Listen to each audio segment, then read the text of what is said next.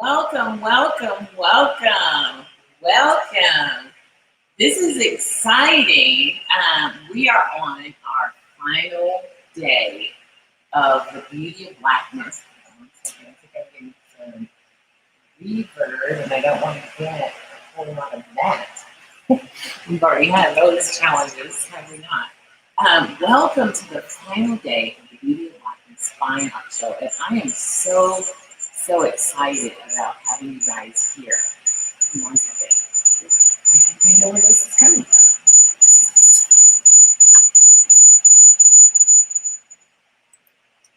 1 second.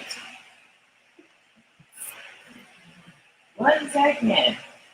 I tell you, when you have more than one thing opened up, you're trying to show several different angles and things like that, you tend to forget you have something open. You might have one more broadcast open. Thank you guys so much for coming and joining in and being with us for so many days. It's been exciting to have so many of you being a part of the Beauty of Blackness Fine Art Show and joining in with us and just partaking of all the amazing things that have been going on here at the show, from the talks to the art to the speakers, and just everybody sharing insight and allowing and opening up their studios, opening up their hearts, opening up their wisdom, for us all to partake of. I mean, we've gotten so many amazing nuggets from this show, and that's basically what this show has been all about.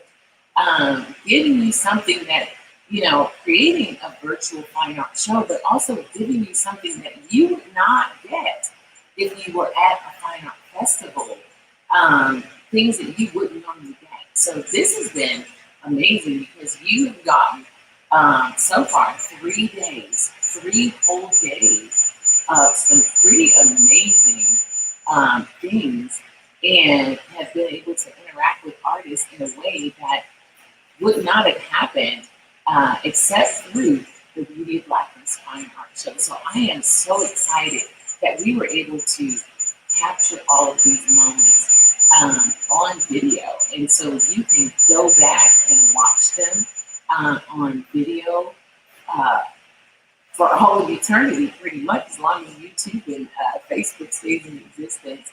You can go back and watch these videos for all of eternity and go back and recap and listen to some of the lessons from Charlie Palmer to Larry Country Brown. Paul Goodnight came in and dropped some amazing nuggets, even with the short period of time he was here. So definitely, and all of the artists, I mean, Thomas Lockhart, the amazing history lessons that he has given us here on this show has just been amazing. And Aaron Haskins, just listening to their stories behind their actual artwork, and hearing Jewelry, just listening to her travels and her road to get to where she is today, and being taught all of this digital stuff by Craig Scrivens. I mean, I've learned a lot, so I'm hoping that you have too, and that you got a lot out of it. These artists have been absolutely amazing, and I am just overjoyed that I have been able to partake in that. And I'm not going to forget Kevin. Kevin has been absolutely phenomenal as well. I've loved and enjoyed all of his segments, and the fact that he decided to share his time to share some of his family's art history was just absolutely amazing. And so just loving that, and then having Ethel Art come on and move you to the whole art world, but in the music world, and share with us his amazing spray painted and acrylic artwork. It's just been absolutely phenomenal.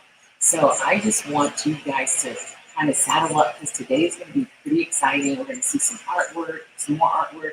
We'll actually have a guest speaker, Anthony Jason Sturtevant. You do not want to miss that segment. He will be talking about his latest video that deals with domestic violence, but he is also the producer, director of Think Before You Shoot. He is a Chicago-based producer, writer, and it's just been absolutely phenomenal. And so, totally looking forward to that. I did play a segment of his TED Talk at Columbia College yesterday. So go back if you didn't see it, go back and have a look at it and check that out. Well, but today it is my pleasure to bring on a special guest. I had her come especially for today because you cannot have and you cannot share about the beauty of Blackness and Black culture without adding that spiritual aspect to it. There is just, without adding that sort of, because as a Black culture, we have hinged ourselves through the Word of God, through reading spirituals and built ourselves up. And you cannot have Black without church. I grew up in church my whole life, and it's just the one, just you can't separate the one from the other. So today, being Sunday, I have a guest speaker, and her name is Pastor Linda Johnson, and she's going to come on and she's going to share a little bit. She's going to pray with us because I'm going to have her pray over this day because we're pretty excited about it. She has been following along. She has been sharing the show. She's been doing watch parties. She has been right there with us the whole time, and we just absolutely love it. She's been one of our virtual hosts. So we're going to bring Miss Pastor Linda Johnson on and say, hey. Well, hello, Miss Johnson. Hello, everyone. Hello. How are you? I am fine. How are you, Miss Keller? Absolutely gorgeous. And likewise, thank you so much. She has, you can go and see her. She has Linda Hatbox on Facebook. Definitely go and visit Linda Hatbox, and she gives some inspirational scriptures and words out through Linda's Hatbox, and she comes on live throughout the day and shares some amazing inspirational things. Whether she's outdoors in the midst of the heavenlies, I always enjoy those where she's just outside sharing and expounding on the Word of God. So definitely want you guys to go and check out Linda Johnson at her Linda Hatbox because it will be very inspirational to you. So, Ms. Johnson, how have you been enjoying the show? Oh, it has really been awesome. And I just thank and praise God for the opportunity to come on today. Thank you so much. I don't take that for granted, and I appreciate you so much. But this show has really been phenomenal. And I told you the speakers are, oh my God, it's just hard to put words to each speaker, each artist. It's just been something that's overwhelming, and it's just so awesome. And I just so much appreciate everyone that has played a part in this virtual art show because I've learned so much, and I appreciate their vulnerability to share their stories. And it's just been so inspirational. And I just pray that people are just tuned in and that they are blessed as much as I was blessed. It's just such an awesome thing that God has put on your heart to do. And I tell you, it's been a blessing. Thank you, thank you. Well, we're pretty honored to have you here too, to share with us and to kind of engage with us. And I did want to give you a few minutes just to share. If you have a word for today for us, I just wanted to give you a few minutes to share that with us, and also to pray on our behalf of the show because I'm going to invite you in to do that. Because I feel like within the Black culture, you can't separate church from the Black culture. That's as far as I grew up. Like I said, I grew up from top to now in church. I mean, you're talking about all day long on Sunday. I would tell people I didn't know what people did on Sunday if they didn't go to church. I didn't. I didn't know what they did. I was just like, what do people do if they're not in church on Sunday? Yeah, it's the foundation. It's just the foundation of the African American family. When you think about our people being enslaved and how they used to sing the various songs in the cotton field. They were various prayers that they would sing. Father, I stretch my hand to thee, no other help I know. And can you imagine them picking cotton and stuff going inside their fingers and not getting blood on the cotton and things of that nature, and just crying out in prayers, and those Dr. Watts. And I grew up in the Dr. Watts. My grandmother basically started us going to church because mom hadn't started yet. And when you think in terms of, she sit on the Dr. Watts, and she would stand up and she would sing, and they would moan and they would groan. Personally, as kids, we just wanted to hear the choir sing. We didn't really care about the other stuff, you know. But it was the foundation that got us through, and it was the singing of the old hymn that really put some balance and foundation in us. And we knew that when we were in trouble, we knew where to run to. We ran to the rock of our salvation, and that was Christ. So that, and then remember the church, when people were in need, they would always go to the church. The church was everything that the African American family need. And right now, I believe God is just taking us right back to full circle to say, hey, it's not the building, it's the people. Go out and find out what the people need. Go outside. And I thank God, because in my ministry, He gave me outreach. And so many people go out the country, and there's nothing wrong with that. But God gave me outreach to our community. You got to be able to go back to your community to feed your people. And even though people were struggling with addiction and alcoholism, God said, no, go on that corner. And I told you, when I would go to the corner, people would stop selling their drugs for a minute, and they would come get their hot dogs. In the wintertime, I would give them hot chocolate and coffee. In the summertime, I would give them Kool-Aid, because those that are struggling with addiction, they have that sweet tooth. So God said, this is what I want you to do. And so I would just go and prepare the food at the church, and then I would go to the corners and I would begin to minister. And then I didn't use a bullhorn. I would have a sign to say, if you needed prayer, just stop here. I didn't want to pressure the people. I wanted people to just basically come. And then I found out on the corner that so many people had been in church, but they had church hurt. And what I mean by church hurt is that so many of them have felt that the church didn't meet their need, or they were hurt in the church. And so we had to figure out how to minister to that so that they wouldn't be angry with the building. Because so often we angry with the building, but it's not the building, because everybody in church is like a hospital. So when you go in church, you can't look at the patient and expect the patient to treat you way that you want to be, because everybody's kind of sick, you know, in their own little way. So I just think to praise God at this particular time, we're going through another transition in the body of Christ. And we have to be ever so careful to be able to reach out to people and let our light shine, that people to see us, to see God in us. Because right now, God is challenging us. I really believe He's challenging us to say, hey, did you forget about the guy that's laying on the street? Did you forget about that homeless guy out there? That's who I want you to minister to. Did you forget about that teenager that's struggling at home? That's who I want you to minister to. So I think God is saying, okay, so y'all got caught up in the building. No, I need you to come outside your wall. So I think that's what's going on now. So thank God for the foundation that I got from grandma, then mama started going. So that's the foundation in African. And then think about those old songs. And a lot of times we get away from them. You know, I want the light from the lighthouse to shine on me. You know, and the moaning and groan. We get away from that. But those things kind of touch our spirits and draw us closer to God. Mm-hmm. Mhm. Yeah, you know, it's interesting what you're talking about. And I don't know if you were here when Paul Goodnight came on. He came on a few, what was it, day 2 or day 3? I think he came on day 2 on Friday. And for that short period of time he was there, he literally blew the roof off 2020. He said, and we all were like, keeping that nugget, keeping that. Paul Goodnight said, 2020.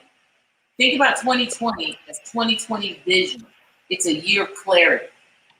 You understand what I'm saying? I love that. He said it's a year. I said, boom, because we're all looking at 2020, but look at all of the things that has been revealed in the year of 2020. The roof has literally been blown off of so many things, and it's been blown off of the segregation, the racial, all of these things that have been coming up, Yes. even with the pandemic, how people are reacting, how the government's reacting. And when he said that, Oh, wow. it made me look at 2020 like, okay, now I see what's really going on. It's a year of clarity. It's a Yes. year, this is what's going on. It's 2020. And so just like Refocus. Mm-hmm. refocusing, bringing us back into awareness. That's basically what you're saying. It's like 2020 has brought us into this whole new clarity, whole new refocus. So definitely, and that's one of the things that I've been looking at. It's like, wow, 2020 has been something else. And like you said, same thing in the church. There's been a refocusing. Been a rearranging. And you're right. I'm a firm believer that God is bringing us out of those walls and into the streets because that's where we need to be. That's Yes. where we need to be. And so, um, uh, you have more nuggets for us, or you want to pray? Because I just want to, let you share if you have a scripture for us today, and Yeah, then I just want to thank you so much. I just want to people to be encouraged, even in the midst of all this unrest, in the midst of the racial tension, in the midst of the pandemic. I want people to know that all things, regardless of what it is or how we feel about it, is working together for our good. Now, how can I explain that? I can't. I just believe it. It's working for our good, for those that truly love God and call according to his purpose. We all have a purpose here on earth. So it's important for us to get in line with the spirit to find out what is our purpose. So it's going to work for our good if we believe that. And we got to have faith in it. We can't think it's discouraged. It's not time to throw in the towel. It's time to be still and know that he's God.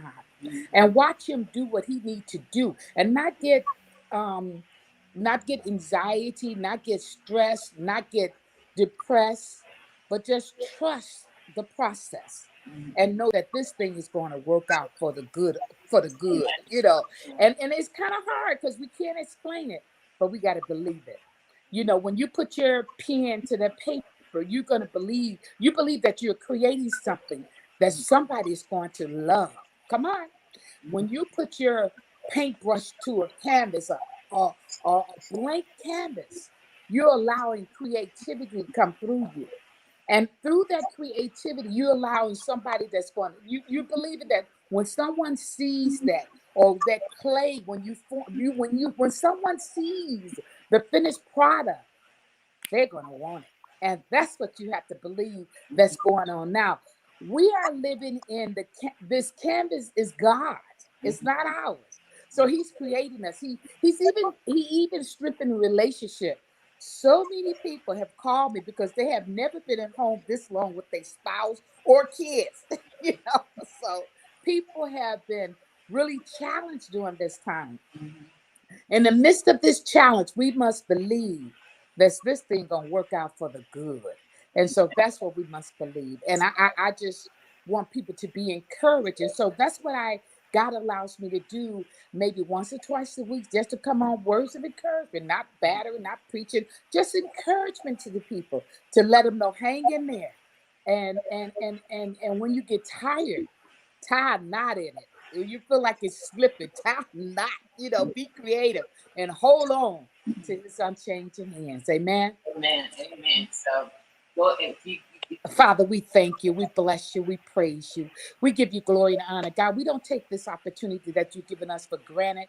We worship you right now, God. We thank you in advance for all that you are doing. And God, my desire for this show, God, that someone that's working on their mansion want to change things around and buy and purchase. God, I just pray, God, right now in the name of Jesus, that someone that's viewing this broadcast, this virtual show, God, say, yep, that's the Scorpio I want. That's what I want. That's what I've been looking for.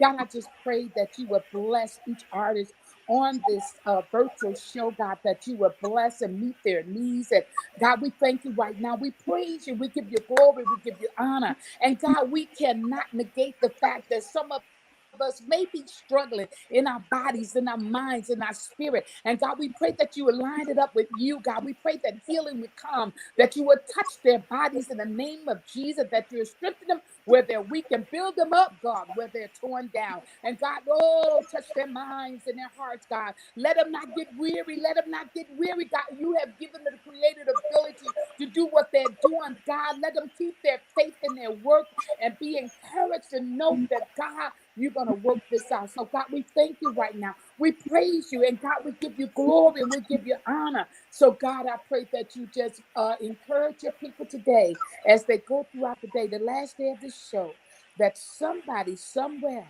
is going to see their work and say, yep, that's what I've been looking for. So I thank you and I praise you in Jesus' name. Amen. Amen. Amen. Thank you so much, Pastor Linda, and God bless you. And I just pray that God will just continually grow your ministry Thank you and so much. I appreciate that.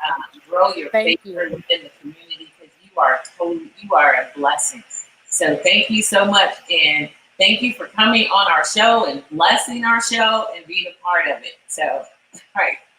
Thank you. Thank You're you for welcome. having me. Have a blessed day. All right, you too. Bye-bye. Bye-bye. Well, thank you guys. And that was a blessing having Pastor Linda come and join us and pray over our show.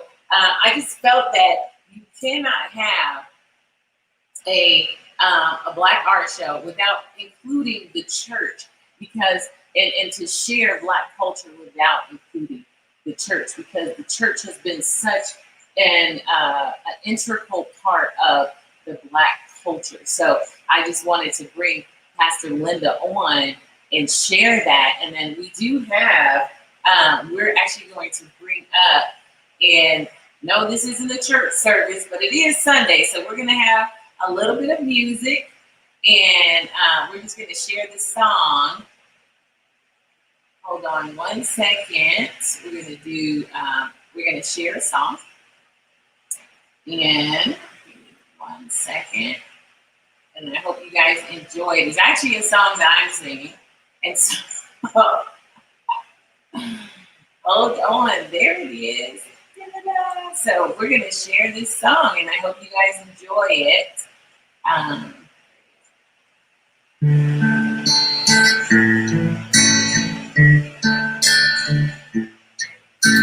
Bless the Lord, oh my soul, and all that is within me. Bless His holy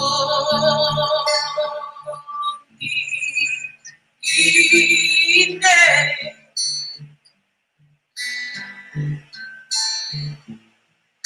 Bless the Lord, oh my soul, and all that is within me. Bless His holy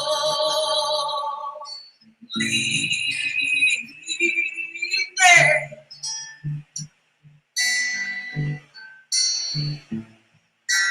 He has done great things. Yes, He has. He has done great things. He has done great things. Bless His holy name. Bless the Lord, oh my soul, and all that is within me. Bless His holy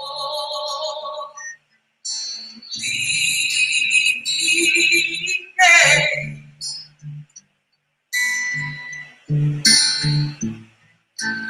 He has done great things, yes.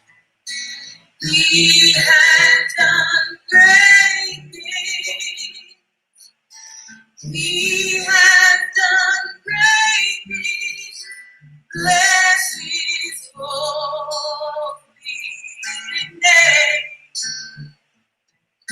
Bless the Lord, oh my soul, and all that is within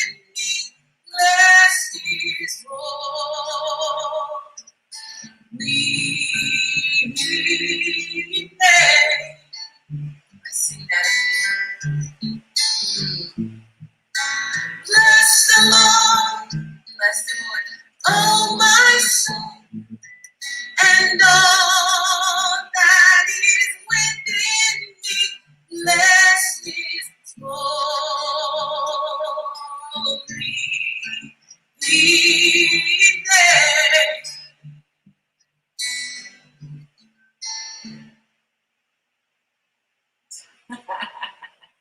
Well, I just wanted to end Linda's segment with a song, Bless the Lord, oh my soul, and Poncho. I see you, Poncho, over there. Poncho made a comment. Poncho's being funny. Poncho was over there making comments. He's not in the stream yet, but he's still watching. So once again, I wanted to thank you guys for joining in with us. I'm going to take you through the website because I've done a little bit of changing, and I want you guys to be able to manipulate the website so that you can get around, because this is a big day. Buy. Go in and buy some nice artwork.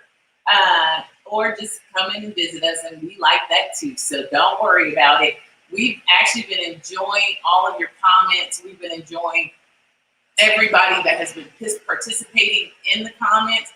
You guys have just blessed our hearts by coming in and hanging out with us. For all of you guys that have been hanging out with us and coming in, it's just been a blessing. And we have so enjoyed you guys just participating in the show and participating with us. So I'm going to walk you through the website again, because I definitely want you guys to go and hang out at the website and look around. This is don't worry about it. It's not the last day that the website will be up. It's just the last day for the show. So all of the artists will still be on the website. Their stores will still be open. So you could definitely still go in, make purchases. So don't think that just because this is the last day of the show, it's like, oh, the last day of the show, the website is going to come down. No, the website will still be up. You will still be able to go in and make purchases. If you haven't figured out, oh, I want to get this right now, and you thinking later, go back and watch the videos. Go back and look through the rooms. Go back and meet some of the artists. They have welcome videos, and you can go and look at any of these videos at any time. They will be on the website. You can go to YouTube and look at them, but you can go and check out all of the artists and all over again. You can go and do this all over again. Be like, I enjoyed this so much, I'm gonna watch it all over again. So I invite you to do so. So what I have up right now, this is our first page. This is the home page. Welcome to the Virtual Arts Revolution. Right here, if you don't want to go through the go up here, you can always click on. If you want to just check the schedule, you can click here and check the schedule. This area right here, you can click right here if you just want to just jump right in and see the artist. It's like, I want to bypass all that. I want to jump right in and see the artist. You just click right here, 2020 artists, and that'll take you right to our 2020 artists. But I wanted to mention, as you know, we have featured artist Larry Poncho Brown. He'll be up again today. I think it's around 4. We'll look at the schedule and check to make sure I have that right, so that you guys can see him again. Go in and check out his work. He has some absolutely amazing work. So go in and check out his work. As you can see right here, you can click here if you like to purchase Charlie Palmer's original In Her Eyes.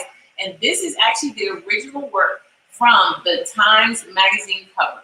We had it right here on the Video Blackness Fine Art Show. You can actually go in and purchase that piece of work from artist Charlie Palmer. If you want to check out the show, you can check the show out right here on our website just by clicking this right here. It'll take you right to that YouTube channel, and you can watch the show right here from our website. Our guest speaker today, we have a special speaker today. His name is Anthony Jason Sturdivant. We showed a little clip of his TED Talk at Columbia University yesterday, Columbia College yesterday, and it was quite the talk. He shares about, during that talk, he shares about the time where he was actually in a barber shop, and it was being robbed, and he didn't know whether he was going to live or die that day with a gun pointed to the back of his head. So just know that you just, and he said, you just never know. Here you are in a barbershop getting a haircut in your life, and then your life is hanging in the balance. So definitely want to check him out. He is the creator, director, producer of Think Before You Shoot. After that incident, he began to create short videos that dealt with the shooting violence in Chicago. So you definitely want to come and check him out. He will be up here. He will be with us at 12 o'clock today, 12 o'clock today, and it will be a treat. So definitely he'll be coming to share his latest film, and his latest film is on domestic violence. It's on domestic violence, so you definitely want to come and check him out. So I'm going to go through our website with you because we did do a little bit of changing. So first we're going to go to our 2020 artists. So we can either go from here to our 2020 artists, or we can go to here from our 2020 artists. So we're going to go ahead and click that link. And as you can see, I decided to put all of their artist Zoom links are now active. I decided to put all the Zoom links here. So you don't have to go into their site. You can look right here. You have Larry Poncho Brown, Thomas, Lockhart, LaShawn Bibbs, Kevin Johnson, Karen Drury, Craig Scrivens, and me, and Corinthia Peoples, Aaron Haskins. They'll have their Zoom link up today, so don't worry about it. And then the ones that need a passcode will have the passcode next to them. If you don't need a passcode, that means you can just click on it and go right into the rooms. You don't need passcodes for all of them, but you can just click on these links and it'll take you right to the artist. And you can speak with these artists one-on-one in person. That's what I love about this particular show, is that you can talk face-to-face with the artists. You can look in their studios. You can check out some of the artwork. If there's an art piece that you're interested in, you can go and talk to the artist, and they will be more than happy to direct you and show you whatever the art piece is that you're interested in seeing. So definitely go in and check out some of their Zoom links.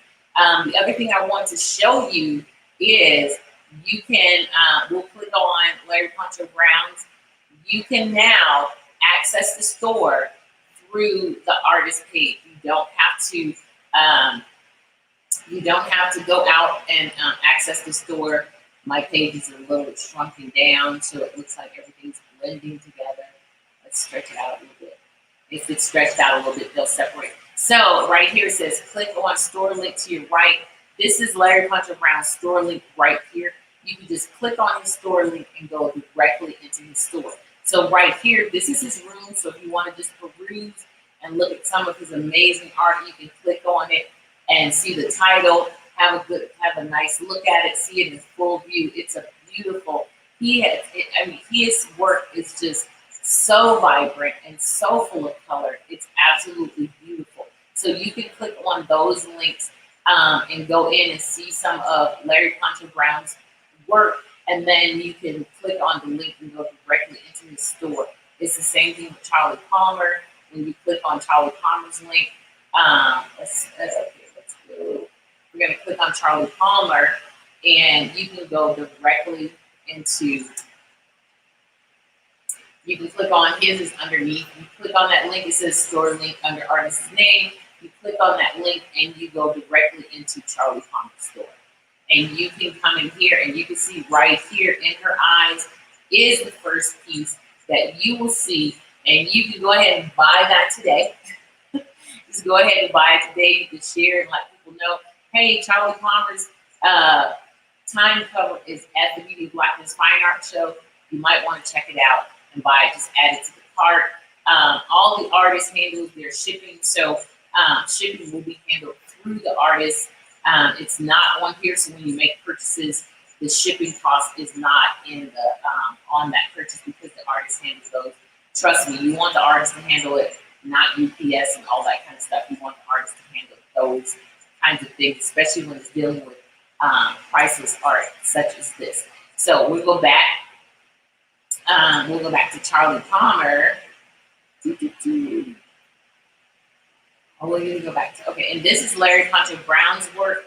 All of the artists, if you decide you just want to go to the store, You can see right here in the store, all of the artists are listed right here in the store. You have Larry Country Brown, you have Charlie Parker, you have Charlie Palmer, you have LaShawn Beal, Aaron Paskins, Louise Cutler, Thomas Lockhart. So all of the artists are right there in the store. You can go in, check out their work, make some purchases. They have some absolutely amazing, amazing things in the store. So go in the store and check it out. So today, like I said, is our last day. So let's go over and check out the schedule. So you see the schedule is right here. I'm trying to see what's up on here. Oh, you guys have not changed out. We're still in Charlie Palmer's page on here. Hold on. Let's go change that. We're going to change it because you guys seem to have gotten stuck on Charlie Palmer's page. And I can't have you stuck on Charlie Palmer's page, even though it is a great page. So we're going to go back. Here we go. So, like I said, all the artists right here, you can see their store. You just click on store and all of the names will come down and you can check out any of the artists that you might be interested. Just go ahead and click on their store and you can make a purchase straight out of their store. And like I said, all of the store links are linked to their gallery pages. So you just go up in your right-hand corner and click on the store in the gallery. You can find the artwork that you like and you can make a purchase through there. Let's go over to the schedule. Let's see who's coming up these days. All right, so we are at the streaming schedule. This is where all the artists are streaming from. And as you can see, all of those other days, we have one day left, which is today. So we're going to go and check it out. Oh, so we have Mr. Thomas E. Lockhart coming up this morning, which will be exciting. Thomas is a wealth of information. You definitely want to come in and check him out because he shared so much. And his work is just filled with symbolism. And that's one of the things I love about his pieces. He is definitely worth coming through, checking out, and seeing what this young man has to offer. And then after that, we have Miss Karen Drury, Aaron Paskins, and then it looks like we have a musical performance. We'll see if they're up and ready to go at 11:30. If not, we'll just keep going and we'll bring them in at another time. And then at 12 o'clock, we have our guest speaker, Anthony Sturman. So definitely looking forward to all of these amazing things that are going to be happening today. And if you have any questions, do not hesitate. Do not hesitate to ask them. That's what I'm here for. I am your question navigator. So if you have questions, you need to know something, just let me know. And that's why I'm here, honestly. That's why I'm here to kind of navigate you through the Beauty of Blackness Fine Art Show so that you can learn more about us. Our website address is the Beauty of Blackness Fine Art Show.com. So you can definitely, here, I'm going to take it off ticker so you can see it. It is, give me 1 second. We're going to take it off the ticker and just bring it up for you. There you go. It is the Beauty of Blackness Fine Art Show.com. You can go to our website and check out all of these amazing things. The website link should also be in this in the broadcast information. So if you go to the broadcast information, it should have our Facebook, Twitter, all of the accounts, but it should also have our website. So you can click right over there and get to our website. I'm your host, Louise Cutler. I am here to guide you through the day so that you can meet and greet and just enjoy all of these artists and their work. I think that's about it, what I wanted to show you on the website. We also have here, you can click and meet our artists right there as well when you're on. So if you're on the schedule page and you see somebody you want to talk to, just go ahead and click them right there. You can click and meet the artist right there. That'll take you to the artist page as well. Once you click on that, that'll take you to the artist page. So you can, there's several ways you can come in and meet our artists. And once again, please take time to go and visit some of these artists in their Zoom link, talk with them face to face. Trust me, they have so much to share. and they would love to share it with you. And if you see some artwork that you want to kind of put your hands on, have in your home, these make amazing gifts, amazing for your home, for your office. These are absolutely beautiful pieces. So definitely take advantage of some of those. I know, they have some really, really large works. So definitely hotels, all kinds of things like that. These are excellent pieces for those. So that's what I wanted to share with you about the website.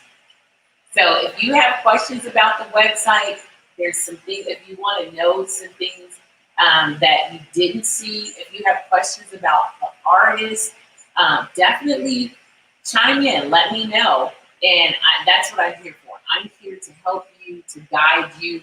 I'm the host, but I'm also your guide. I'm your guide, not your spiritual guide, just your physical guide through the beauty of Blackness fine art show, so that you can come and enjoy some things. Oh, I almost forgot.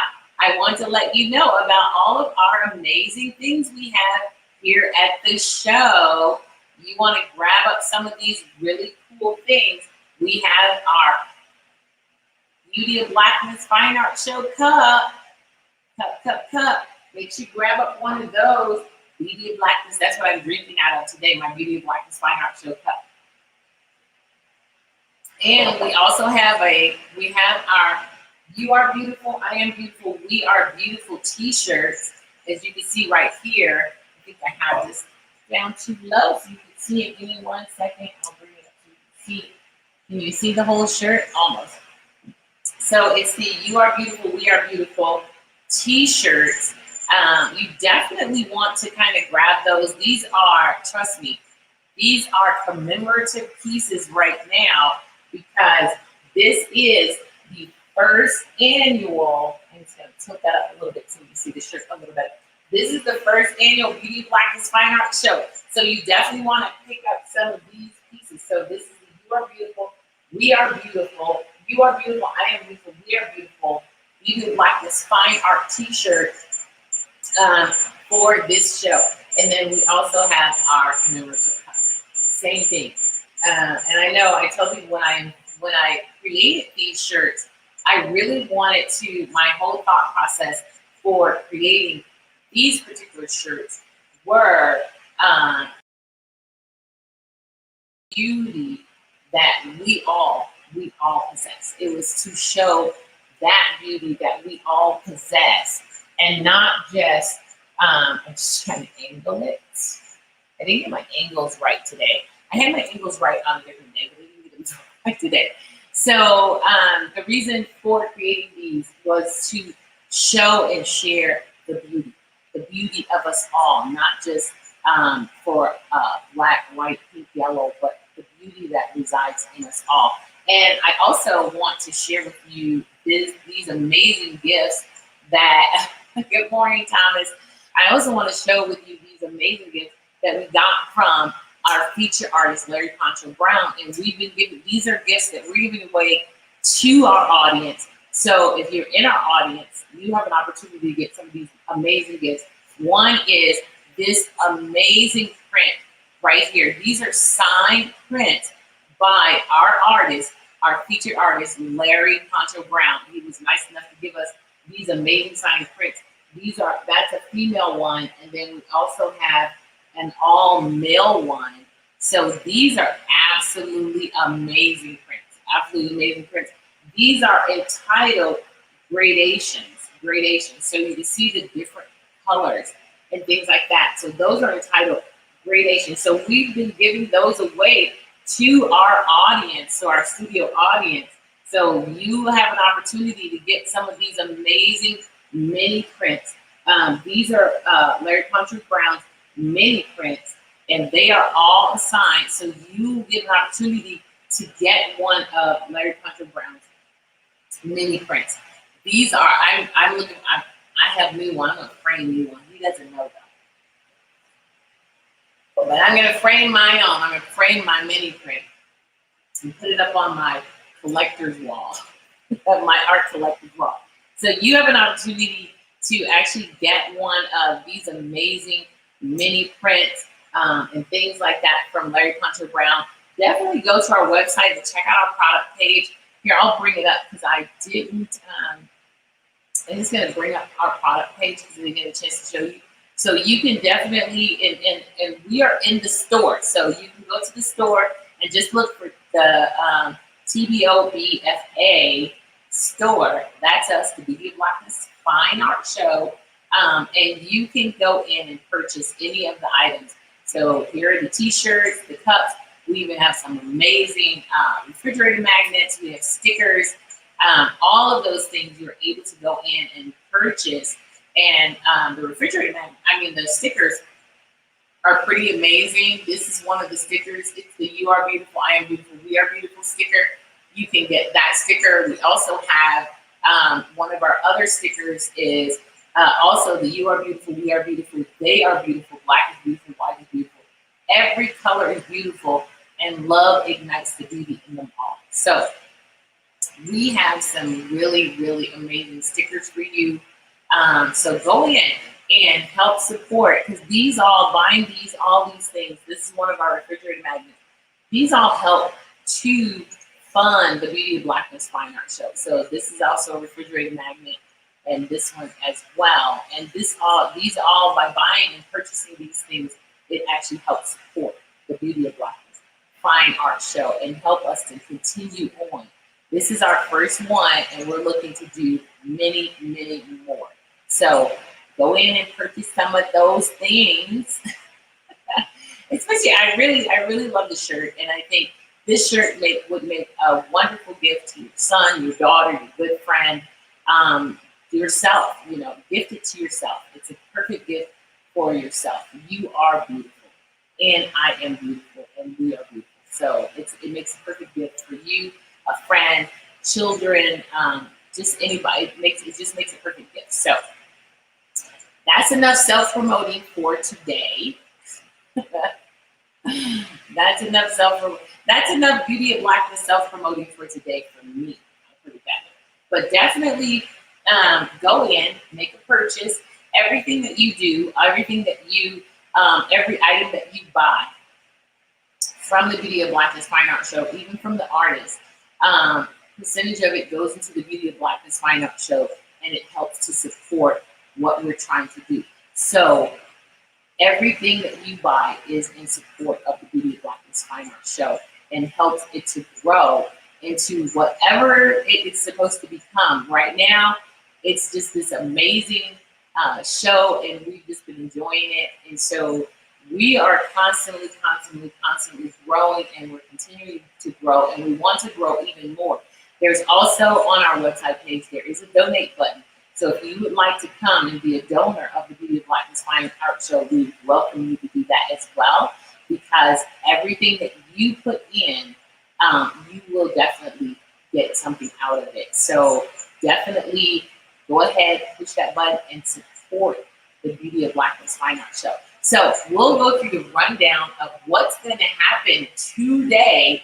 This is pretty exciting, because if you weren't here earlier, I kind of ran down some of the things that we're going to be, what we're going to have happening today. And like I said, today is, to me, it's our banner day. It's our banner day. We are going to be hosting. So I hope you guys are all ready, because we're going to be hosting an after party. How? I know, a virtual after party right here at the end of the show. At the end of the show today, we're going to host our after party with all the artists on screen. I don't know what that's going to look like. It's probably going to look like total chaos. But we're going to be hosting an after party right here. So I definitely want all of you guys to be like, I'm going to the Beauty of Blackness Fine Art Show after party. So right here, I want everybody here. Come with your, just it's a BYOB. It's, what is it? A BYOS. It's all of that. Bring your own snacks. Bring your own BYOT. Bring your own treats. Bring your own party. Bring your own, just bring it on. But we're in the fun parties. We're going to be inviting some of our audience into the live broadcast. So some of the audiences, some of you guys will be invited into the live broadcast. You will be receiving some links. I'm not telling you who. You won't know who, but some of you guys will be receiving some links and be invited into the live broadcast. And I hope you got your phone. You're all up to date on your phone service or your iPads. I hope you guys are all up to date on those, because I will be inviting some of you guys into the live broadcast. So definitely make sure that you're on this stream, chatting it up, talking with us, because that's the only way I can come in and invite you into the live broadcast. If you're in the live broadcast and you're chatting and you're engaged, and then some of you guys will be brought into the live broadcast, and you'll also be brought into the after party. So we're gonna have a lot of fun today. We're just opening up this day to enjoy it, to have fun. This is Sunday. This is our final show for today. But remember what I said. Even though this is the final show for today, the website, you could still go into the artist rooms and see their work. You could still go in and visit with them and make purchases. You can still do all of those kind of things. They have welcome videos up. And all of these videos will be on our video page on the website. It's not up yet, but all of these videos will be on our video page on the website. So you can go back and glean from all of this amazing knowledge. You can go back and glean from all of the things that everybody has been saying. Trust me, there's from Larry Puncher Brown to Charlie Palmer, Paul Goodnight that came in, Thomas Lockhart, Aaron Pascas. They have all been sharing some serious nuggets with you all. So you definitely want to go back in and check them. And I'm talking about sharing serious nuggets with you guys every single day, every day they've been sharing. So definitely you want to go back and check out some of those earlier broadcasts from starting Thursday. Charlie Palmer was the speaker Thursday, but all of the artists are on that Thursday sharing about themselves, about their artwork. And some of them sharing about their challenges, and some of them sharing about how they got, how they got to where they are. So you definitely want to go and check those things out and see what they're doing. But definitely want to participate in today, be a part of today, because today's going to be a lot of fun.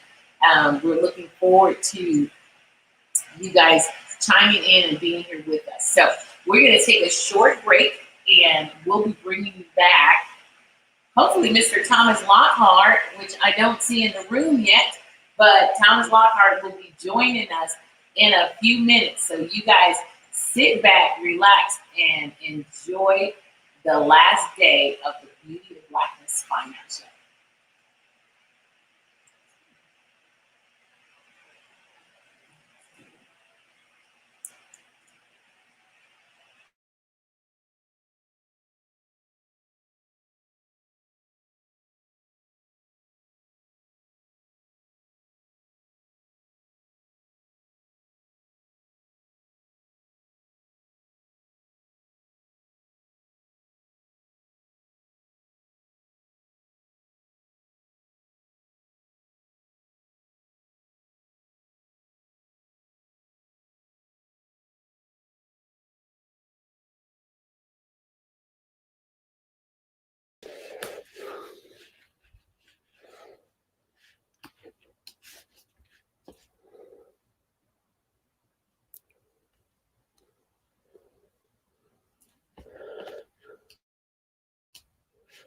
Can you hear me?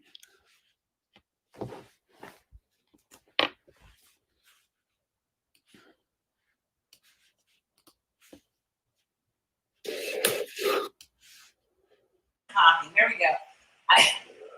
I'm always forgetting to unmute. Yeah. A little sign on my up right here that says, Louise, unmute. Because I'm always doing, I'm just like, Thomas, are you doing this? And you can't hear a word I'm saying. So you got a fly in there? Yes. I know, I can't stand. It's like I can't stand. Only on the Beauty of Blackness Fine Art Show Live can you see Thomas attacking a fly. Oh my God. Or I can say a fly attacking Thomas. It's probably dive bombing Thomas. So just know that this show is live, and Thomas had his fly swatter out. Thomas, and which means that he's been attacked because he had it right there. So that fly has been bothering Thomas. Yes, it's been messing with me for a couple of days. They had a chance, have been so busy to go try to track it down. Thomas is aiming to get him today, though. He's got his fly swatter. So we might see a fly murder here on the Beauty of Blackness Fine Art Show. Just to let you know, be prepared. If you're one of those sensitive people, you might want to turn it off until he's done. So, all right, Thomas, are you excited about the day? This is our final Beauty of Blackness Fine Art Show for this segment. Yeah, I'm excited about being a part of this inaugural celebration of the show, of this first of its kind out there. So I want people to know that this is the first of this type of kind, and especially for a celebration of artists of our kind, the Beauty of Blackness Fine Art Show. And I'm excited and thankful to be a part of it. You know, that's all I could say. I'm humbled to be around such amazing cast of artists, from jewelers to sculptors, you know, to painters, to people who talk and cultivate the society, people who mentorship other artists. And I'm glad to be a part of that. And I pray that the people who have led the way for us to get here, that we will make them proud, that we will continue to the women artists and to all the other. Oops. My Zoom started or something. I'm like, what? I'm on this right now. I'm zooming you. That's fantastic. Well, I think it's me supposed to start the Zoom. So yeah. Either way. Right.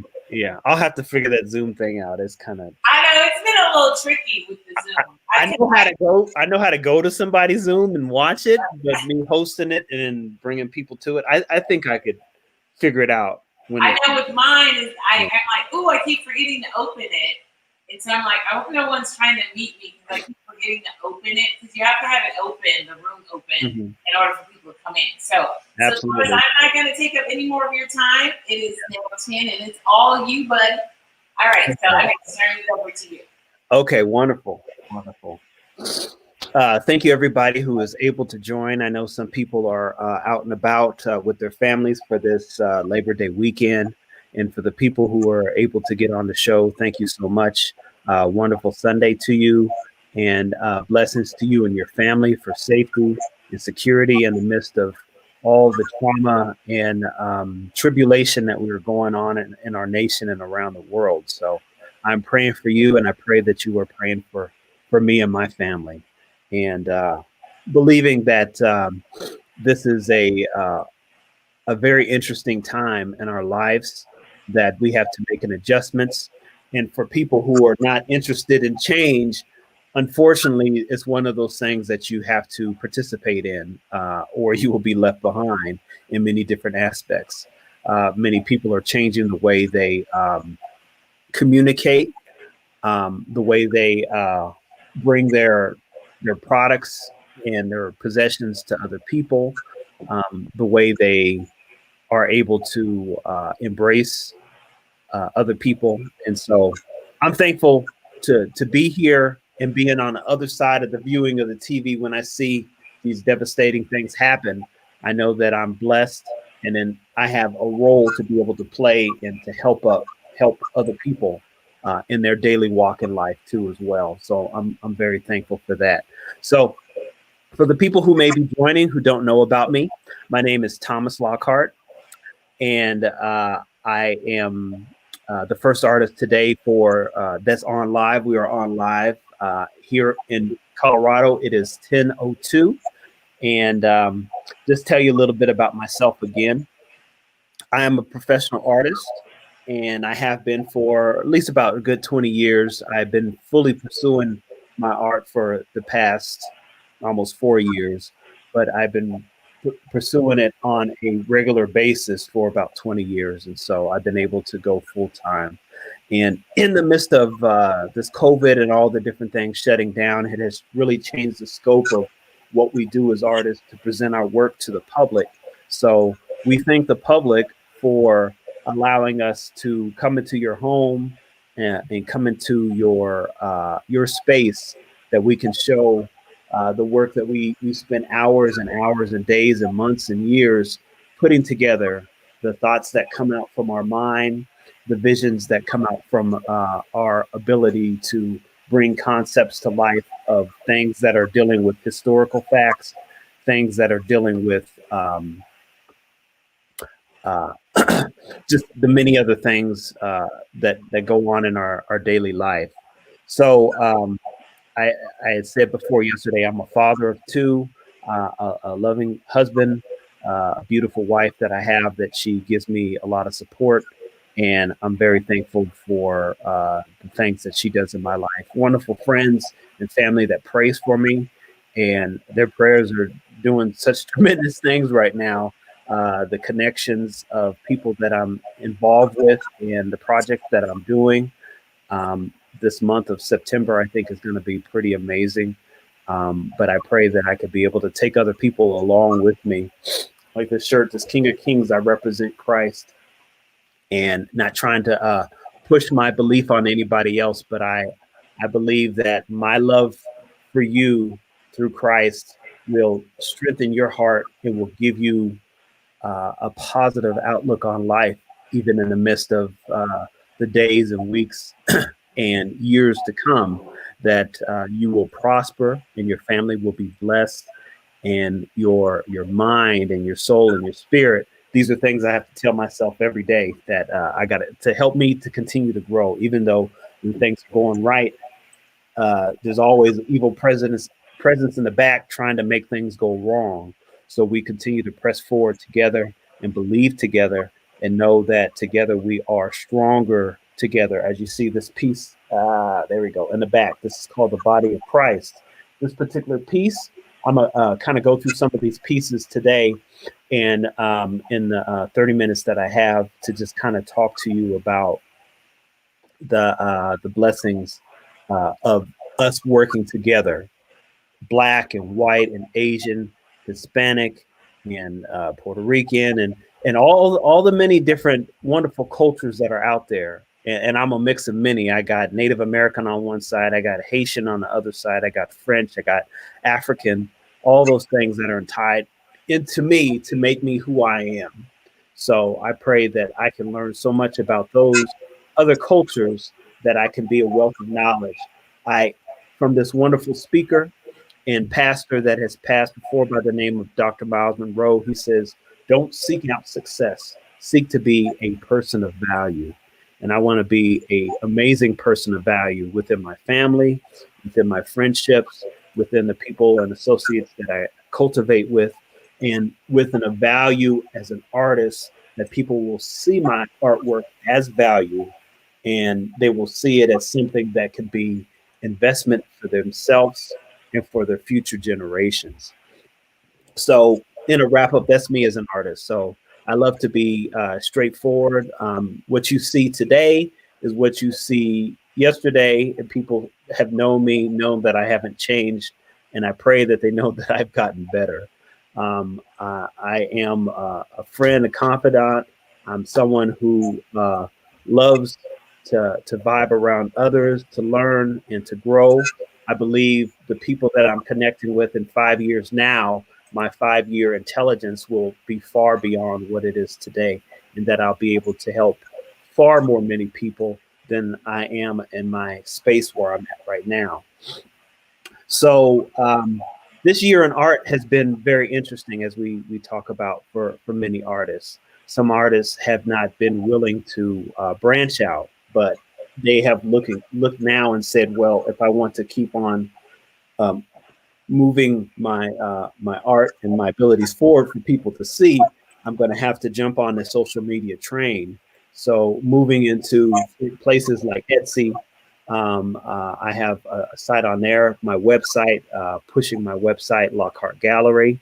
So please visit that to see many other pieces. But I have a lot of wonderful pieces that are here right on the site of thebeautyofblackness.com. All you have to do is go under my page, go under the store, you can scroll down and not only see my work, but the work of all these other wonderful, beautiful artists. Thomas E. Lockhart, you'll be able to see the many works that I have. Remember, when you purchase, you're purchasing for an investment and for your future. And I believe that one day my name will be a household name. So I'm putting that in the atmosphere right now and believing that. All right. So the next thing I wanted to do is show you a quick video that I just got yesterday. So I was extremely blessed and to get this video. This video is from none other than Mr. Peter Peros.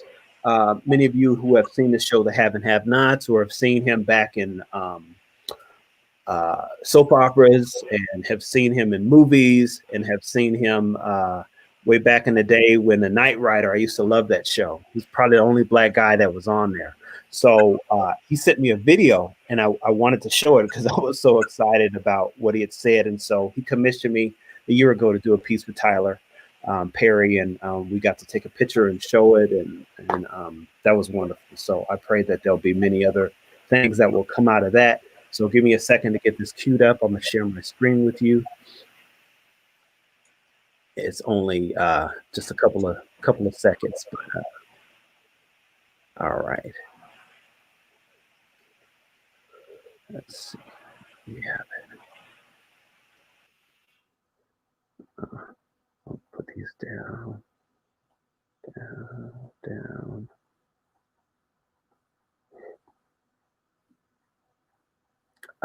Let's see. I'm looking at myself on the other format. All right, here we go. All right. Hopefully you guys can see that. Trying to see if I can make it larger. All right, here we go.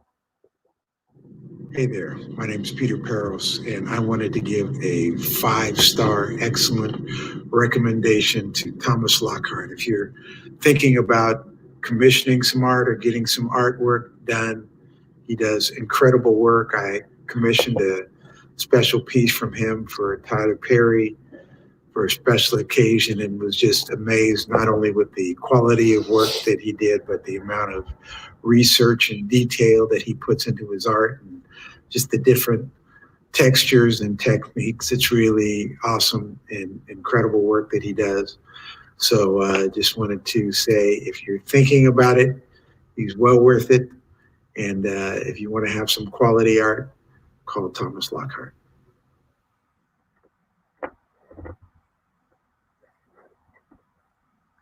All right.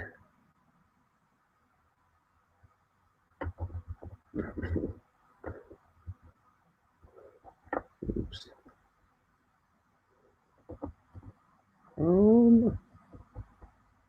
Goodness. All right, folks. You're still there with me. Trying to get this thing back on track here. All right, so this is Facebook. All right, give me just a moment to get my stuff together. Here we go. I'm sharing, but my screen is, where is it at?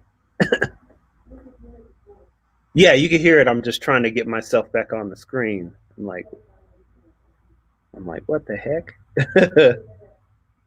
I know, but I can't see it. Yeah. What are you trying to bring up, Thomas? I'm trying to bring up my, I got so many different screens up because I'm planning on showing a couple of things. So let me see where my main screen is at so I can see myself. Are you sharing from your screen or are you sharing from your browser? I'm sharing from my browser. Where is this thing at?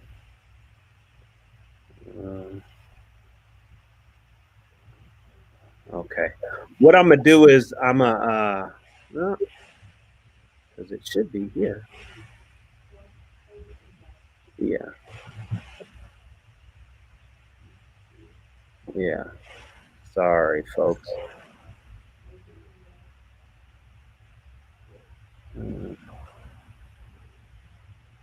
Okay. I just had it. All right, here we go. There we go. All right. Sorry about that. Got it back together. All right. Thank you so much for your patience, everybody. So what I'm going to do now is, and that's the lovely joy of live uh, live streaming. So we get to see the mistakes right on time. So what I want to do is take you through a little bit of my process. I'm going to show you a couple of my images and how I put some of those things together. So let me move one out the way. And then I'm going to grab my computer. Hopefully y'all can see me. And we're going to go to one of my pieces that I have right here. This piece right here is called, show you the whole image. This piece is called The Notorious Dreamer. And I did this piece in a positive aspect, representing Biggie Smalls, Christopher Wallace. This was a very famous piece that he took in his Coogee sweater, and I decided to change the Coogee sweater around a little bit and show his whole arm, because his arm was cut off in the picture. And then what I wanted to do with this particular piece is really bring the piece to life a little bit more. I took some quotes from him and I ran them vertically. I took his Coogee sweater, and as you see, it's actually coming apart off of his shirt and heading into where you see the dove is at. And within the sweater, I used a lot of colors that were in that original Coogee sweater, but I used a lot of mixed media because I'm a mixed media artist. And so I have different papers and textures and things, and then I put him in his own piece. Also on the side that you see, you'll see his daughter on one side of his arm and his son on the other side of his arm. The crown that I have has jewels in it and is floating above his head. There is a necklace that you see that is real, that's on him. And then the last part, you heard a little bit about my talk yesterday, when there's something that I really want to get done in the piece and I have a lot of trouble and struggle with it, I just keep trying to find a way to make it work. And what I wanted to do was put the money that he was holding in the original photograph, and I wanted to put it in this piece, but I wanted to make it a little bit different, that it would actually come out of the piece as you see it. And so I had to make each individual dollar or $100 bill, $50 bill, and I couldn't get them to work correctly because in the process, the printer would not copy regular money. Of course, people do counterfeit money, so I had to change it around enough that the printer would be okay with what I was doing and that it wouldn't be in a counterfeit fashion. So I've had some wonderful people. This piece has been shown in Washington, D.C., and there's some people that work for the financial department and have seen this piece and were pretty impressed with the artwork that I did. So that was pretty awesome. But this piece is available for sale. You will see it on my design. So thank you. I have my wife helping me out today. Thank you so much. So anyway, I wanted you to see the money. So I have Biggie Small's face on the money. I have his birthday on the money. The Bank of Brooklyn is on here, so you can literally flip through the money, the 50s and hundreds, and in the back you can see a part of the necklace that he has. And you can also see his fingers. So I wanted to make that you could actually see the front and the back side of this piece. So when you purchase this piece, you will get this awesome piece and talking piece that you can share for many years. Also the rubber band, after he took the money out of the stack and put the rubber band around his hand. This is a real rubber band on his face, on his hand too as well. And then as you come over to the left side here, his wife's face, and you also have the bird, the dove, that represented the dove is holding the relationship that he had years prior with Tupac Shakur. So wanted to talk to you about the process of that piece. So putting this piece together, I'm an artist who starts off with my work. I paint the whole canvas black. So the canvas is painted black, And then from there, I start sketching the piece and the image on. And from there, I put the image together with the highlights of all the colors first of where I want things to go. So I work backwards with highlights, and then I put the colors of the images. Then I start collaging the image and putting different things together. Sometimes I have to wait for different pieces to come from different places. If you saw a piece a couple of days ago, I was showing. It's called The Ascension. It had Tupac and Nipsey Hussle in it. I had to collect things from 7 different places to be able to put that piece together. So, like I said, as you see in this money, many people think it's real money.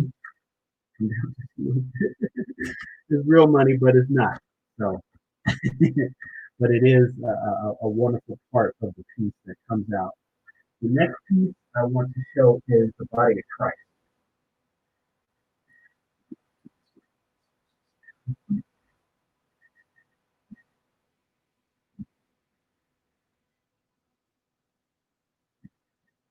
All right, folks. All right, so the body of Christ. This image I started out the same way, and this was from a conversation. We talk about inspirations where you get inspirational art and design from. Talking with my wonderful friend Rick Peros. This is actually Peter Peros' brother, and we were talking about an image of hands being able to make up the, the cross. And as he was talking, I was thinking, oh, I could probably do this and I can change this and to make it my own and give it my own idea and interpretation of the piece. And as you look up here at the top, there we go. These are a hand which is actually holding the thorns that went around Jesus's head. And then you see as he's clutching on it, in representation, the blood is flowing. And then all the hands are different shades of different colors. You have white, Caucasian, you have black, you've got Jews and Protestants and Gentiles and people from Africa, people from all different regions around the world these hands represent. And coming up closer into this piece, you can actually be able to touch the hands with clay that I used to make the incisions of where the nails were drawn into the skin. And then down here at the bottom, that were in the feet.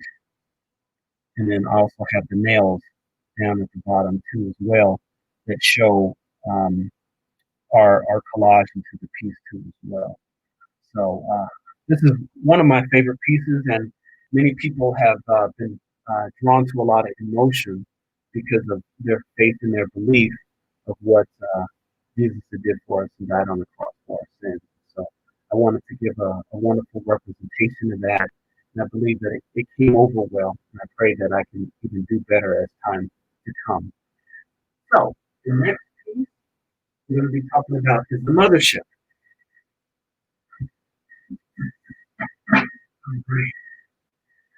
All right, this particular piece and idea and concept, I saw this image of this beautiful woman, and I wanted to use her in the midst of a ship.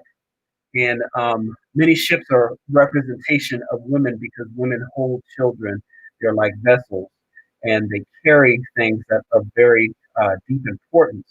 And so this particular woman, and in the midst of everything that's going on, this is a stormy sea raging in the middle passage, heading to the many parts of uh, coming through the Americas, heading to the other different countries, going up to Europe, going to the Caribbean islands of where they were carrying us. And so as you see, she has her hand on resting on her chin as in a not worried state, but in a belief state and knowing that she and her people will be okay, even in the midst of the turmoil that she's dealing with. So in this particular piece, as I said, I start all my pieces off black. I paint her with highlights first.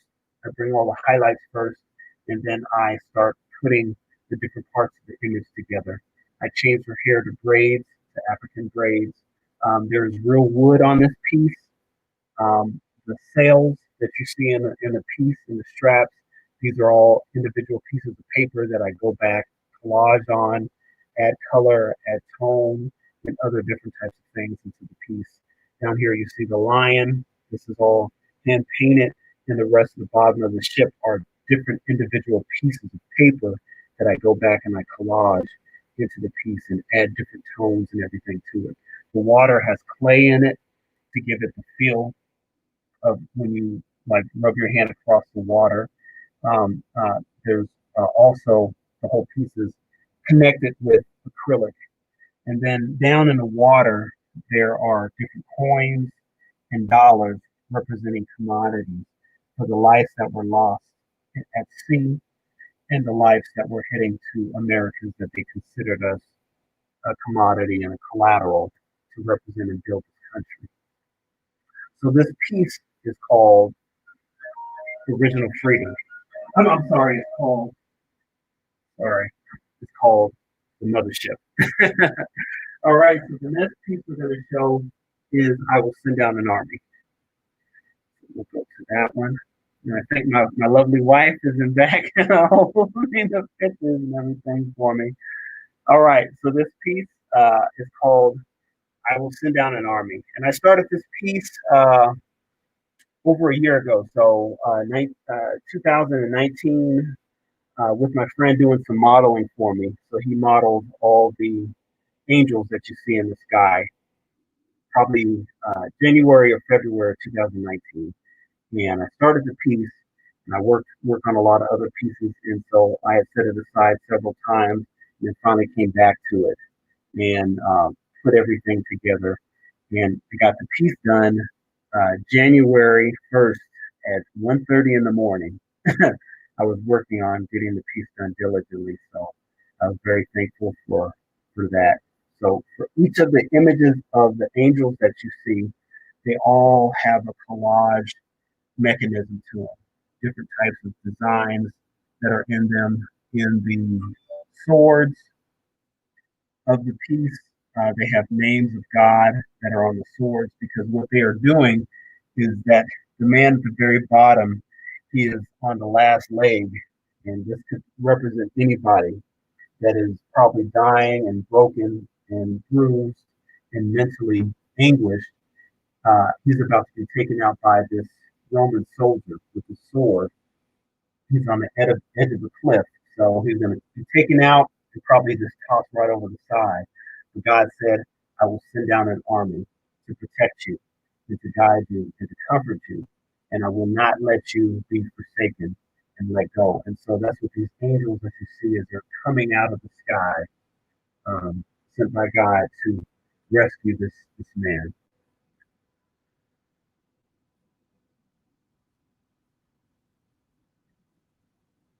And so this piece is acrylic as well, with different collage, with different mixed media, and then also it has different cloth pieces that are in the piece too as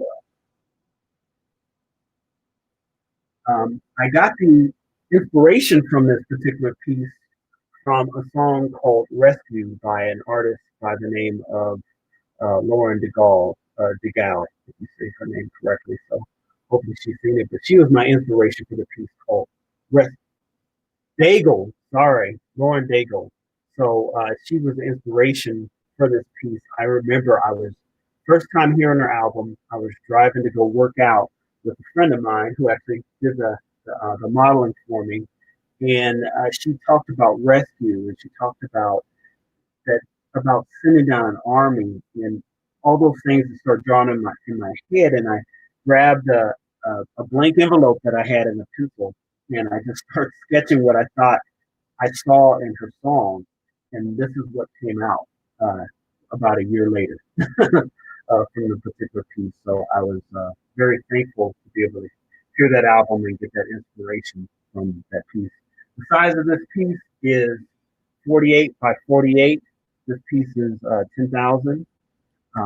It comes with a certificate of authenticity for your collector items as well. I got just a little bit more time, so I'm going to show one more piece. And it's this piece right here, the requisition of justice.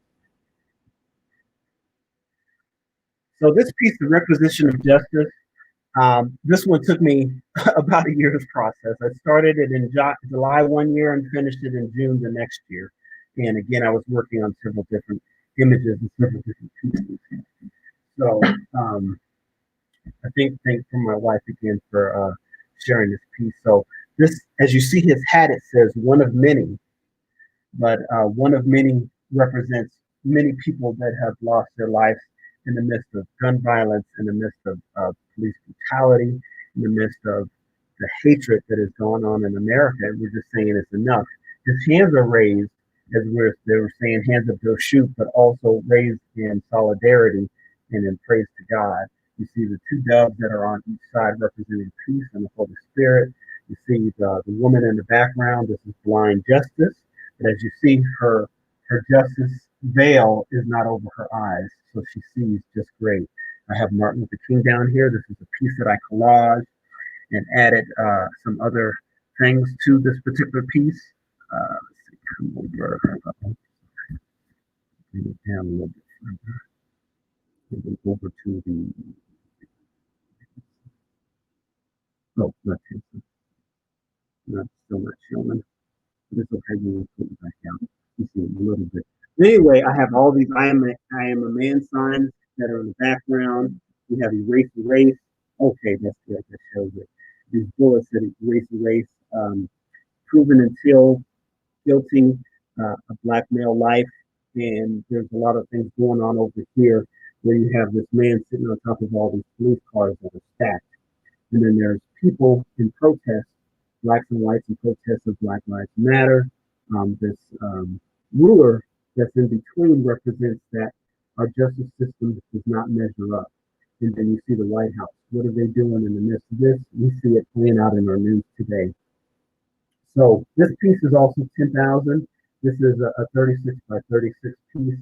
A lot of time and energy went into this piece. Now I'd love for it to be a part of your collection.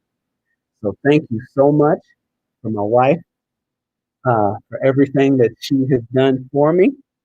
And we are just about the end of my time. So I thank you for sharing your time and your space and your energy with me. Like I said, I have many more pieces on the Beauty of Blackness website, and then also in my site, Lockhart Gallery, lockhartgallery.com, and on Etsy, the just Lockhart Gallery, one word, on Etsy.com website. Thank you so much for all the artists that have come before me. Thank you for Miss Louise. Thank you for all your time that you have given me. Very honored once again to be here. So I was rushing at the end. I was like, oh, okay, I'm gonna have enough time to do everything. And no, you didn't have to rush, Kevin. Yeah. So it's just always a pleasure to have you. Did you show your wife? I didn't see her. Oh yeah, she didn't want to be in a picture today. Oh. She doesn't. She's a makeup artist, a licensed esthetician. She's a cosmetologist. She's now a teacher. She's been on New York One Way. She's been on film and theater and stuff like that. But she said she's not her film and theater side here. Like, I'm not in the face part. Yes. Like I got made up. Yes, you look wonderful today. I love the dress. That dress is awesome. That's a beautiful dress. Thank you. All right, so we're gonna bring Karen Drury up, and she's in the room. Let's see where Karen is. I think I saw her pop up. I think we just have her face right now. I mean, I think we just have her no face right now. No I would not be happy with you, Karen. Okay. So there it is. Oh, there she is. I said, give me one moment, Louise. Oh, one moment. Yeah. All right. Let me know when you're ready. Yeah, I like that sketch down there. That's pretty nice. Yeah, that's her sketch. I was like, Poncho would not be happy with the face that Karen had. She's still in there prepping and moving her lights, and I can see her. Can you see her down there, Thomas? Yes. Yeah, I can see her. Yeah. I think she's had to wait for her to sit down. She's getting her look. Maybe she's ready. Let's see. Yeah. So I'm also looking forward to 4:45 today with the whole group of everybody. So that's Oh yeah, we're a party. It's our after party. yeah, yes. I'm gonna be inviting some of our audience in. Yes. Link to Hi, some. Miss Karen. How are you doing How today? you doing there, Good, Thomas? good. I look forward to talking to you about some of that art and those techniques too. Yes, ma'am. Thank you so much. I love your work. I've been learning so much from all the other artists. I mean, it's amazing what you don't know or what I don't know. Yeah. Absolutely. Well, we've been enjoying your work, Karen. So are you all set? Yes, what I'm asking you is the lighting okay? Because me looking at it, Let it's me see, because it's a little dark. Let me put her on me. Let me see. It's a hold little on, hold on. Huh? There we go. That's better. All right, that's better. Let me give all right, Louise, give me one moment. Okay.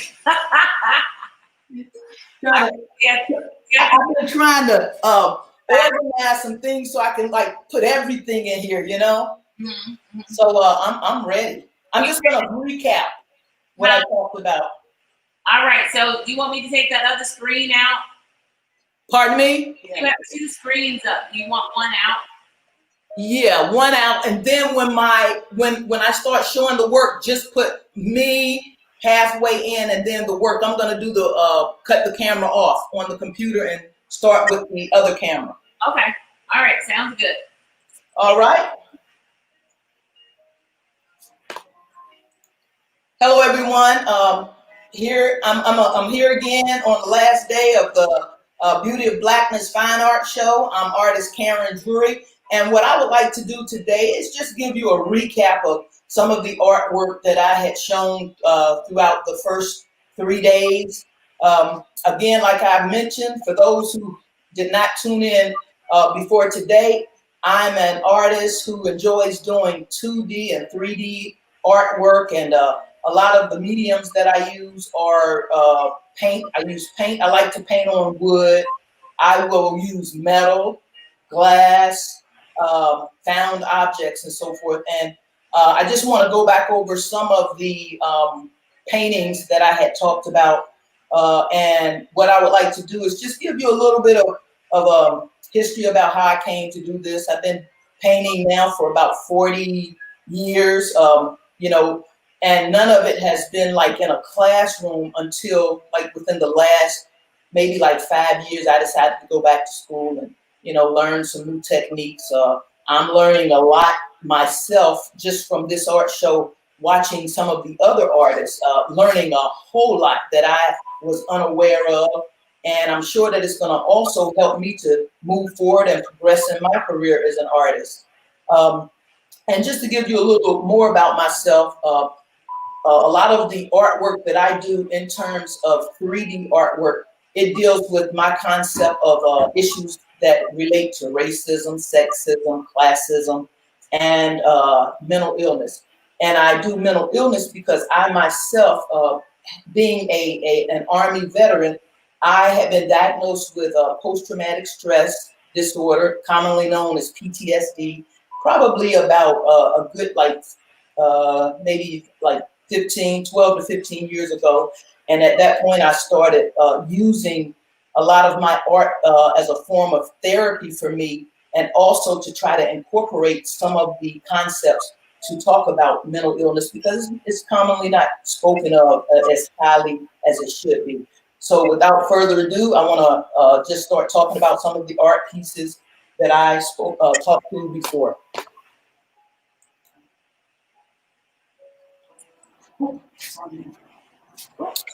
Give me one moment here. Just gotta do some technical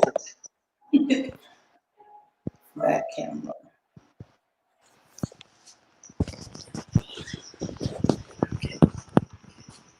Okay, this piece here, this is a piece that I did, and it's called Eclectic Sister. This is a piece that is a size 24 by 36, and actually 36 by 24. And I used oil, acrylic, and I used it on the wood. And one of the things that I decided to do with this piece was use a lot of bold colors. And I will attribute some of that influence to the facilitator of this program, Louise Cutler, who I met 20 years ago, and also Mr. Larry Poncho Brown, who I had come in contact with about 15 years ago. Upon seeing some of their artwork, I was very impressed with the bold color, some of the line work and so forth, and the fact that a lot of the work was Afrocentric in nature. Um, Hold on, let me try to tone out some of that squeaking sound.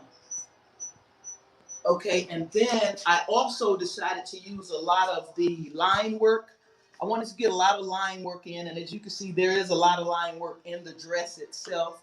I decided to use a lot of bold colors because I wanted it to pop.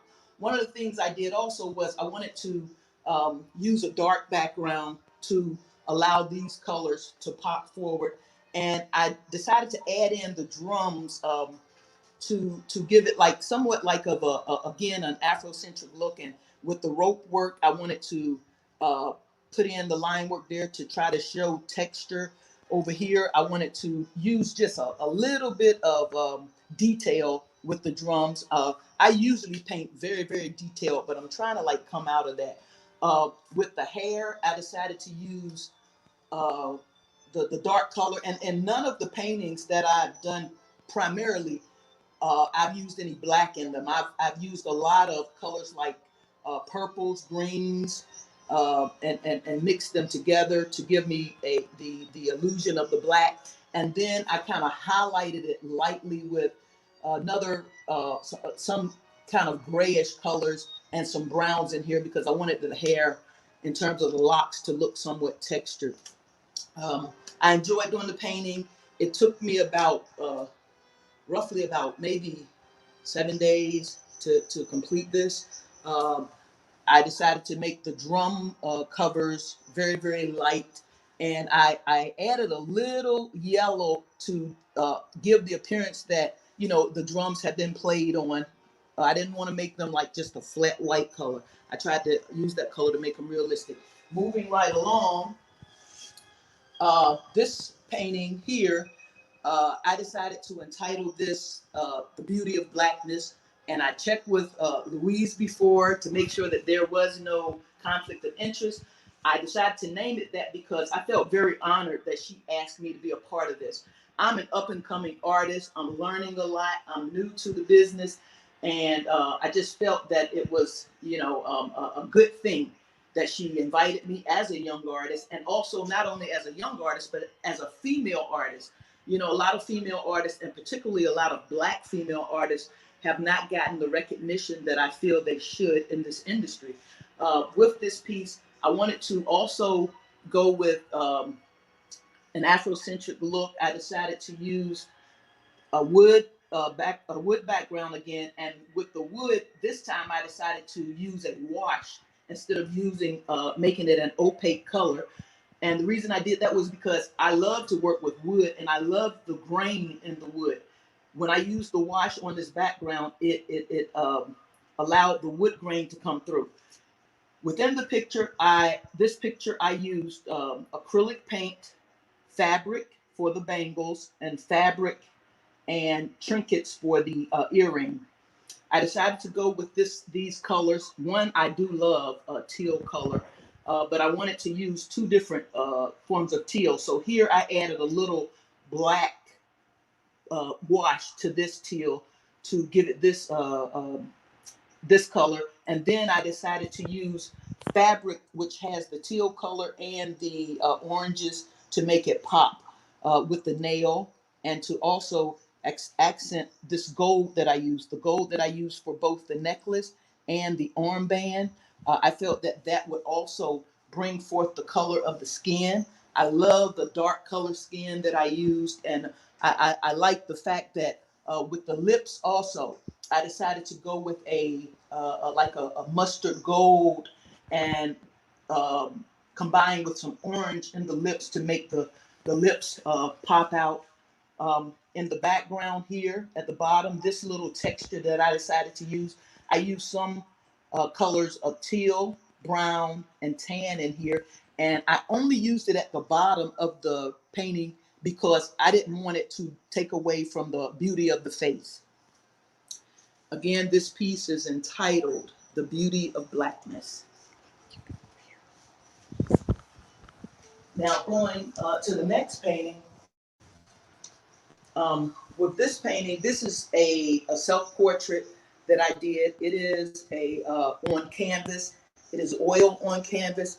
Again, I like to say that I did this out of an influence from Louise Cutler and or Poncho Brown, because I wanted to use the high chroma colors, but with this painting, I was a little hesitant at first. But one of the things that I like to do is I like to step outside of the box. I like to challenge myself.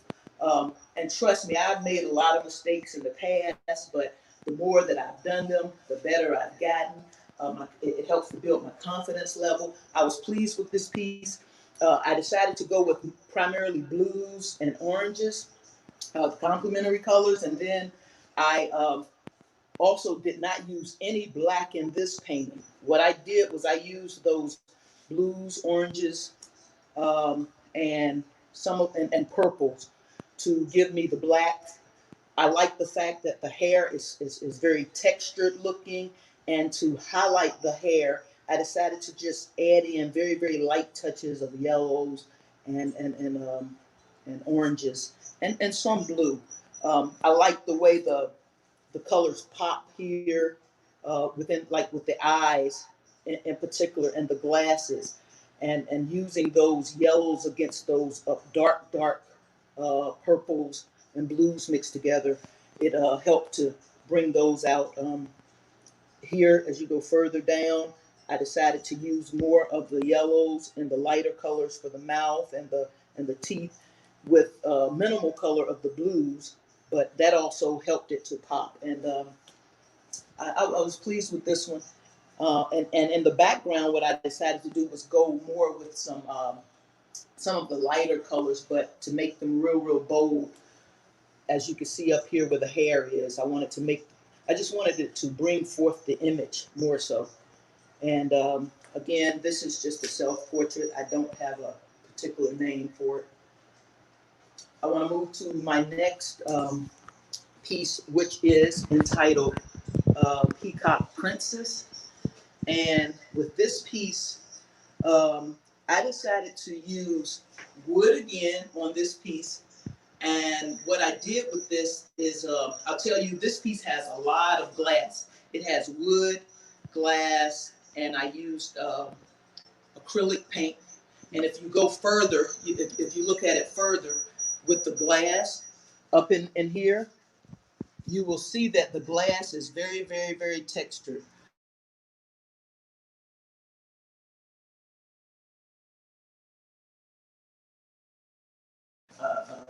A glass blowing class. And from taking the glass blowing class, I learned very early that was not for me because it's super hot. Got burned a couple of times. And so what I tried to do was I took the glass and I said, I don't want to let it go to waste. So I used one of the instruments in glass blowing class and I textured the glass. I decided to paint on top of the glass with acrylic paint. And then I composed just this image. I sketched it out first. And what I did was I took the glass and attached it to the wood with UV glue and a UV lamp. It has held. Also to accentuate the picture with these teal colors, I decided to use these darker blues. And here I did use some black to show the feathers like on a peacock. I decided to put that also on the earrings down here and on the necklace. I decided to create the piece with the necklace so that all of it just went together as the headdress, the ear accessories, and the necklace. And around the neck, I decided to add some gold with some sequins, as I did also with the headdress. I added the gold, and these are sequins. Again, it is acrylic on wood. I enjoyed doing the piece. And so uh, that is what I have to show you in terms of paintings. What I would also like to do now is show you some of my 3D work. And with my 3D work, the first thing that I want to show you is I did a series, or actually, I did an installation piece, and I had shown the installation piece during the last time, or the last day, couple of days. And with the installation piece, I decided to use an installation piece that dealt with my mental illness. And the installation piece was 82 heads that were in a grid of 12 foot by 12 foot area, all of them being white faces. And just to give you an idea of what those faces look like, the faces were, give me one moment. The faces were faces that were like this. They were all white, assembled in a 12 by 12 grid. There were 82 faces and only one black face out of the 82, and that face was sitting outside. The reason I set it outside was because I wanted to show how my mental illness, which is dealing with my PTSD, how it affects me. I tend to isolate. And so out of that installation, I decided to take some of these masks, and I decided to take the masks and as I told you, a lot of my issues deal with racism and so forth. And so I'm not sure if you all know what code switching is. I decided to put binary digits on both of these faces to show code switching. And I used the binary digits because uh, as a computer programmer, we used a lot of binary code back in the day when I was programming. And so on this first mask here, I decided to fill the whole mask up with the binary digits. And it shows that sometimes people code switch. They will change their personality. They will change their, whatever type of environment they're in. They will try to fit in. They will oftentimes just want to be somebody else. Therefore, I put the binary digits all over the face. Then I decided to do another face, which is the black face, with binary digits going across it. But if you notice, I skipped every other line with the binary digits. One line have the digits, the next line is just solid. And I did that because oftentimes we will change depending on the necessity. When we go into a workplace, we don't always act the same as we would act when we're around friends and family members. So we just, we act accordingly or more appropriately for the situation. And that's the reason I decided to skip some of the spaces. All of these digits were hand painted. The faces, I used acrylic paint, and then I just painted each of the numbers on. And what I did was I used tape. I used tape to go across one line, and then once I finished that line, I would pull the tape off and move it down and do the other lines. That helped me to keep everything pretty even around it. So again, this piece is entitled Code Switching. And one of the other pieces that I had shown was uh, the glass chairs. And as Louise had mentioned earlier in the show, I do a lot of different type of artwork. There's no specific area that I basically stick to. I just do artwork. I love doing it, and I do it because I'm learning, constantly experimenting. Um, and when I'm doing the artwork, the most important part of my artwork is process and development, because in the process and development, it allows me to break barriers of my own understanding. It also, as I said before, allows me to experiment and to learn new things, sometimes just by making some mistakes. Well, with this glass chair, I decided to do a piece entitled Labels Defined by Words. And what I did with this particular chair is that I used sheets of glass, and I decided to put them into a kiln and fuse them together to get the thickness of the glass. This piece of glass, it is probably about 8 sheets of glass together. And what I did then is, as you can see, the leg, it is not a straight leg, it is curved. So I had to cut these pieces of glass, stack them on it, top of each other, put them in the kiln. When they came out, I had each individual piece, the back legs, the back support, I had the seat, and then the legs and the other supports. And what I did with the seat was I wanted to do some sandblasting on this chair. And on the chair, if you can see, I decided to put words on the chair. Now, this particular chair, it has a lot of positive words. And the process that I used for this was that I had to create a silk screen, and I put the words in a just a simple Word document, created a silk screen from it, and then I used the medium that you use with sandblasting. It will transfer. I paste it down onto the seat, and then I go back and sandblast. And when I sandblasted it, what it does is that it sandblasts all of the areas that are not exposed. So, and then it leaves those areas that are exposed. And as you can see, they come up clear. With this chair, I decided to use more positive terms like spirituality, consciousness, faith. You know, a lot of the things that promote a lot of us as children, you know, we pick up from our family, and hopefully we live our lives by that. Have the word beauty in here, understanding, and so forth. So with this chair, I also decided to do another piece. And I know like we have a limited amount of time, so I'm kind of going pretty fast with this. And so the last thing that I want to show you is some of my work that I'm going to use for doing my book. And as you can see, I had shown some of these characters. These are some of the characters.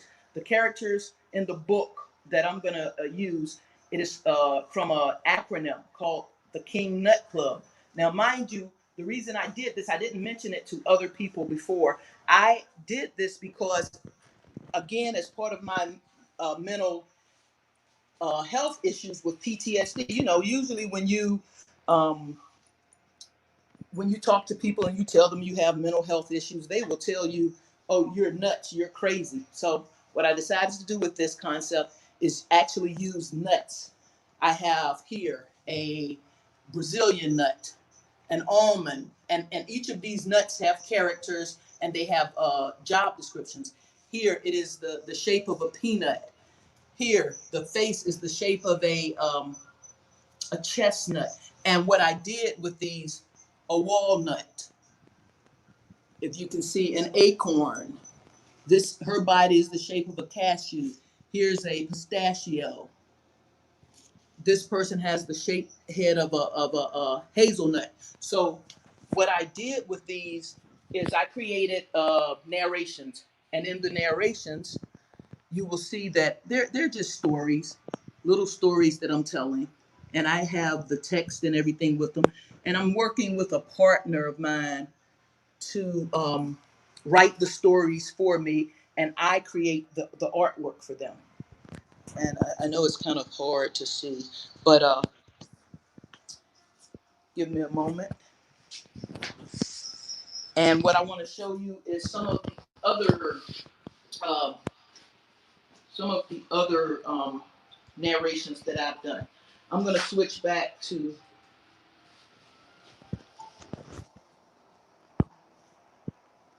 the camera. Okay. So. Yeah. So here are some of the other graphic narrations that I've done. This is a graphic narration from a childhood memory, Bigfoot. It's about me being afraid of a dog and so forth. But as you can see, I've done most of this work with pen and ink.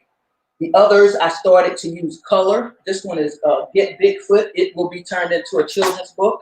Here, I'd like to say that I was inspired to do this piece by Mr. Jacob Lawrence, and pieces like from Romare Bearden, who uses a lot of collage work and so forth.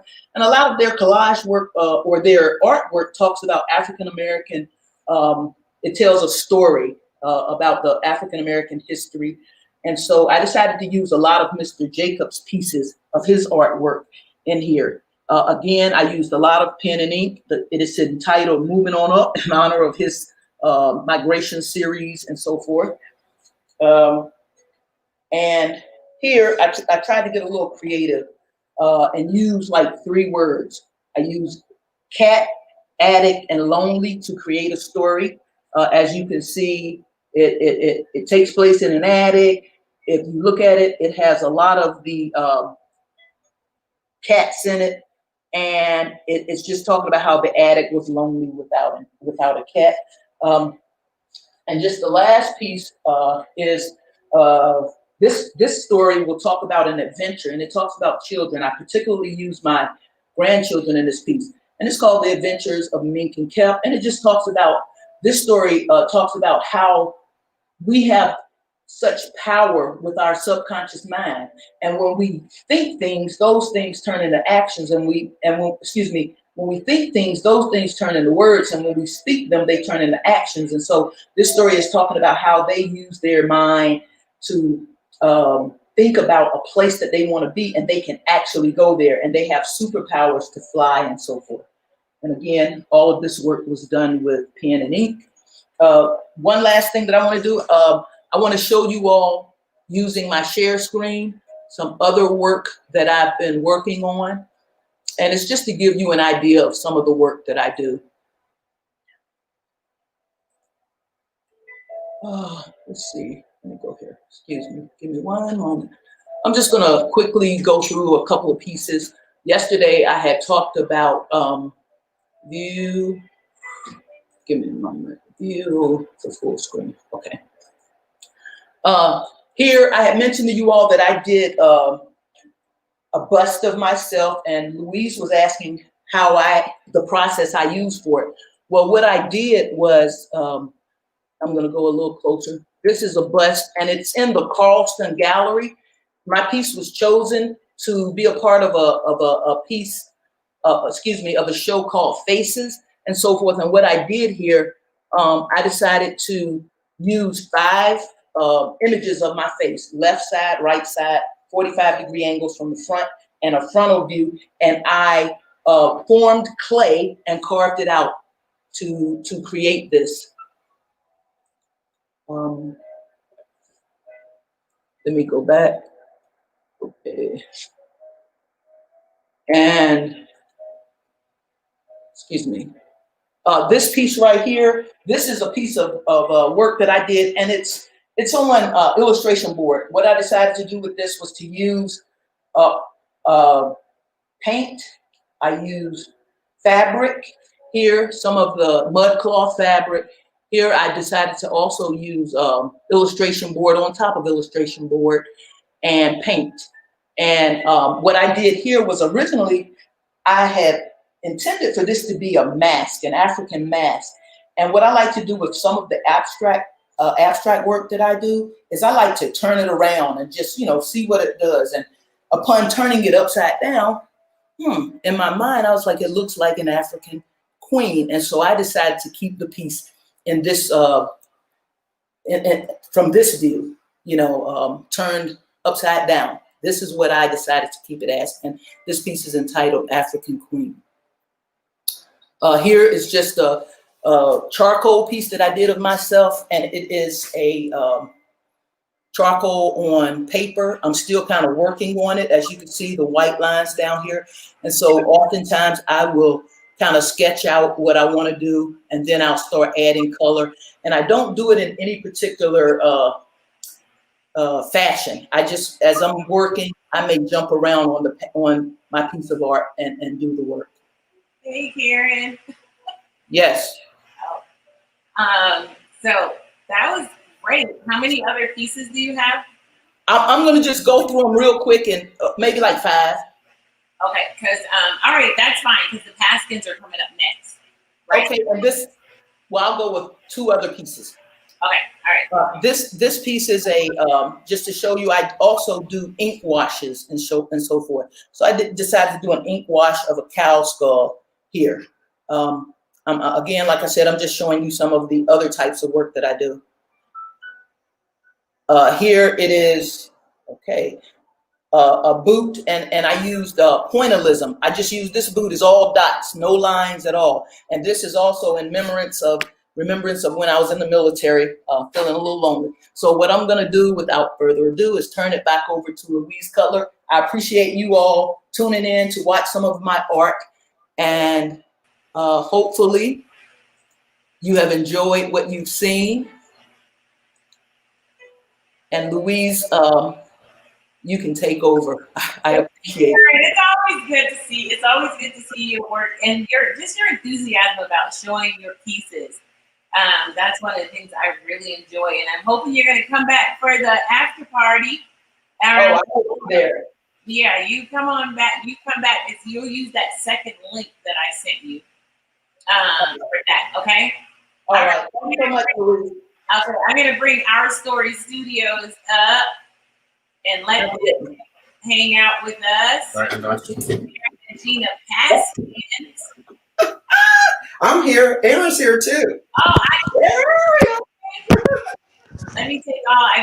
Hey, Aaron, how's it going? That's going great.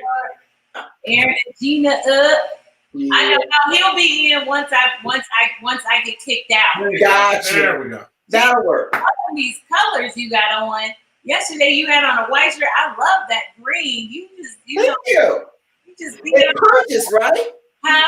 It punch, right? I know. I'm just loving that. You just showing up, colorful and stuff. I love that. Aaron just showing up in black. You know. Yeah. That's one. Aaron say, I'm just blending in. Let's blend it. Blending. You just blended, Aaron. Yes. I'm gonna turn over the floor to you because 30 minutes go quick. So Okay. I'm not gonna take up any of your time, and I'm just waiting to see what you got. All right. All right. Well, welcome again back to the very final day of the Beauty of Blackness Fine Art Show. We are your hostess for the mostest. This is Aaron and myself, Gina Paskins, coming all the way from Delaware. Our Story Studios LLC. You can check us out on our webpage, Our Story Studios ART.com, Yes. or you can just go to Google, Bing, or any of the media platforms and type in Aaron.Paskins ART, and you can pull up any information, link to the web pages and everything that's dealing with us and what we do. We appreciate you being here. We appreciate sharing and virtually being a part of the Beauty of Blackness Fine Art virtual show, the first one, and I think it was truly a success. I am very pleased at the way things came out. I'm hoping that everybody else will share.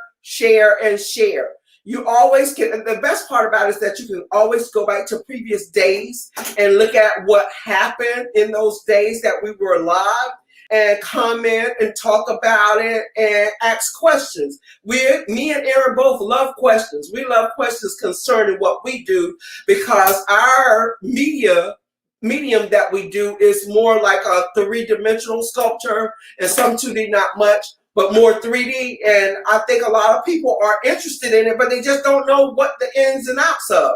So I have Aaron here, which is my number one kudos, bravo expert in this area from my perspective. Not everybody believes that, but he is on his A game when it comes down to what he does. He's been doing it for 30 plus years, and it's a pleasure in just watching him as he creates. It's amazing how you can take something that's on paper and put it into its reality form and make someone just say, wow, I love that. How did you create it? How did you come up with a theme? So it makes us humble to know how much we are loved and appreciated worldwide, because it's not just local in the United States. We get calls from all over asking us, when are you coming to us? And once this pandemic thing is over with, of course, we're going to do our very best. Back on the road again. But I'm going to turn it over to my better half, my second partner in crime. We do things together. We never leave each other behind. So I'm going to let him take over. And we're going to talk about a couple of pieces that we've been talking about for the last 3 days that we've been in the virtual show. And if you're interested, please, by all means, there is the store for the Beauty of Blackness store. You go to homepage, click on Aaron's name, or you can go to the store. Go to the store, click on Aaron's name, and search for it. Go to there, see all the items that we have in there. Also, there's a Zoom ID number. You can reach us personally. I have my link up, so you can come in and talk to us in our private studio whenever you're ready to, so that we can discuss further how we can make this happen for you. Because I know everyone is excited and they want an Aaron Paskins original. Our Story Studios original, you want to have one in your home, in your collection. So we're going to make that happen if you just come and reach out to us. It don't have always be public, but we want you to come behind the scenes. We want you to share with us, and so that we can share with you all the important things that we do. Aaron? All right, so what we're going to do, we're going to go over some of the pieces that we've shown over the last 3 days, 2 or 3 days, and we're going to go in depth on them. Now, what we're going to talk about today on these same pieces, or some of the pieces, we're going to talk about materials, and we're going to talk about technique. Materials and technique, and we're going to give you an up-close view of what some of the things look like, because I know from a virtual screen it's real flat, and we're real far away. They're huge sculptures, and you don't get to see much detail. So we're going to try to provide you with a little bit more clarity and clearness on the work itself. We'll start off with the one that's behind Gina right here. That's the Iwi Queen. That's the one in the very back right here that you see with all of its features. Now, I'm going to tell you about what it's created out of. That's cast and resin. It's what they call a roto cast. And basically it has seashells on it. The colors that you see on that, we'll pull that one up a little bit.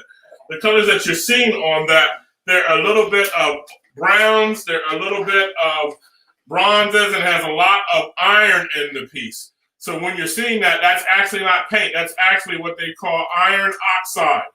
Iron oxide is rust. It's just a technical name for rust, but that's a technical name. You need to know what that is. That's how I get those vibrant oranges, those real pretty browns. Underneath, it has a coating of iron patina, and under that, it has a coating of brass under it. That's how I'm able to get the darker colors in there. We created the little hair, the little doodles that you see in hair were all individually sculpted. It took a long time. It took about a day to get those in and to get them the way that we wanted to punch out so that you can see each individual small knotted curl. That's what we wanted. The ears are created. They have little copper on the earrings, and they're clay rings. A lot of people say, wow, when I'm looking at this, I was thinking that's metal. That's actually clay that's done. Each piece is signed. This piece was done in about 2011, so it's one of our older pieces. Not the oldest. We have something way older than this one, but it's been around. It's been in private collections. It's been in shows that have toured all up and down the country. And again, the piece is called the Iwi Queen. This is the Iwi Queen. We also have an Iwi King. Someday, if you get to see us or if you want to talk to us in person, we can show you the Iwi King. He's a matching accomplice to the Queen. So this is the Iwi Queen. All right. Now, we're going to talk about spiritual alignment. We got some questions on spiritual alignment. Late last night, a few people wanted to know what that was and how was that created. So I'm going to try to angle the camera a little bit so that you can see that with a little better. Now, spiritual alignment, you can just point to the areas. Spiritual alignment has a group of children around it. And what the theme and concept was about this particular piece is I wanted to show unity. I wanted to show spirituality. I think that one of the things personally, what is screwing up the world is so many different religions and nobody's really spiritual. So I wanted to create a piece that would just unify everybody, that every religion, no matter what religious sect you're from, that you could get something out of this. So my attempt was this piece is called Spiritual Alignment. I use children because children are pretty much primarily innocent to the world. They haven't developed. They still have a lot of learning to do. So I wanted to show all kinds of children and all kinds of sizes. Primarily this piece is African children, but I wanted to show them in an impoverished state that they could still create. and a state where they could all still gather. The flower that you see, that sometimes people say, wow, I love that fire. It's not a fire. It just represents a flower, but it looks like it's a fire. And that's the connection with nature. I was showing that I wanted to create a bond with the human and the nature aspect. It's all spiritual. And what I was trying to show with that is that we're all a living being. The flowers, the grass, the air, all of that encompasses God. All of that God created. So that's what this piece is primarily about. And I felt that the heads at the bottom, it gives you a sense when you're walking up upon it, is that you're walking into the piece. It's like you're taking part in a part of the ceremony. So a lot of people have really found interest in this piece. Background history, a long time ago, we did one that was orange. It was totally different than this. It looks similar, but it's different. One was with orange. This is the last one we have that's in pink, and that's it. They're totally different pieces, totally different feels. This is the pink one, and this is called Spiritual Alignment. And it's 48 by 48, and it's a wall hanging. So it's lightweight enough. It's only 2 inches thick, so it can be placed on a wall setting. As long as there's a stud, you can place this on the wall. We had to actually go through the procedure of placing this in a space in the home because we wanted to make sure that if it's going into a person's private collection or their home, or if it's going into a museum, it can fit easily on an easel. It can fit easily with the drop because we have the wire hookup in the back to give them the access to hang it where it's not damaging anything. Now, over the couple of days, we've been talking about that most of the pieces come with a provenance. One great thing about Spiritual Alignment, this is going right into a court, museum, a state building. The state, I won a grant some months ago for this particular piece and for some other ones, and this is going to be viewed. So this already starts off with authentication. It starts off with a history. It's going to be seen by thousands of people in the city and everything. So whoever purchases this piece, you already have a major piece for your collection. This already, again, starts off with a history. When this is purchased, that'll be noted in the provenance. Again, the provenance tells where it's been. I created it. It gives you a rundown, a detailed list of all the materials, everything, what it takes to make the piece. It gives you the date and everything. So you're also going to have in that a photo of it and where the piece has been, and you'll see that on that particular piece. Now, another piece that we'll talk about. Let's go right dead center here. This piece is Bella. Bella has always been a showstopper at most of the places that we've seen. Bella has always been a showstopper at the places that we have exhibited, that we have shown that. A little bit more in depth about Bella. Bella in Italian means beautiful. In Nigerian, it means freed slave. So, this piece is basically showing someone that was freed from captivity, that was so happy to be free from the anguish, from the pain, from the sorrow, that she's just thanking God she survived it. That's what this piece is. This piece is not meant to be about sensuality. I use the female form because the exaggerated form, the elongated hips, we elongated the arms. It has all kinds of super details on it. I wish I could pull it up for you, but it's such a large piece around this area. And here, you have these beautiful bangles that took us forever to create. We had to create these with copper wire and brass. Each one is individually welded with tips on them. And after that, I had to polish them on up. You have tons of those on one side, tons of those on the other side. The hair that's on Bella, it took over 3 months to cast that, just to get the fling of the hair, to get the way that it looks. The patina has it. When you look at the patina, it looks so dark. It almost looks darky bronze, but it has almost like a rose gold patina on it. I made a special patina that looks very, very dark, but it also looks really tinted like a rosy bronze, a rosy copper to it. So when you see it, it reminds you, it's reminiscent of a super, like a 20,000 pound bronze, but it's pretty light compared to what a bronze is. It's under 50 pounds. So that's incredible. It has a loincloth on, it has a loincloth there, and you can see the bondage where she was tied up and chained up around her both ankles in there. So again, this piece is named Bella.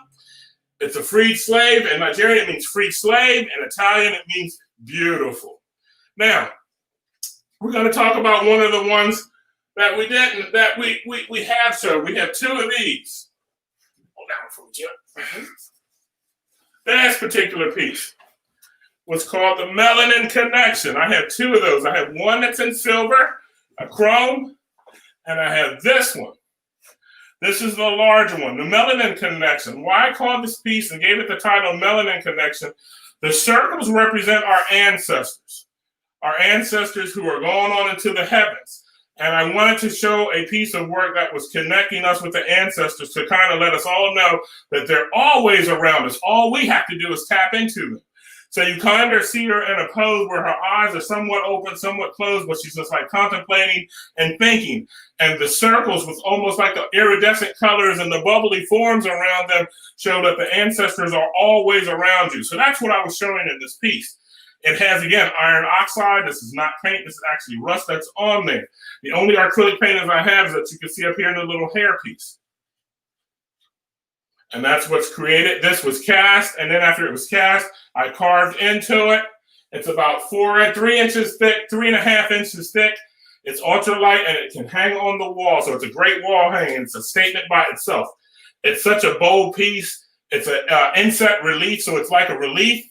So you can stick your finger way deep in here, and it punches out.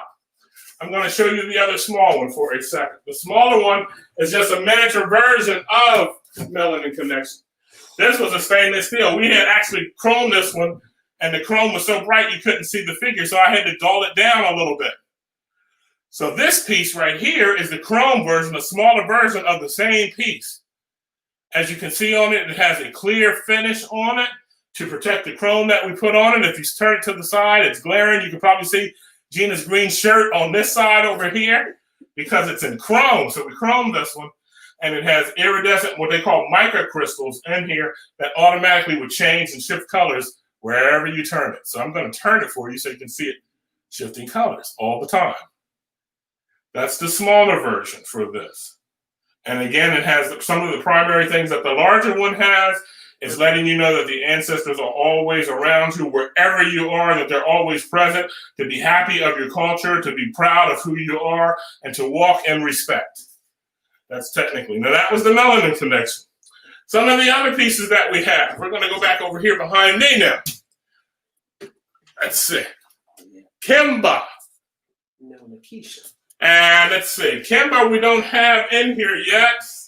We have Nikisha. Yeah, so we'll go to Nikisha. Nikisha's the one that's right behind me.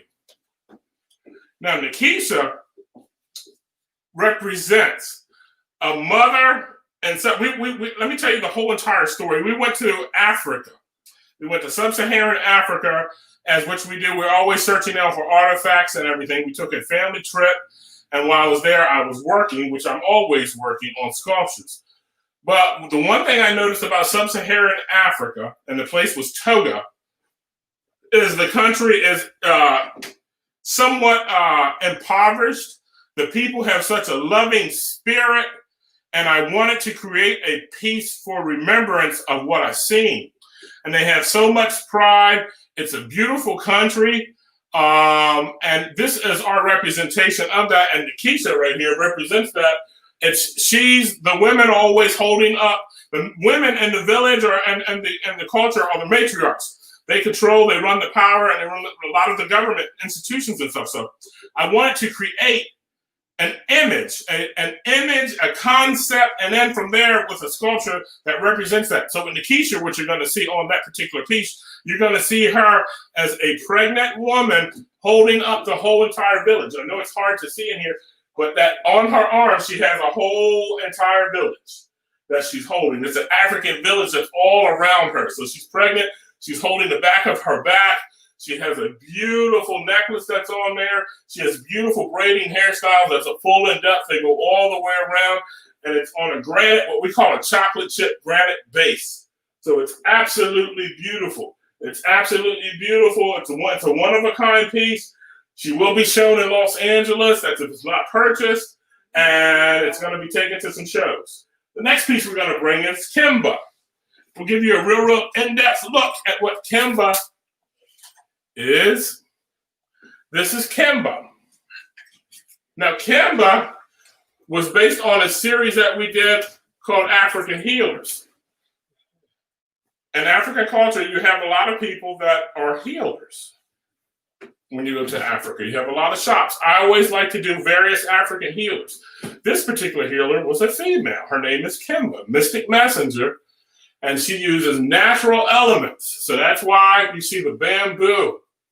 That's real bamboo that's on her. I'll give you a list of the patinas. The patinas that are on this is what's called a mint green patina. It's under iron oxide. Iron is one of my favorite things that I work with. I like to use an iron patina. I also like to use iron oxide, which is the rust.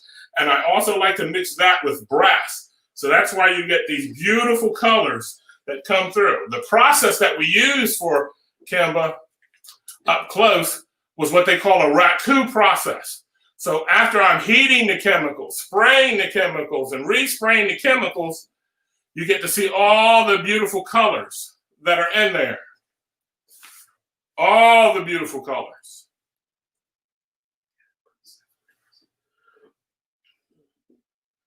Sometimes I take the eyes out. Sometimes I leave the eyes in. It just gives a stronger piece. That's not a new technique. That's been done in all kinds of sculptures since the times of the Egyptian tombs that were made. The pyramids were made, and most of your ancient art, your masker made. It's an ancient old technique that's just applied to this. Nothing new. So this is Kimba, Mystic Messenger. All original, custom jewelry. Everything has custom. So this is very unique. It's very simplistic. So it doesn't take the power of Kimba, Mystic Messenger, but it's just adding a little accent to her to give her her own uniqueness, her own feel. She's actually sister kin to, if you go to visit the website, you will see a version of her, and her name is Ani, which stands for desire. She has her own expression, but she is the sister kin to Ani. And Ani hair is way larger than Kimba, but she has an elegance about her. So when you visit our home site, you will see the difference in the techniques. They're not all the same. The colors are never the same because we can't recreate the same patina on every one that we get. So what the process is and how it comes off, that's what we have in the final end. And we try to showcase everything in its own reality, in its own natural environment. That's why we never try to change it. We don't overpower it. We think it through. We let it sit. Sometimes it sits for 1 or 2 days, and it gets this color on its own without us having to add to it. And that's how come it comes into play like that. I'll take it back out. Thank you. Well, heal. Yeah. Now, sculpture is a process that the way that we sculpt is a process that's not an overnight thing. You just don't create a sculpture, and the type of work that we do and the materials that we work with, they usually take, like I say, from 3 months to a year. It could range. It depends on what we have. So we're always working on multiple pieces at different stages. Bella was a whole year. Iwi Queen, that was probably like 3 months. Nikisha, she was probably 3 months. The panels are probably 2 months. So we're always working on different ones. Right now in the studio, I have, again, about 17 that I'm working on. 17 to 18 different panels, plus some more larger major sculpture that I'm working on. Right here. I'll let Gina talk to you about this particular piece. This one here is our fourth African healer theme.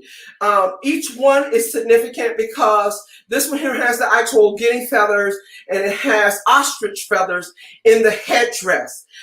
This is cattle bone, yes, cut in half for the necklace. So everything is authentic on it. Cattle bone, yeah. We don't embase, but we make sure that each represents what it's supposed to. Like when he was saying all the eyes are not cut out, actually within the eyes, there is, if you look closely, there is a centerpiece, like almost like your cubicle that's in the eye. And it's actually there. So it gives a presence of a feeling of a soul that's embedded into this young man. He's trying to heal anybody that he come in contact with. So if you feel like there is a vibe and a connection that you have with this one piece, you can have that. Everything that's here is never going away. It's very solid. It has the marble Yes. Marble base. Yes, It's felted underneath, so it will not scar anything that you have it sitting on, whether it be a coffee table, a corner table, wherever you want to place it. But this one here is considered a one of a kind. We do not have any more in stock of African healer. So if you decide that you want to purchase this one piece, it comes with the photo, the provenance, the certificate. Everything is embedded in there. And what we do is we showcase to you the price that you pay for it, but we also give you the value that the insurance company will cover for this. It's 3 times the amount that you pay for it. That's how come your value is an investment that you pass down to generation after generation. And with all of our art, we always suggest that you get them insured. These are one of a kinds. They are one of a kind works that you should cherish. We hope you cherish them. We hope that you love them. We can repair them. They normally are hard as steel. I'll give you an example. I mean, it's authentic. He's as hard as steel. And it's not something that's just going to fall and break up into a million pieces.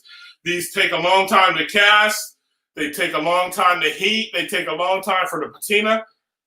I'm trying to show some of the colors that are in there, some of the details that are in there. I don't know if you can notice the hand-carved skulls that are up there with the beading, that are actual beads from Africa that you're getting with them. So this piece is very, very, very authentic. It's very, very, very strong. And it's waiting just for you. Absolutely. Make us an offer. That's what we're looking for. We're looking for you to engage in the decision making of your own. If you decide that this piece can fit into your collection, then by all means, support it. I mean, that's what we're about. We're here to support Black arts all across the world. As you give to us, we give back to other Black artists. We give back to other small businesses. That's what we do. Yes. And I think if everyone would do something like that, what kind of world would we be living in right now today if we just shared because we're already sharing our knowledge, our vision, our personal space with the world. So what does it take for us to just give a little bit of ourselves and showcase that by supporting these Black businesses? We all need the support because we've been on the bottom scale for so long. Now it's time for us to rise up, take charge, and believe that we can do anything that's in our imagination. If it's imaginationable, then you can do it. And just feel free that you can. One of the things that we need to remember as collectors, patrons, as a group of people, and as a culture, you're a nation within a nation. That's the one thing I haven't heard the whole time the show has been going on, but you must understand that we are a nation within a nation. You have extreme amounts of buying power. There are so many people with Mercedes that should be having some beautiful art today. So I expect everyone and would like to see everyone and would hope to see everyone support all the wonderful artists that you've seen through the Beauty of Blackness art show and everything. That's very important. That's how we exist. Just as much as any commerce out there exists, you help the other major brands, so do your individual artists need that help, and your individual studios and your individual galleries and your individual artists. We need that too. So please support us. Support all the artists. They have done a fantastic job during these 4 days. It's amazing how much you learn from listening and observing others do what they do. They love it. They have a passion for it. So you have to keep doing what you do in your heart. If you don't do that, then it's injustice. You're not doing yourself justice of wanting to know how you can become more powerful. We have to understand this thing here is real. We love everything about what we do because it's important to share with a lot of people that we have a global, not just national, it's global. We have a global need for us to come together as people as people of color, because I've heard it throughout the media. I've heard it in the speaking from mothers who have lost their loved ones and their children, brothers and sisters and family members that have been talking about it. It matters. It really does matter. We as a nation, as a people, have to step up our A game. We got to bring it to the forefront and not take it, not just stand there and say, okay, it's all right, it's okay to do this. No, it's not. When is enough going to be enough? When are you going to stop turning your cheek and just turning and saying, okay, I'm just going to let things go as they are? We can't do that anymore. It's time for us to stand up and fight. We got to fight for what's right. We have to. We have to give of ourselves. We love you. If you love yourself as much as I love me, I love my husband, I love my kids, but I love me too. And just like I love everyone that's out there watching, I love you all. But it takes a village. We cannot do this by ourselves. No. So we all have to come together. We got put differences aside. If you put differences aside, you can make this dream a reality. We can change the world. We've changed it so many times. Our ancestors came here to build it. So why can't we enjoy what they have lost their lives for? We need to start doing it. Okay. We have to. So what we're going to talk about again now is we're going to give you a little bit more closer view of Nikisha. She's one of the newest ones that was off the press. We're working on even a larger piece now. That's the auction block, but I wanted to show you up close because you just don't get enough justice of how nice the piece looks from far away. So I'm going to give it a little turn. This has all kinds of patinas on it. We used an arsenal of from mint green to light green to dark green to what they call aqua blue patina. It even has brass particles in it. So we need questions. We want you to not feel free to ask, jump in, chime in.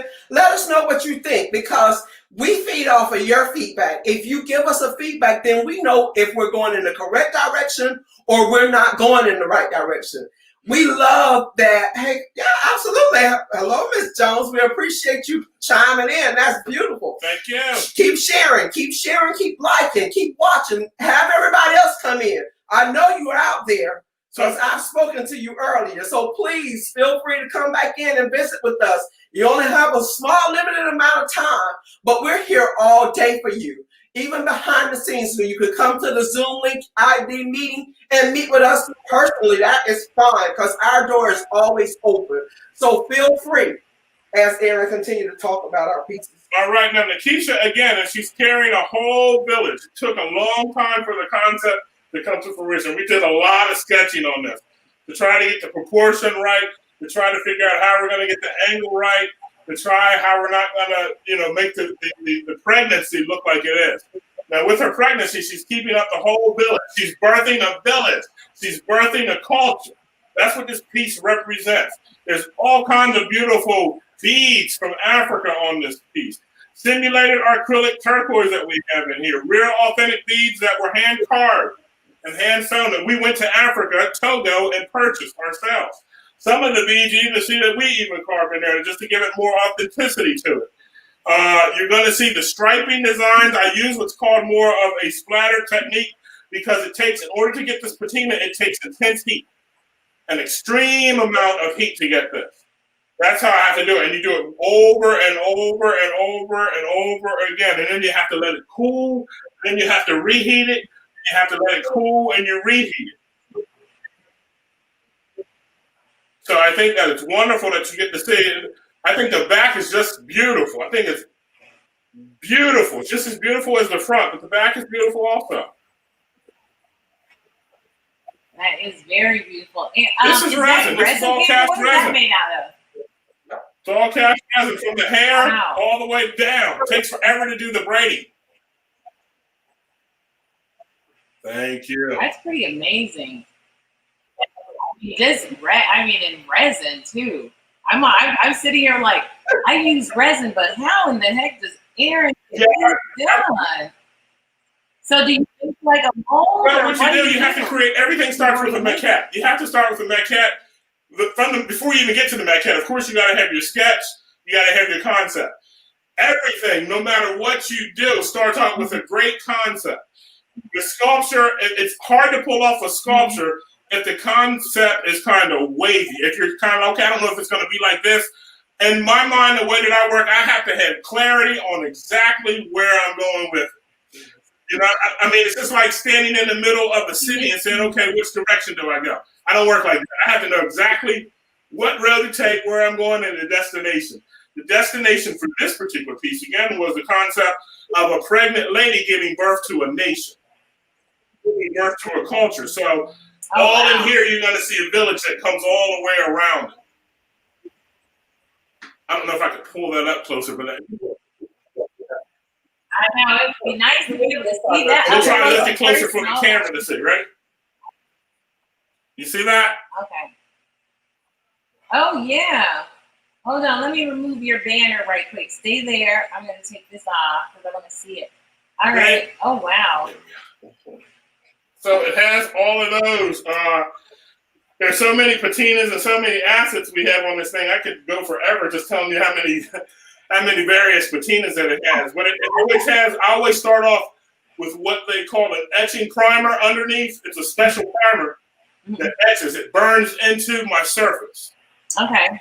Because I need something that will keep the chemical on there because I'm going to always apply heat after heat, a lot of heat. Oh, okay.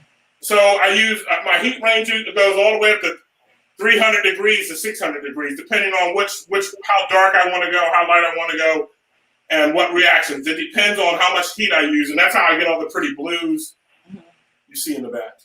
Oh yeah, those are really. And so you can heat it up. Yeah. After it's done, you can apply heat. How do you apply the heat to it? Slowly. Very slowly. Very slowly. Resin is its own kind of thing. Like the bronze process, of which you work at bronze, so you know when you're patining, you can use direct heat on there to create your patines. You're using the same technique, not as long, and sometimes not as intense, and then sometimes as intense. It depends on. Okay. So you are using a similar technique. Yes. Some of the etching primers that I put on here protect the resin itself, because if you use super intense heat, it can catch a flame, which we've had some things create. I call them beautiful accidents. You know what I mean? Right. But yes, it's a thing of where you have to have. Over the years, I've learned how not close to get to the torch with the torch, how to keep it away, and how much chemical to add. So that's what you're seeing right here. You're seeing a lot of different colors, a lot of various patinas, and her name is Nikisha. Okay, nice. Her name is Nikisha. That's what she is. 100% all me, Miss Louise. This necklace, 100% all me. This is my design. Necklace, Gina. That's my 1% design of the 100% proof.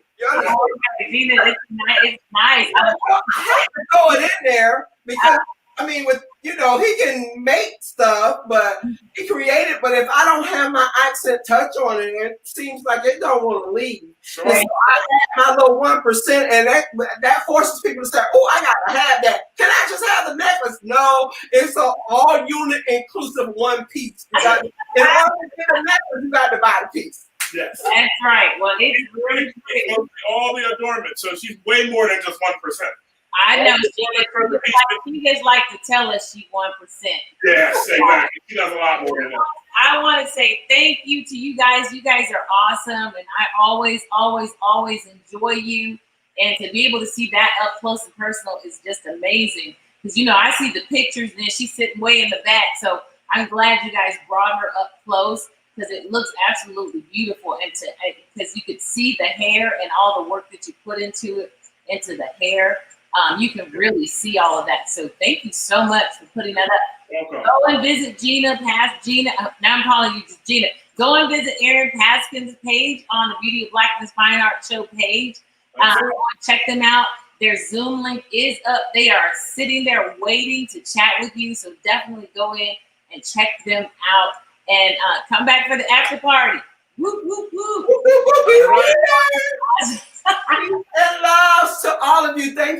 again, Miss Thank you Louise, so and the Beauty much. of Blackness Fine Art Show. And support it. All right, see you guys.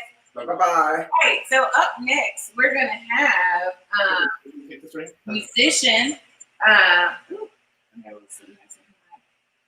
Up next, we're going to have our young musician right here. He's actually in the room with us. You heard him play, was it Tuesday, the second day? We heard him play on Friday, and he's the one that did some of the jazz pieces. And so he's just going to bring in the intro because he decided to pre-record his performance today because it's an improv, and he wanted to get it right and not make mistakes in front of you all because he's one of those perfectionistic type people. And that's okay. So this is Philip Cutler. What you like to tell them, Philip? Well, this is pre-recorded. I mean, it's only like 50 seconds long, so yeah, I don't think I have anything. Cue the feed. He's like, cue the feed, please. Stop making me sweat. All right, we're gonna cue the feed, bring him up, and then we'll also play his younger brother. You might have heard his younger brother yesterday, but if you weren't here, you get to hear him again today. So here we go with this. Hold on, we're going to go ahead and get rid of our. I don't know if we'll get rid of ourselves because so.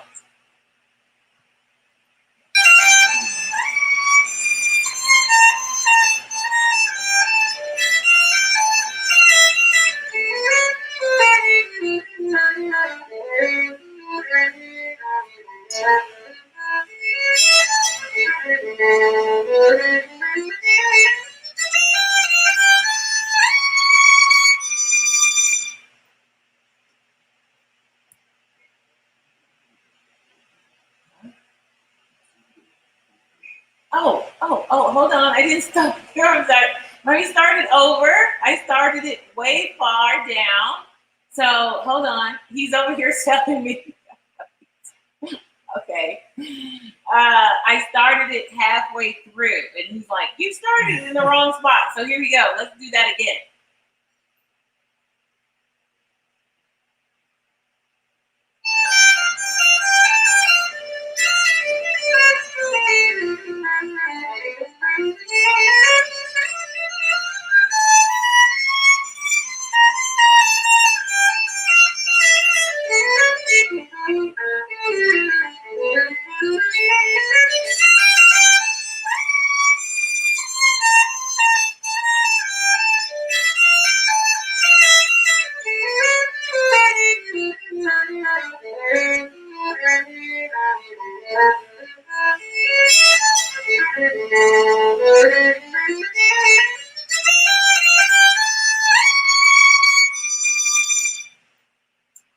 Thank you. That's pretty fantastic. Let's go. So that's pretty cool. He told me, he says, Mom, you started it, I didn't start it correctly. I started midway. So I hope you guys enjoyed that. That was actually one of his improvs. He does some improv like when he has time and just kind of plays to himself, which is great. And then I drag him and say, let's play some of the improv here. So I wanted you guys to kind of hear some of his improv. So that was Philip Cutler. Thank you, Philip, for joining in. Of course. With the Beauty of Blackness Fine Art Show. Is there anything you'd like to add? Thank you guys for watching. I hope you guys are enjoying the show. Okay. Thank you, Philip. So up next, we're going to actually play from last night. If you weren't here, we're going to show, taking from our other musician, our other young Black musician. What should I say? The Beauty of Blackness is going to show Timothy Cutler. He was actually he performed last night. So we're going to put him on and let you guys hear him. Karen said, nice, Philip. We're going to put him on and let you hear him perform his piece from last night. I guess I should push doing? I'm together. Welcome to the Beauty of Blackness Fine Art Show. La donna mobile con una dentro, buttata cerco e pensiero. Sempre una mobile giallo viso, in pianto riso e menzogna. La donna mobile con una dentro, buttata cerco e pensiero.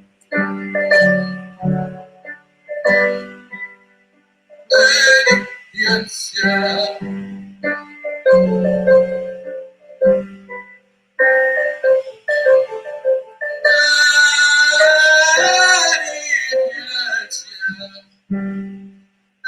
Sempre mi sarò chi le saprà, chi le confida al cuore.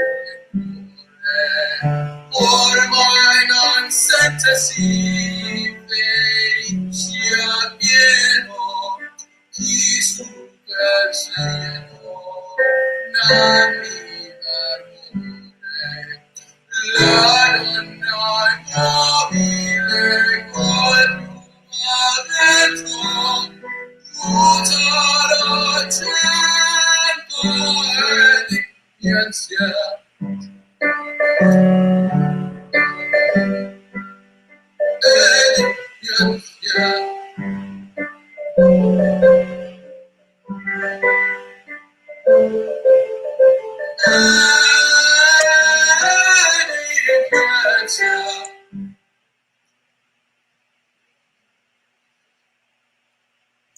All right. Welcome to the Beauty of Blackness Fine Art Show. Oh, wait. We're going to play him again. All right. Thank you. So, those were our musical talents for today. We're going to have coming up is, I told you guys about him. His name is Anthony Jason Sturdivant. And we're going to have him coming up next. He is our speaker for today. And he will be sharing with us from his latest, he'll be sharing with us from his latest film. Not the, because he's actually the producer and creator of Think Before You Shoot, but he's going to actually be sharing with us from his latest film that will be coming up. If Humanity Team. Latest film, and that is a film that's dealing with domestic violence. I'm just going to show a small clip of his TED Talk, so that you guys can see his TED Talk, just to show a small clip of his TED Talk, so you can hear part of his story behind creating. There were people across the street watching. Behind his creating of the beauty, not the beauty, behind his creating of this particular film series. I'm going to show you a little bit of why he decided to create this film series. So I'm going to show you some little clips from his actual TED Talk that he was having at the Columbia College in Chicago. So I'm just going to rewind it a little bit so that we can get an idea. Named Eddie, who was the cousin of Marcus, and then you had Jason. You all may know there is a major issue with gun violence in a lot of low-income communities in Chicago. And with these senseless shootings, it's resulting to a lot of innocent people being killed as well as our youth being killed. But the sad part about the fact is that these perpetrators are just kids themselves as well. It's really to the point where the saying, to be aware is to be alive, really does apply to everyday life when growing up in these communities. For example, let me tell you a story about three young men at a barbershop. You had one by the name of Marcus who owned the barbershop, and then there was another named Eddie who was the cousin of Marcus, And then you had Jason, who was the friend of both. And one summer night, as they were getting ready to call it a night and head home, they had two strange visitors enter the shop. One of the guys had a limp in his walk as if he was carrying something on his waist, and the other was asking if they had change for 100.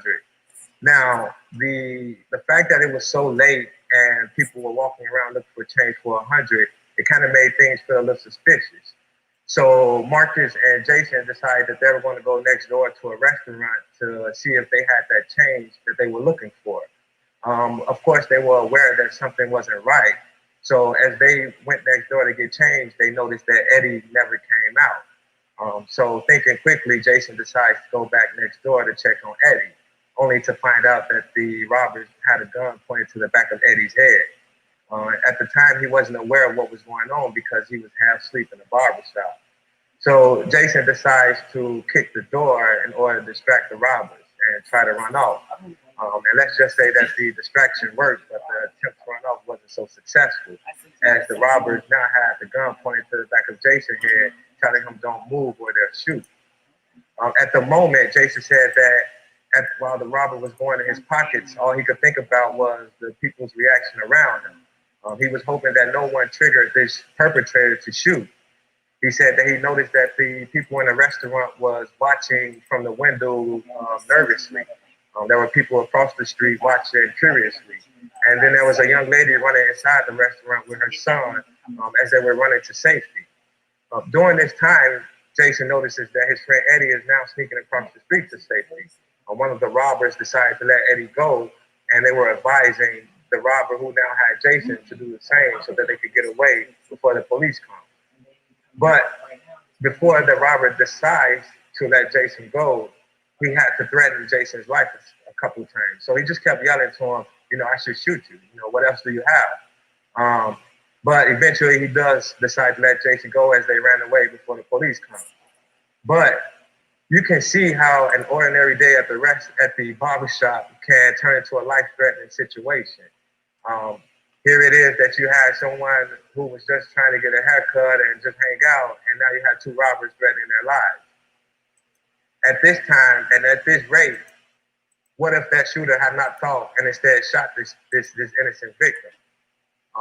In far too many situations, that is the case where they're not thinking and they're just shooting, and it's resulting to a lot of innocent victims having their lives taken away before they can be that future leader, that doctor, or that writer, or that inspiring person who's looking to ultimately create change, not only in their community, but around the world.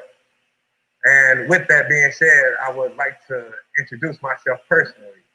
My name is Anthony Jason Sturtevant, and I am that innocent victim from that 2009 robbery, which could have taken my life. Yet today, I stand in front of you as an award-winning screenwriter, producer, community activist, leader, and the president and founder of Think Before You Shoot.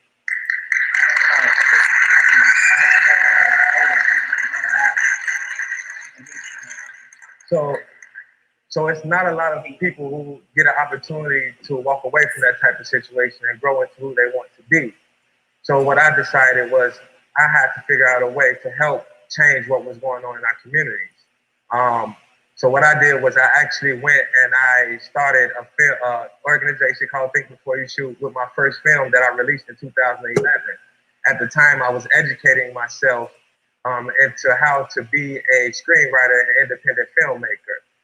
Think Before You Shoot is an organization that utilizes short films and student outreach programs in order to stress the importance of thinking before participating in the act of gun violence.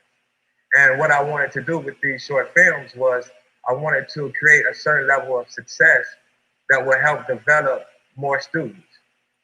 And then I also wanted to... All right, guys, we have in our studio the developer of Think Before You Shoot. He just popped up, just showed up in the studio, not because he was late, but because I sent him the wrong broadcast link. And so, because we have 2 broadcast links every day because Facebook's only lets you broadcast for 8 hours. So we're going to bring him in. We're going to bring in Mr.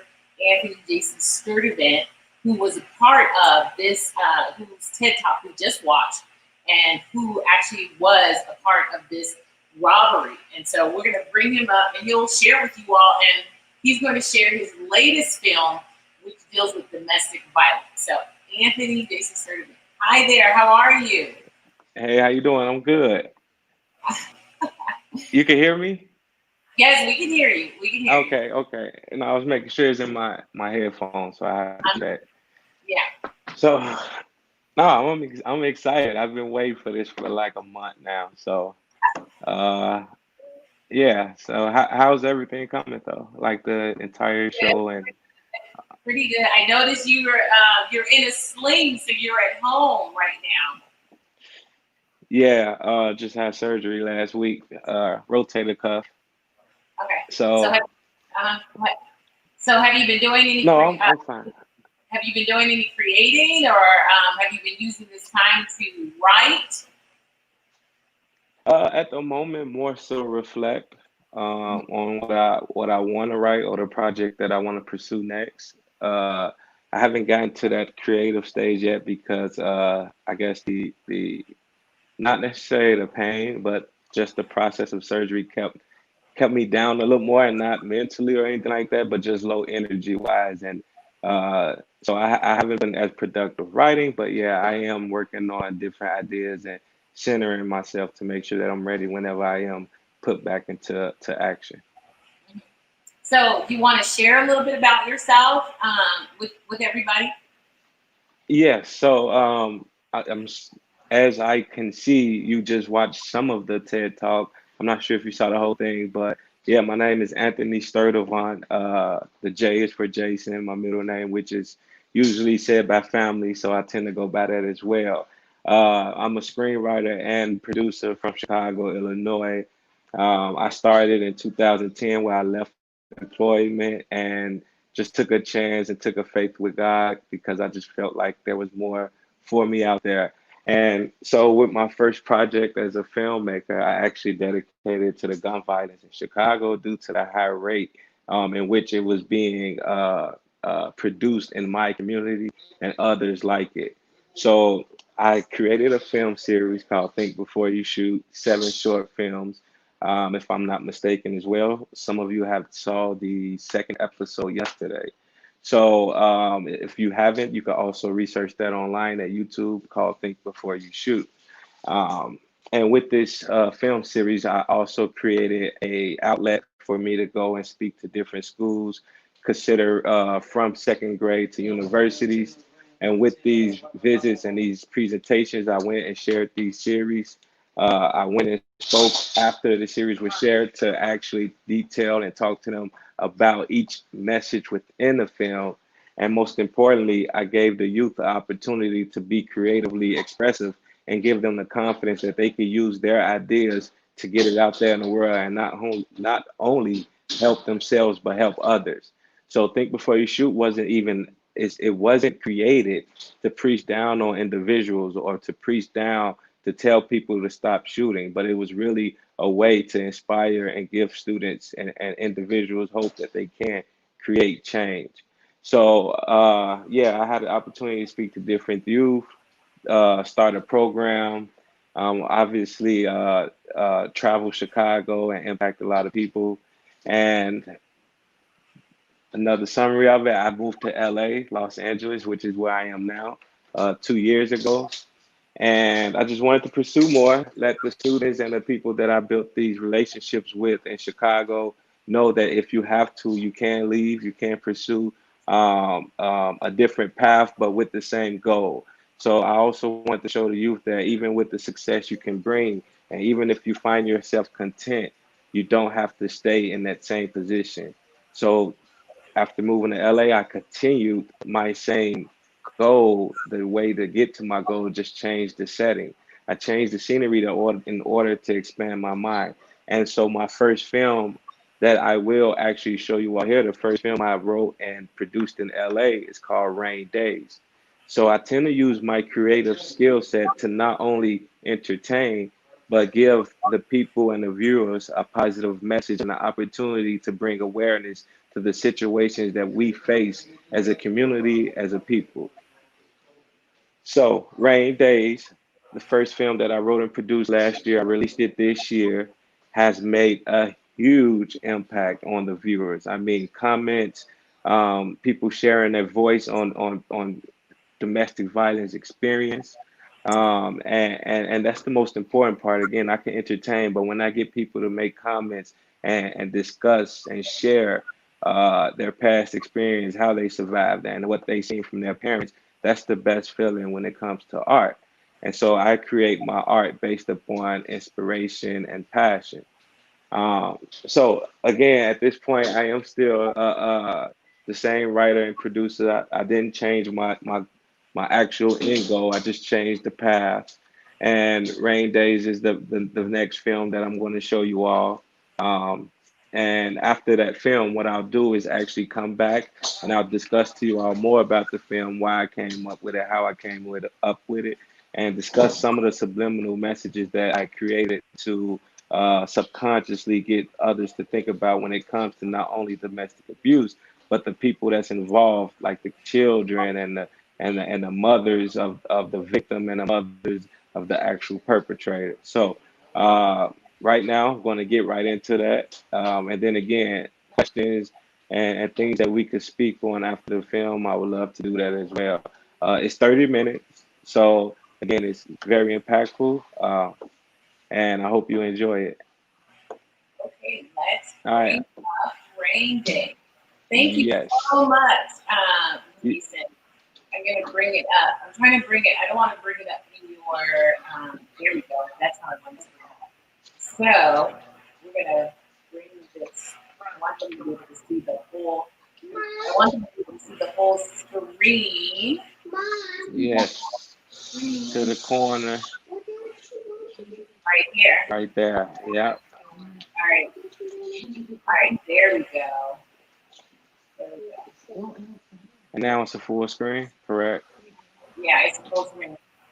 Okay. Okay, so, all right, here we go.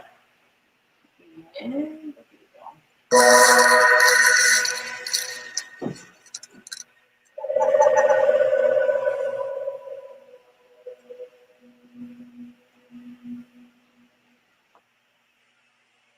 I am the product of resistance, pain, joy, and the most rewarding of all, love. Now that hard-working, beautiful woman right there, that's my mom. And that pretty little girl running in the room, that's me, Rain Days. I'm a product of her teachings, always watching, always waiting to see what magic she would conjure just for us, even in the midst of our hard times. She always made things work.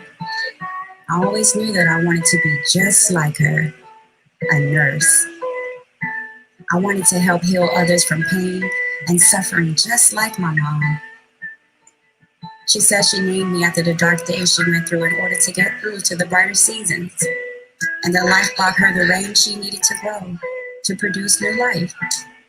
And that's how she came up with my name.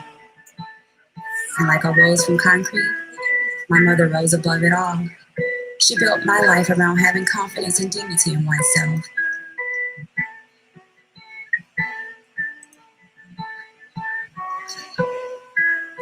You are strong, and you are beautiful, you are smart, and she would always say, Rain, be responsible, be original, be self-sufficient, and most of all, look inward for my strength in the darkest hours. I'm grateful to have been loved. Love liberates. You're going to make that hustle, you better fight through it. I've seen you go from a high school undersized kid to a college all-American quarterback.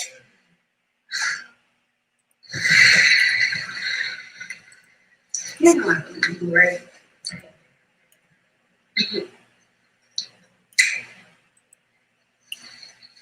Someone once told me that love is the center of the universe.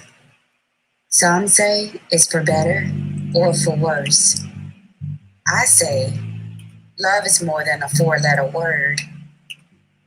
Love can make you feel real low when triggered by unresolved traumas from the past, not realizing we carry the trauma into all our relationships. When love wants to be the center of our universe, it is important to consciously keep love as our driving force. Because when love hits you, you're not supposed to feel pain. When love strikes, it does not leave bruises. Love has the ability to take our breath away and simultaneously bring inspiration throughout our whole being. Love is free.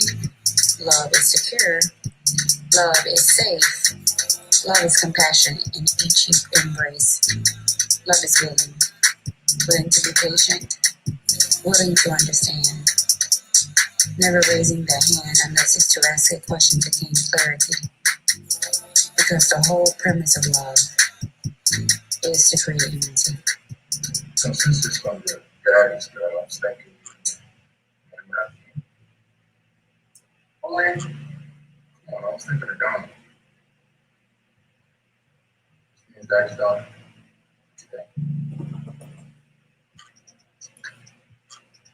I actually like that.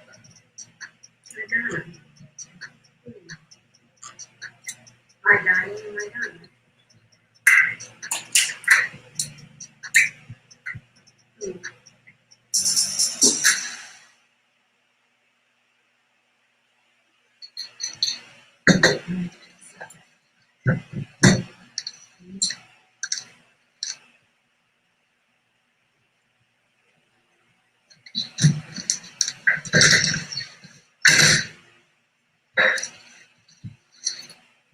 Anybody home? Hey, babe.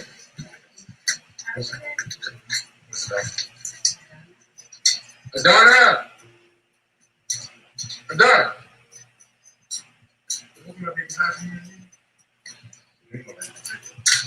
She's not in here. You should have to be with our sickness shit. No, Oh, you trying to scare that kid. You trying to scare the kid. Yes, you did. Yes, you did. Yes, you did.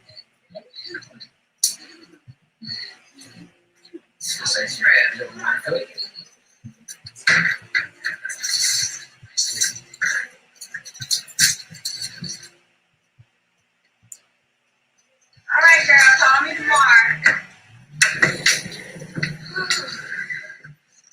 Damn face.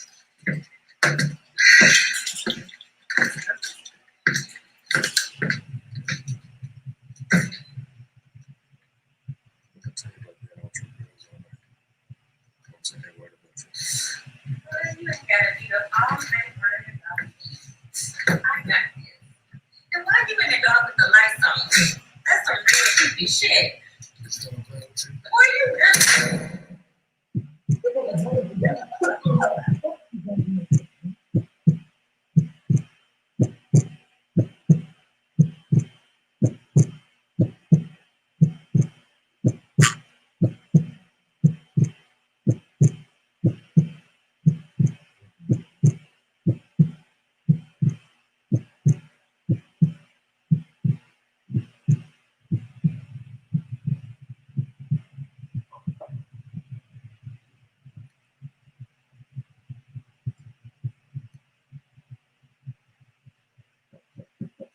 Girl. Adana. Come on, get out. Girl, what are all these roses on you? I don't know. Do they hurt? No. Well, just a little. What's a little? Because they look like they hurt a lot to me. No, I'm telling you, Mommy, it's a little. Well, all right. You're not going anywhere like this. We're going to take you to Grandma's house. Come on, get dressed.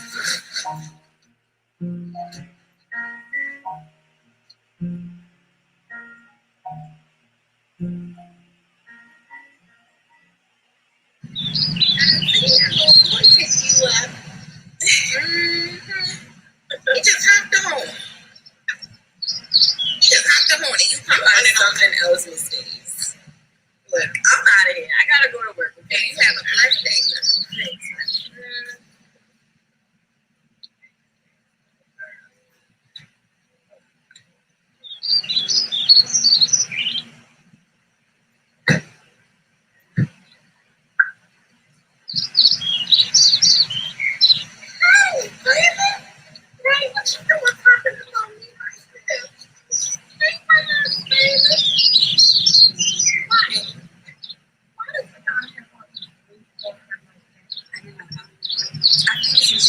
us all these years. Maybe you could do something to help us. How am I supposed to know what's right?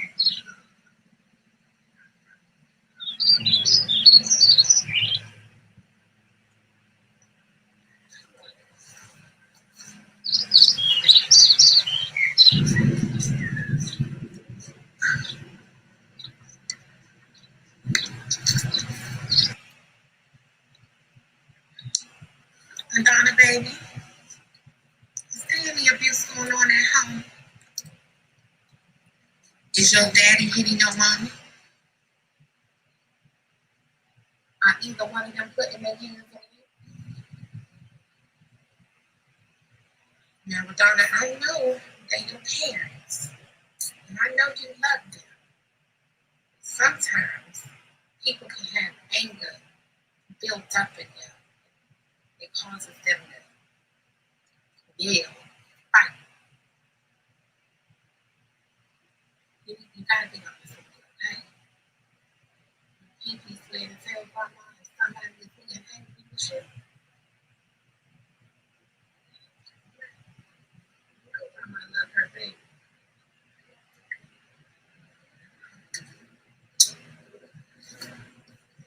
Go on over there with your mother.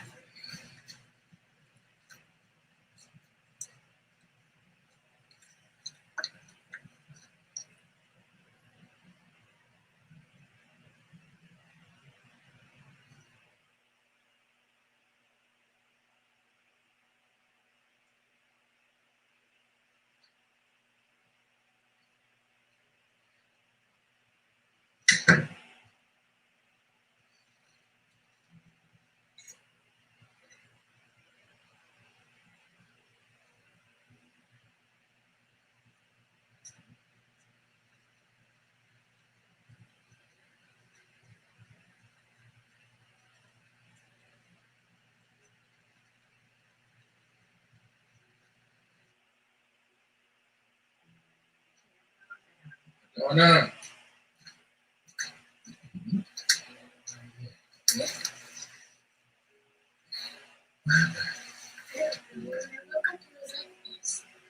Does it hurt? So what happened? You can tell that, right? Nothing happened, Daddy. Grandma asked me to Mama had been hitting me. She actually not? Yeah. Is your mama hitting you? No. And since when do I put my hands on my baby? I'm just asking a question, damn, right? I mean, these bruises, they come out of nowhere. Well, I don't believe in people abusing their kids. And I especially don't believe in women being abused either. So then what really happened, right, huh? I don't know. When she woke up, she had bruises on her. So she just woke up with bruises on her face. You think I'm not being right? What? Are you crazy? Drunk? High? Or all three? I'm just saying. Why would I put my hands on her? I don't know, right? Maybe because in spite of what we got going on, maybe just start taking frustrations out of her. Is that what it is? Huh? I'm not even saying this. And I'm not entertaining you. I'm tired. I need to check on my baby. You need to leave. Right.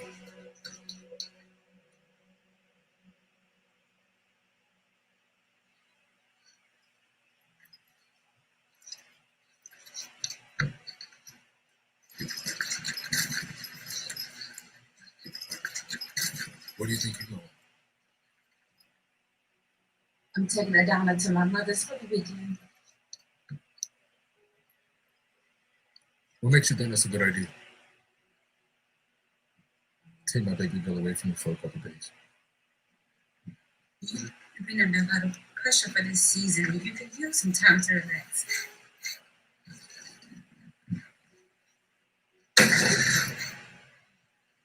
How the fuck can I relax when you taking my baby girl away from me, huh? Okay, huh? You thought about that before you started packing bags, huh? You think about it before you started packing bags, huh? Shut the fuck up! You did it, huh? Bring your ass up. You think about that? You think about that?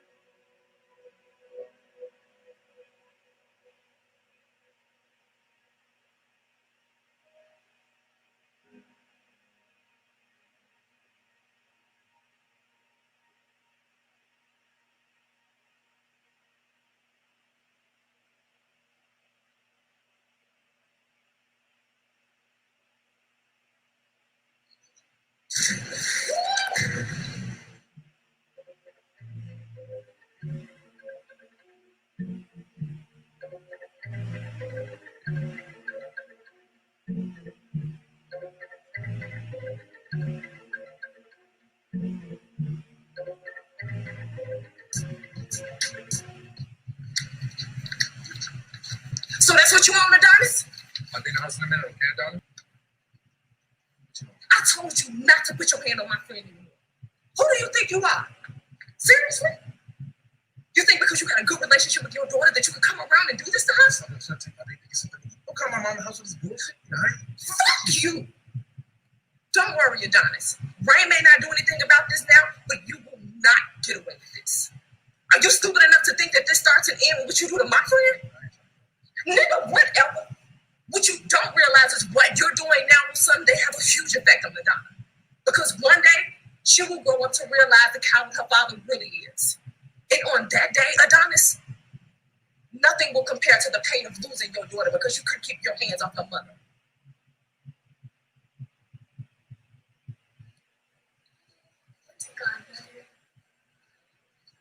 A godmother is someone who steps in to support the parent of the child emotionally and or spiritually.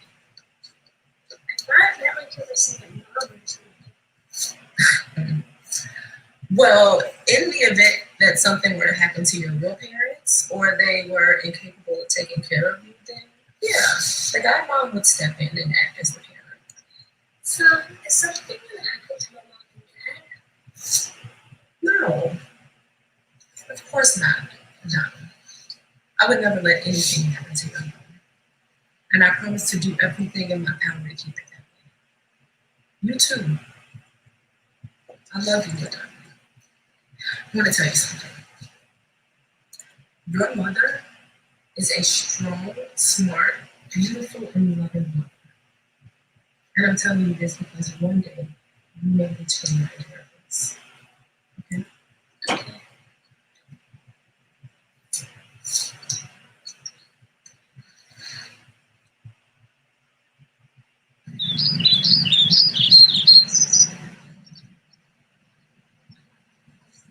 Is everything okay, baby girl?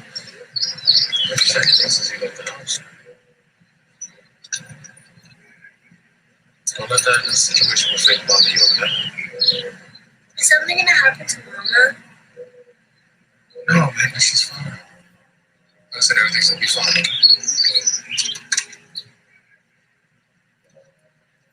That's better.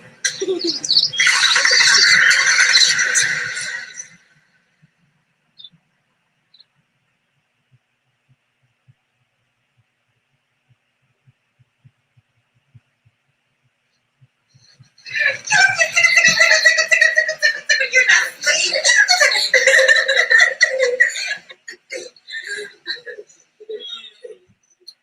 Good morning. All right, yeah.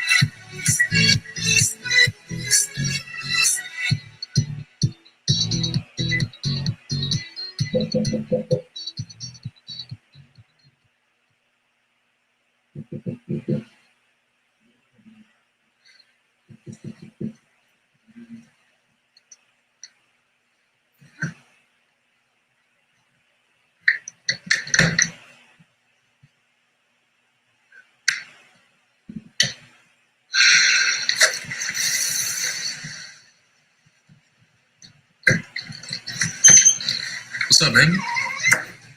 So you gonna answer my phone and text me back? I'm asleep. I didn't feel it vibrate. Oh, you feel vibrate, huh? What's up, Adonis? Why are you here? came to see my baby. I'm not your girl. I came to see my other baby. She's sleeping. Then wake her ass up. Adonis, it's late. You need to leave. The fuck you think you're talking to? It's late. I don't give a fuck if it's late. This is my baby too, so I can see her whenever I want.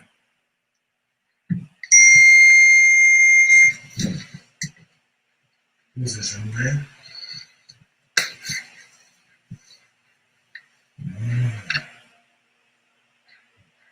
So what, you told me your friends about me now? You scared of me or something? So I like that. Is that why Faith came to my house? Is that why?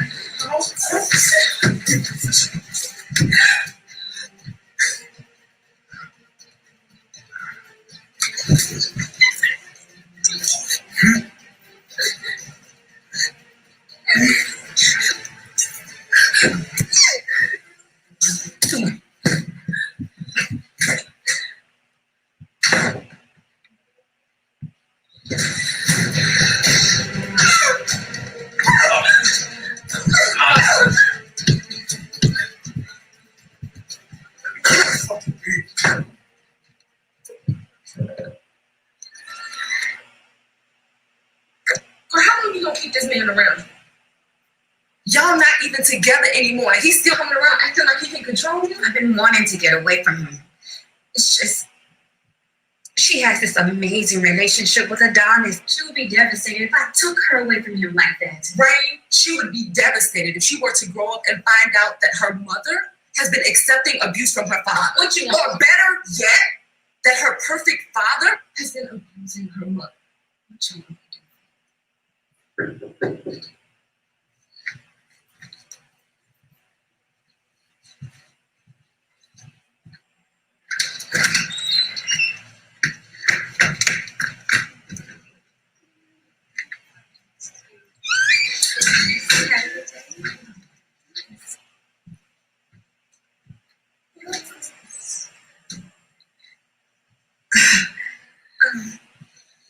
Mommy was working on something earlier and she got a little bruise, that's all.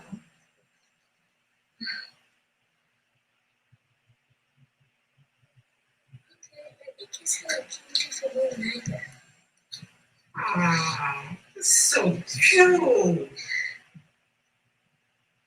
Well, look, girl, I gotta get to work. You make sure you call me so we finish talking about this. Right. My face. Let's see.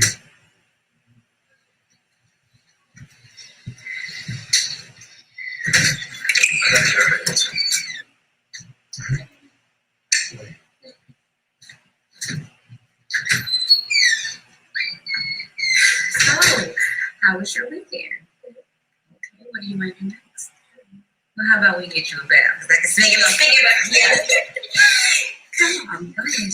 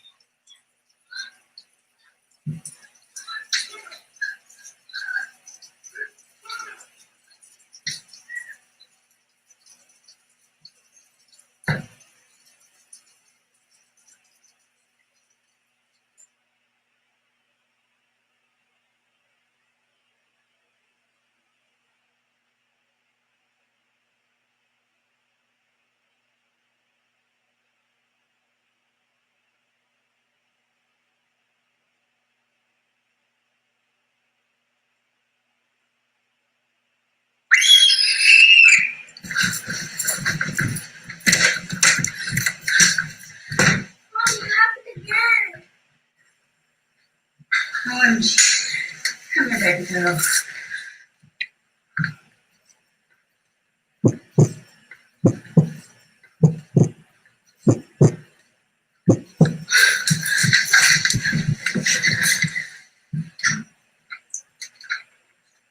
I'm so sorry, baby girl. For what, Mommy? For having you go through this. That's okay. You're not doing anything. That's the problem. I'm not doing anything.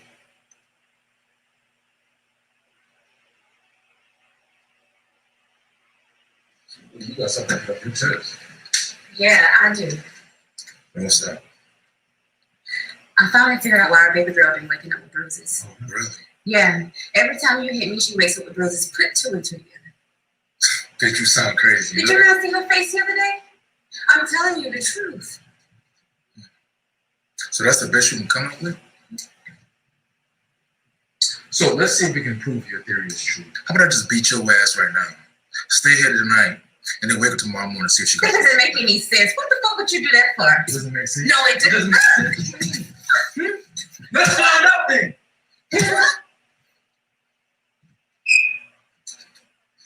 I'm gonna take your ass in the room, go to sleep.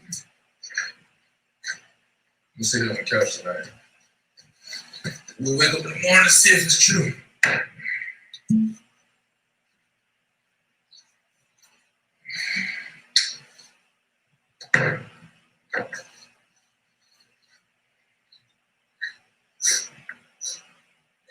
Go ahead, man. Go on.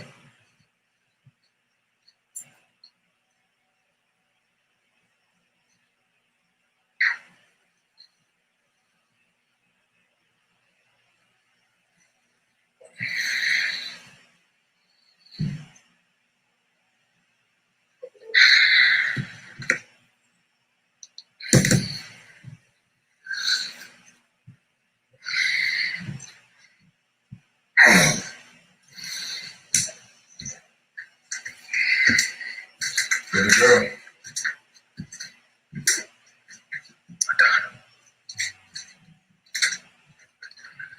Wake up, baby. Wake up.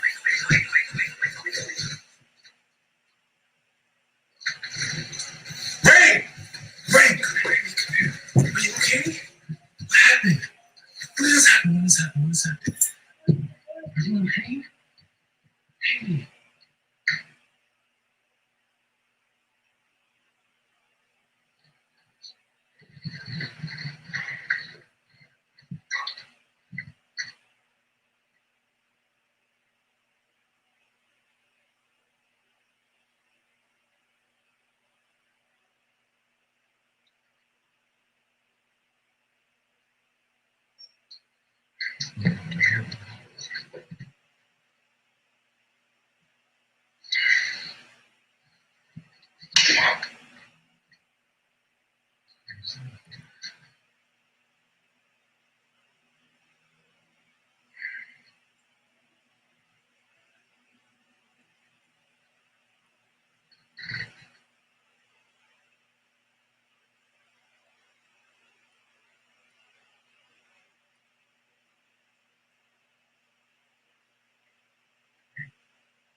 Rain!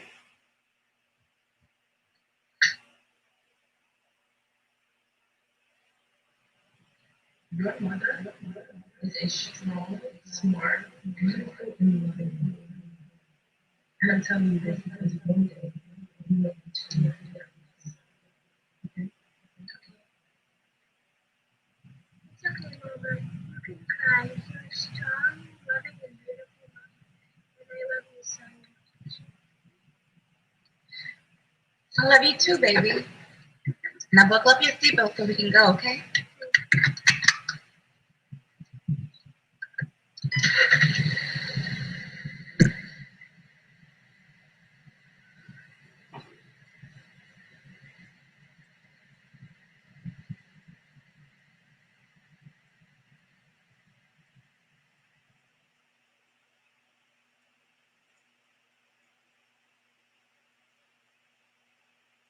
Domestic violence is something that has affected me firsthand. And I recently found out that it has effect on my mom as well. that she too is a victim of domestic violence by the hands of my father. I was a little choked up hearing this news from my mom. But I come to find out that my father's not the only animal. That I too became a threat to the ones that I love. There were several times in which I took my rage and insecurities out on the mother of my child. It not only affected her, but affected our beautiful daughter.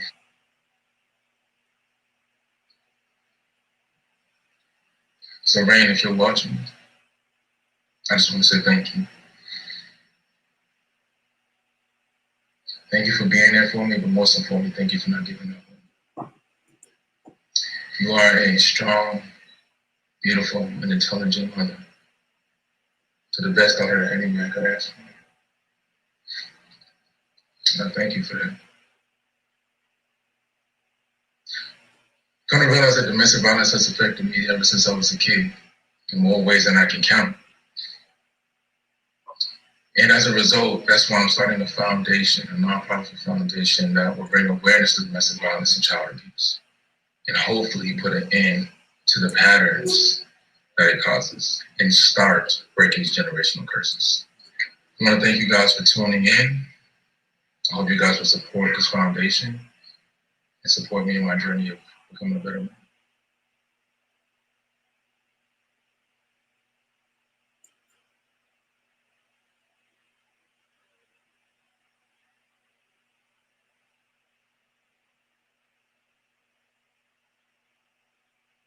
Wow, that was pretty amazing. So,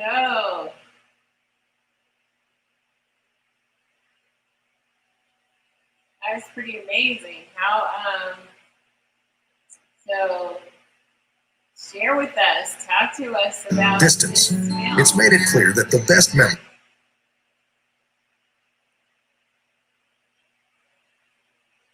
Okay. I didn't hear you. You say what now? I'm That's sorry. pretty amazing. Share with us, talk to us about this film. Oh, so yeah, so Rain Days is a domestic violence story.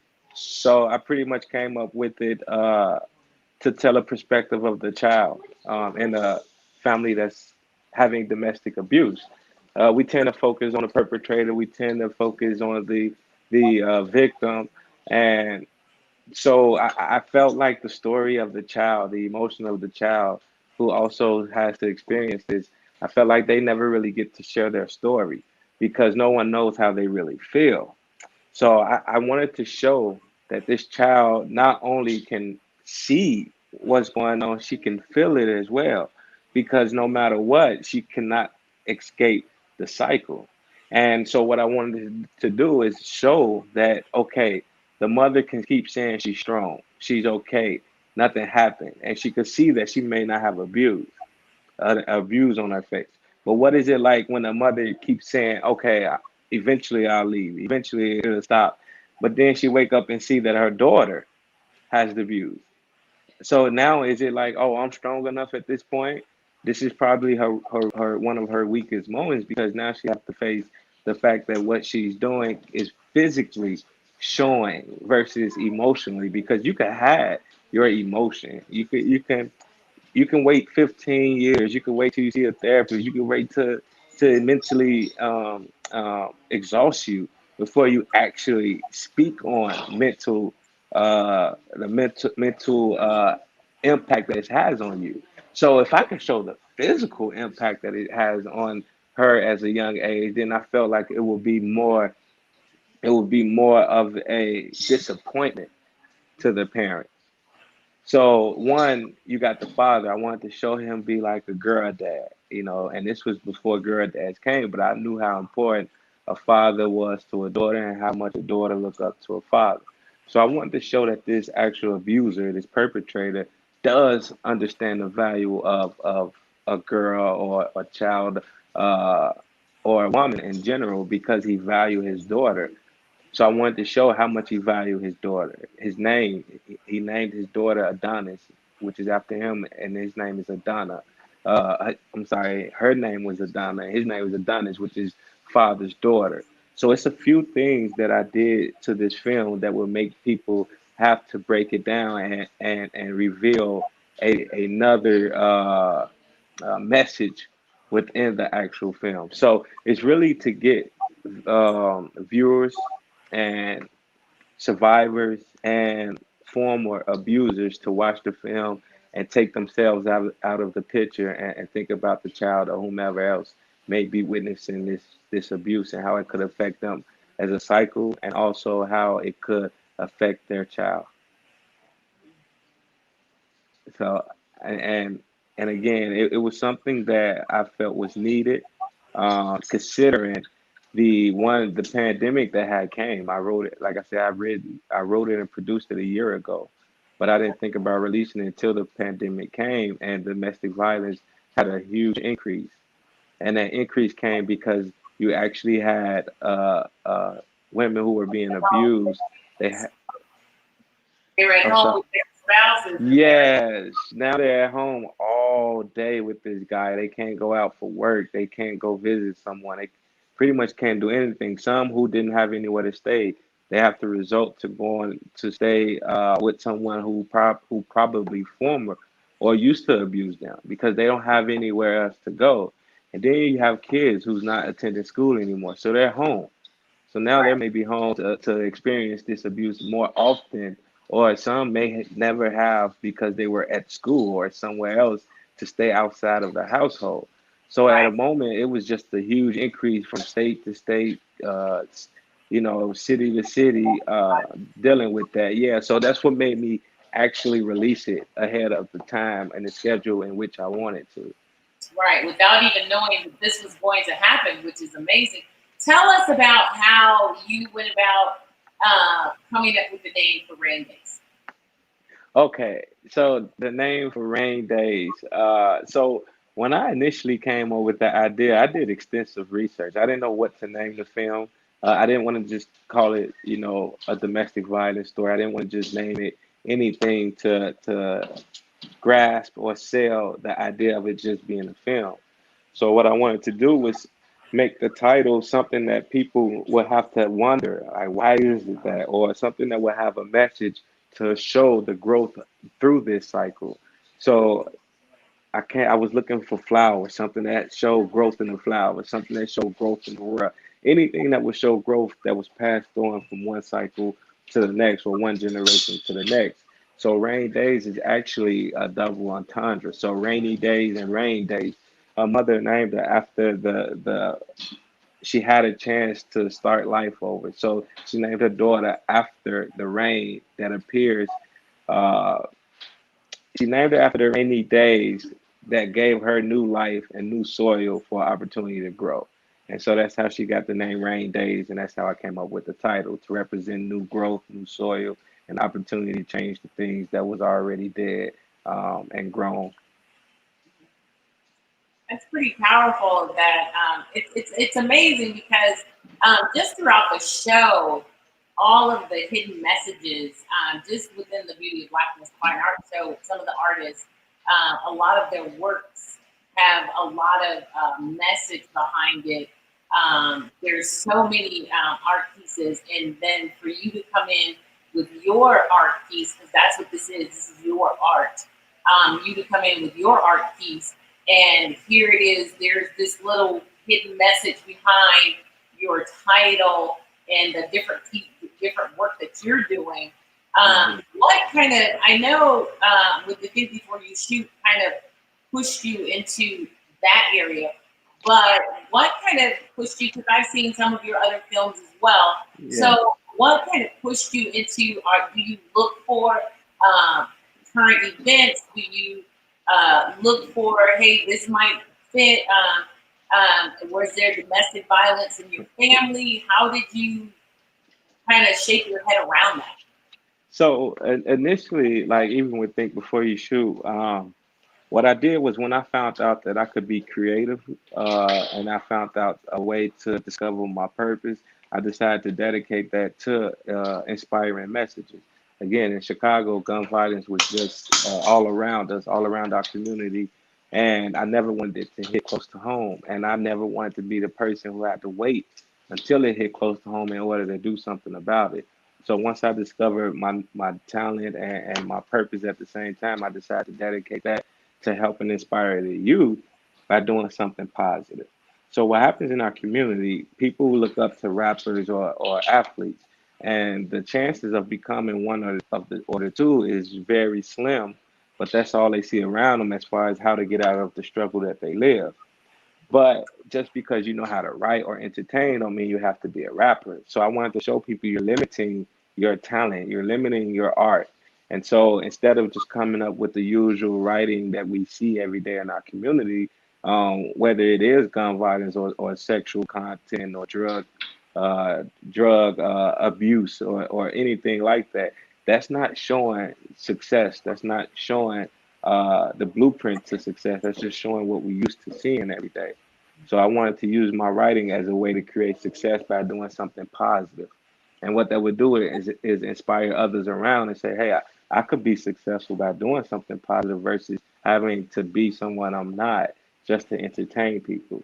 So that's how I came up with this whole this journey and this mission to create content that I could spread and bring awareness to situations that we face. So now, are you? I know you had talked about working with youth, and by all means, if anyone has questions, go ahead and post them in the comment section. Jason will answer your questions as well. So don't, I'll be asking questions, but if you have questions out there, go ahead and post them in the comment section because he's looking to answer some of your questions too. So in Chicago, I know you were working with youth and you had a program. Are you doing that same thing in California, or are you looking to do something similar to that in California? Yes, I am looking to do something similar to that. I haven't found out the angle that I would like to take in regards to starting the blueprint to it. Everything needs a foundation even before you start it, because the worst thing to do is not be prepared for any type of opportunity, let alone the opportunity. So if you have a foundation built and something comes in and you're ready to take advantage of this opportunity by any means, then now you have that angle, you have that goal already set in mind. So I haven't been able to build a foundation yet out here based upon that, and hopefully soon, considering now this pandemic kind of slowed me down because now there is no school, there is no physical opportunity to reach the youth. Now you will have to do it digitally. So now I have to replan, find out another way to reach them creatively.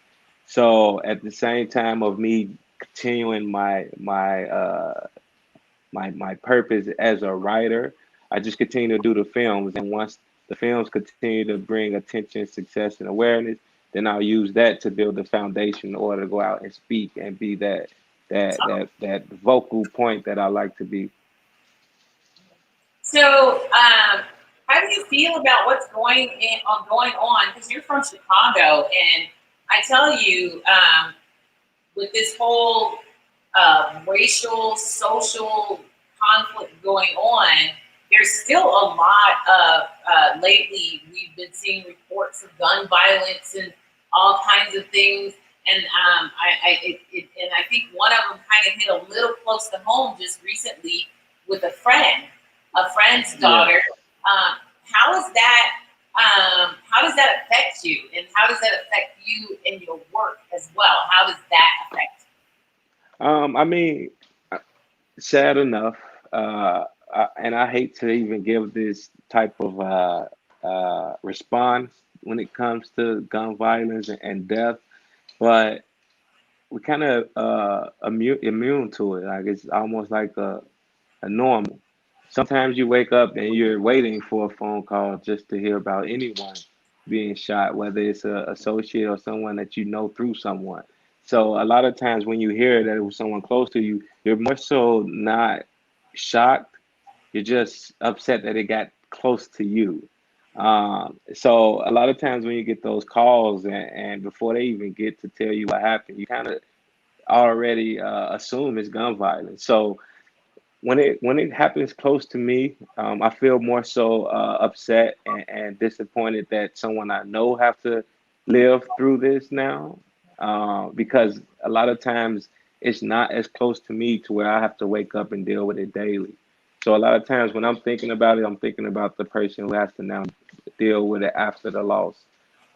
So it doesn't affect me as serious as it would again as the victim's family or friends. So I have yet to experience that. So it hasn't affected me other than continuing to push forward with the mission that I started. So have you? I mean, how many friends have you lost to gun violence, or people that you know? Um, Friends, I would say 3 to 4 close friends, maybe 5, but people that I know or who have crossed paths within my journey or just within my life, I mean, it's too many to count. I have to really sit and think about it because it's probably names that I forgot or people that I forgot past because, like I said, it's almost like the normal. So sometimes you get reminded that someone you knew had got shot, and you don't know until, and it's sad because we actually celebrate life due to people dying more often than we celebrate birthdays. So it's almost a matter of you don't know until you get that call, and when you get that call, you automatically you're waiting for the name. So luckily for me, and I again, no one wants to say they lost someone to gun violence, but luckily for me, I haven't had to experience a close friend or a close family member who was lost to gun violence. So yeah, it hasn't hit me as much as it hit other people. I mean, more so than me of people who survived gun violence, considering uh, what you've Yeah, experienced with I your have brother. family Yeah, so gun yeah, violence. so you may know more of having that type of experience closer than I may have. Yeah, like Yeah, right. you've Will they live? Yeah, it's pretty terrifying. I haven't lost anyone. I mean, years ago, a cousin when we were still in high school was killed years ago, and so my brother Lawrence would probably know because he and that cousin were really close. But as far as losing someone close that I knew, I don't think I have, and I'm grateful to say that. But not to lessen the effect on for others. But yeah, I'm just gonna post Gail. Gail is constantly putting up stuff for you, so I'm just gonna post it so if you can see it. But Gail is right there commenting and saying things. Thank you so much, Gail, for your kind words to Jason. Kind words are always needed. Can you read what Gail is saying? actually, and it got me blushing and stuff. So Uh, thank you, yeah. You got me smiling.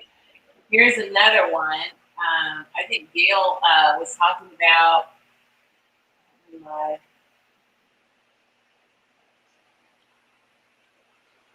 she said she actually had flashbacks. Yeah, so Wow. she's similar to the little girl, Adana, someone who seen it more so than physically experienced it, and now just based on it, flashbacks, lived the narrative. So she's someone who wasn't able to really voice herself like Adana did, and so I'm glad I was able to create the So she, yeah. yeah, that character, because now just reading this is exactly what made me want to write about Adana. And she said that we're not numb to it. It's not immune, but emotionally protective numbness. I thought that was interesting. Not immune. I think that's interesting.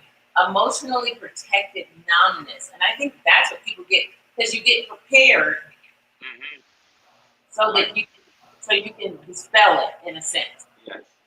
So Predicting your emotion. right, that's a very good point, Gail. I really like that. That's a very good point because I think we do experience that where we kind of push that emotion aside. Uh, so, so Jason, is there any think before you shoots in the future, or are we moving past that, or what's what's next, or still in the green room with that one? So yeah, I know I've been thinking about it more. I've been getting a lot of people suggesting it more as far as just refocusing back on the passion that got me to where I am. So yeah, it may not be a series like the last ones because of course 5 minutes is just not long enough to to satisfy the viewers at this point. So if I do, or when I do get back to Think Before You Shoot, it will likely be a feature film, along with continuing with starting back programs and doing the things in the street and at the schools that I once did. But as far as the content from it, when it comes to filming, I'm looking maybe to do a feature film or a limited series, maybe 10 episodes with an hour. So I'm already putting it together. I just haven't narrowed it down yet to know when and how I I will would get love to started. see it, but I mean, I'll be honest, I would love to see it as a TV series. I could so see it as a TV series where you're dealing with these different elements, or like you said, a feature film. But I could totally see it also as a TV series, just and where you're actually bringing in people. Totally. Yeah, I could definitely see it as that, or like you said, a feature film. So, um, good luck to you. Just share with anybody if you want to help support what Jason is doing. You could definitely visit his page.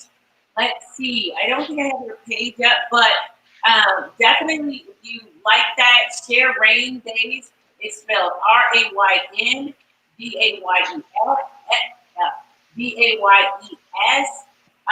Share Rain Days. When you put it in, you put Anthony Jason, Jay Servant, you will get it come up, and it'll actually come up at his production company, correct? Yes. And what is So the the one. what's the name of your production company? Yes.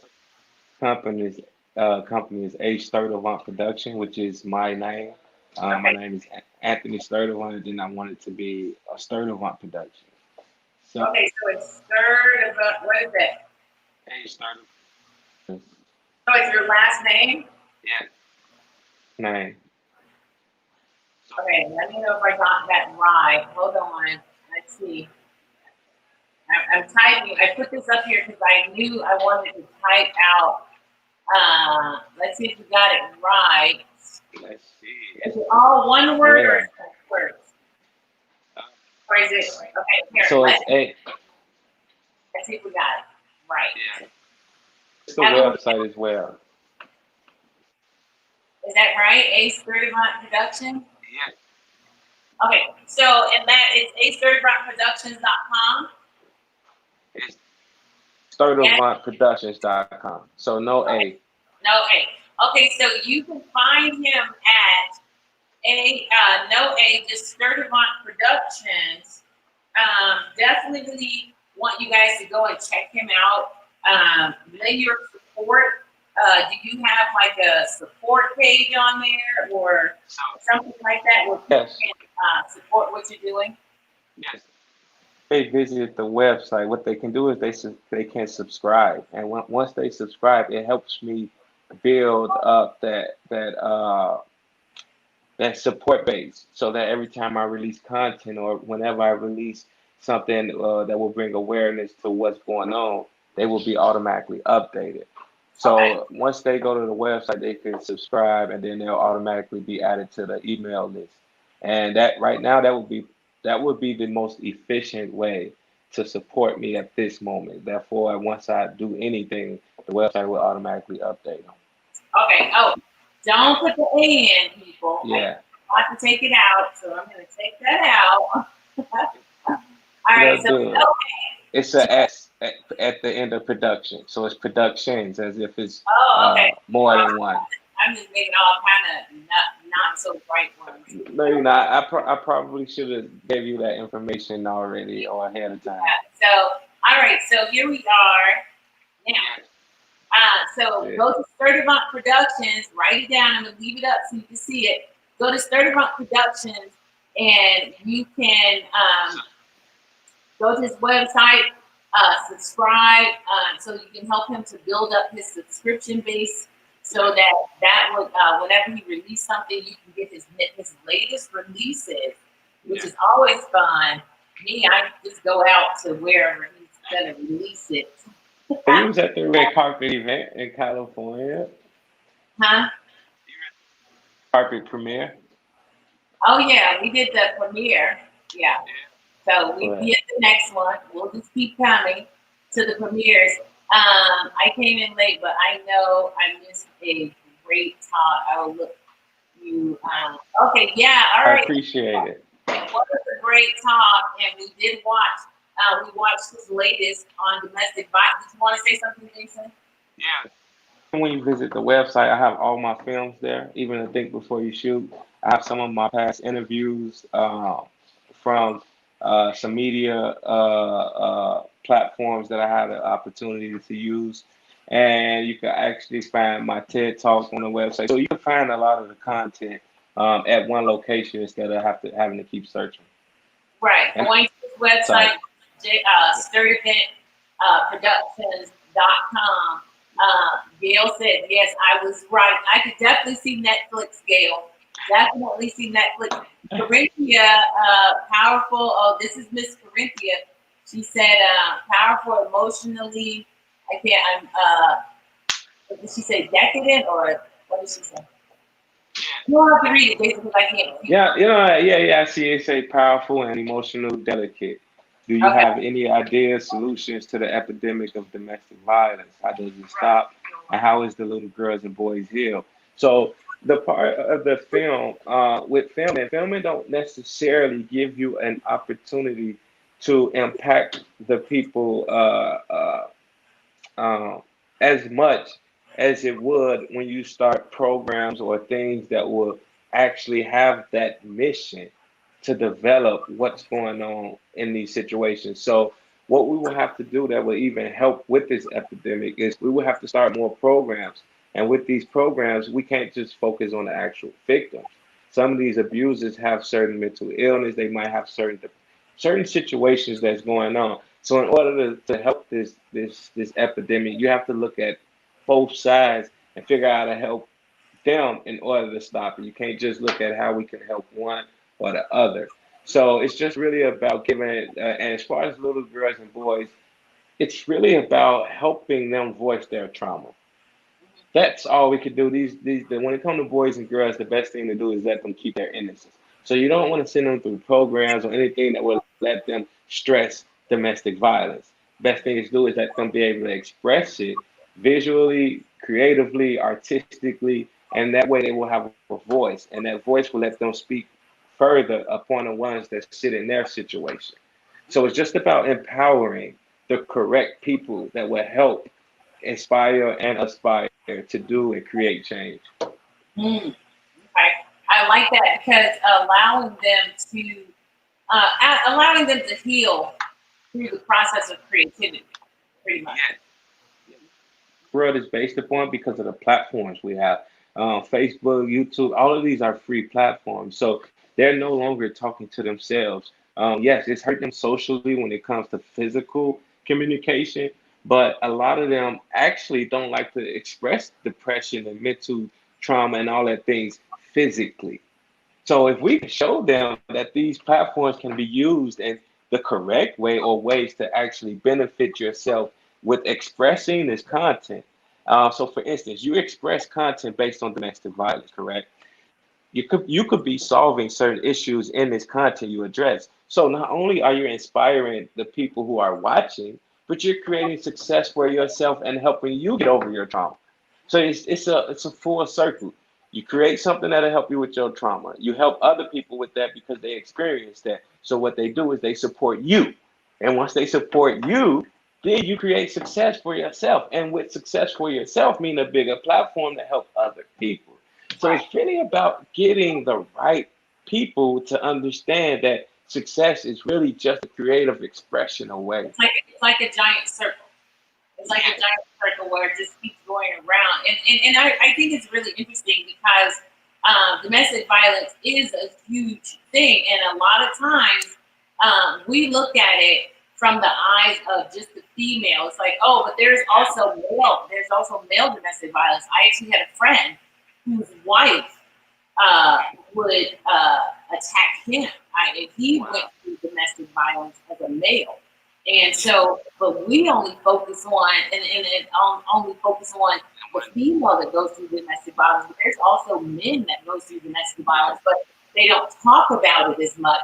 And sometimes men might feel a little, I don't want to tell people my woman beat me up, but there are a number of men that also go through domestic violence. So I love the way that you looked at it through the eyes of the child, because then it's like, oh, because that's another thing that we forget. It's like, okay, wow, this woman is suffering domestic violence, but yet she has a child who also, because I know my mother was in that situation, and I was young at the time, so I don't remember. But I know family members that are like, it was crazy, and the things that they had to go through. So I do understand, because there is trauma with the child. There's a lot of trauma with the child because you don't know. It's like when the child doesn't speak.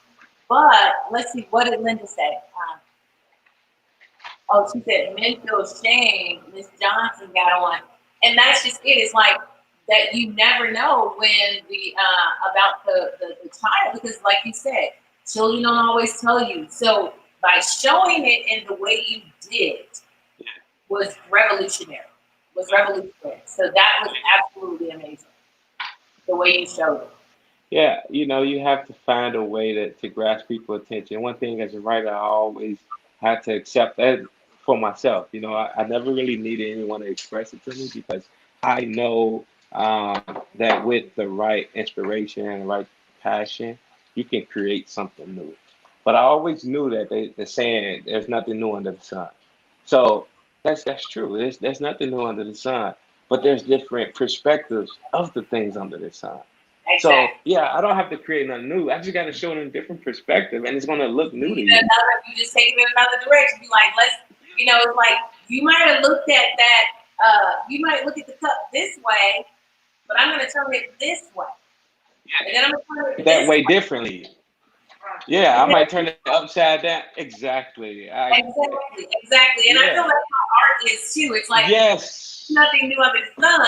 And you'll find like a lot of people will be like, oh, well, that reminds me of such and such's art, Picasso's art, or Klink's art. But it might remind you of that artist took it in another direction. And so I feel like you've been taking, especially with this domestic violence, you took it. And you did the same thing with your Think Before You Shoot. You took it in a whole nother direction. And that is to be commended. Because you took your subject matter, and you were like, you know what? I want to look at it through the eyes of this child. And then not only did you take it and look at it through the eyes of the child, you took it through the eyes of the child and demonstrated what it would be like through the eyes of the child. Not verbally, but visually. Yeah. And so that is like, boom, mind blowing. When I wrote that, like I said, I do extensive research. I studied the names. I broke down why I named her Rain Days. I named her boyfriend at the time Adonis because it means handsome man. So I had to research a lot. Adana means father's daughter, and Adonis, that means it shows that he named his daughter after him, and she was okay with that as far as the mother. So it shows their knit tit relation, how they was tight and how they was close. And Rain's best friend name is Faith. See, Faith is special. See, Faith does two things when it comes to someone's emotion. If you have faith in something, and it's something you aspire or you want in life, you feel confident. Oh, this is something I want. I have faith that it's going to come my way. Now, if you have faith based on karma, oh man, I know things come and go, come back that does something. That's fear. So faith could add confidence and fear. So I made sure her best friend was that. She put confidence in the daughter and the mother, but she put fear in the boyfriend. So it gave that perspective of faith, two different perspectives. And what it does is it shows that this is that person you need in your life. You need someone who's going to stand up for you, and you need someone that's going to love you. And Right. that's what faith is. That's her name. That's why I named her Faith. So a lot of these things, I did extensive research because once people love the film, and let's say they do research, then they will dig deeper and deeper, and then I could put a trivia section on my IMDb, and it'll give them more Yes. information. So Larry, he said that this presentation is art being used in its true form. You truly, and I totally agree with him.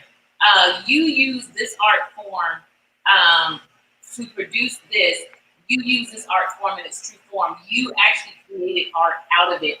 It is not just a pretty picture.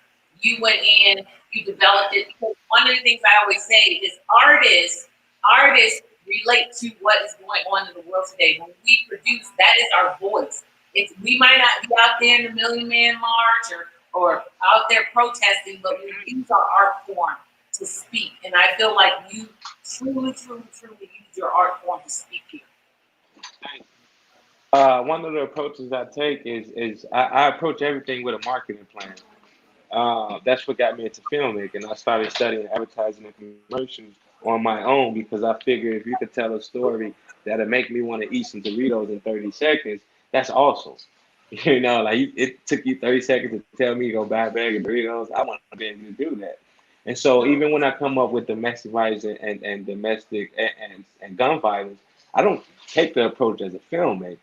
I figure out how can I market in the film. And what that does is that puts you in a position to figure out how to create a commercial within your film. All commercials are different ways to sell product. I don't sell product, I sell awareness. So I don't make awareness videos like most people.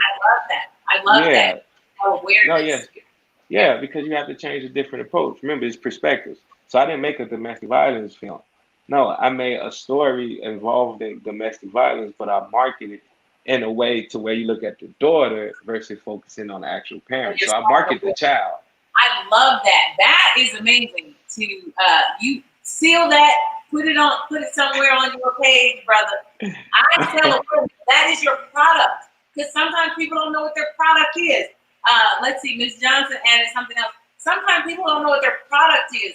And you say your product is you sell awareness. That is amazing. That's amazing. So, okay, let's see. He said you are razor sharp. And I know, Ms. Corinthia, can you speak to the godmother spirit? What was your process of adding her? Okay. So what was the process of me coming up with a godmother, which is I fake? think it's what you were talking about. One of the things you just talked about, her, what the dual purpose of her and her name, with the love and the support. She was, and so you purposely named her Faith because of the fact that she had a dual role. In that.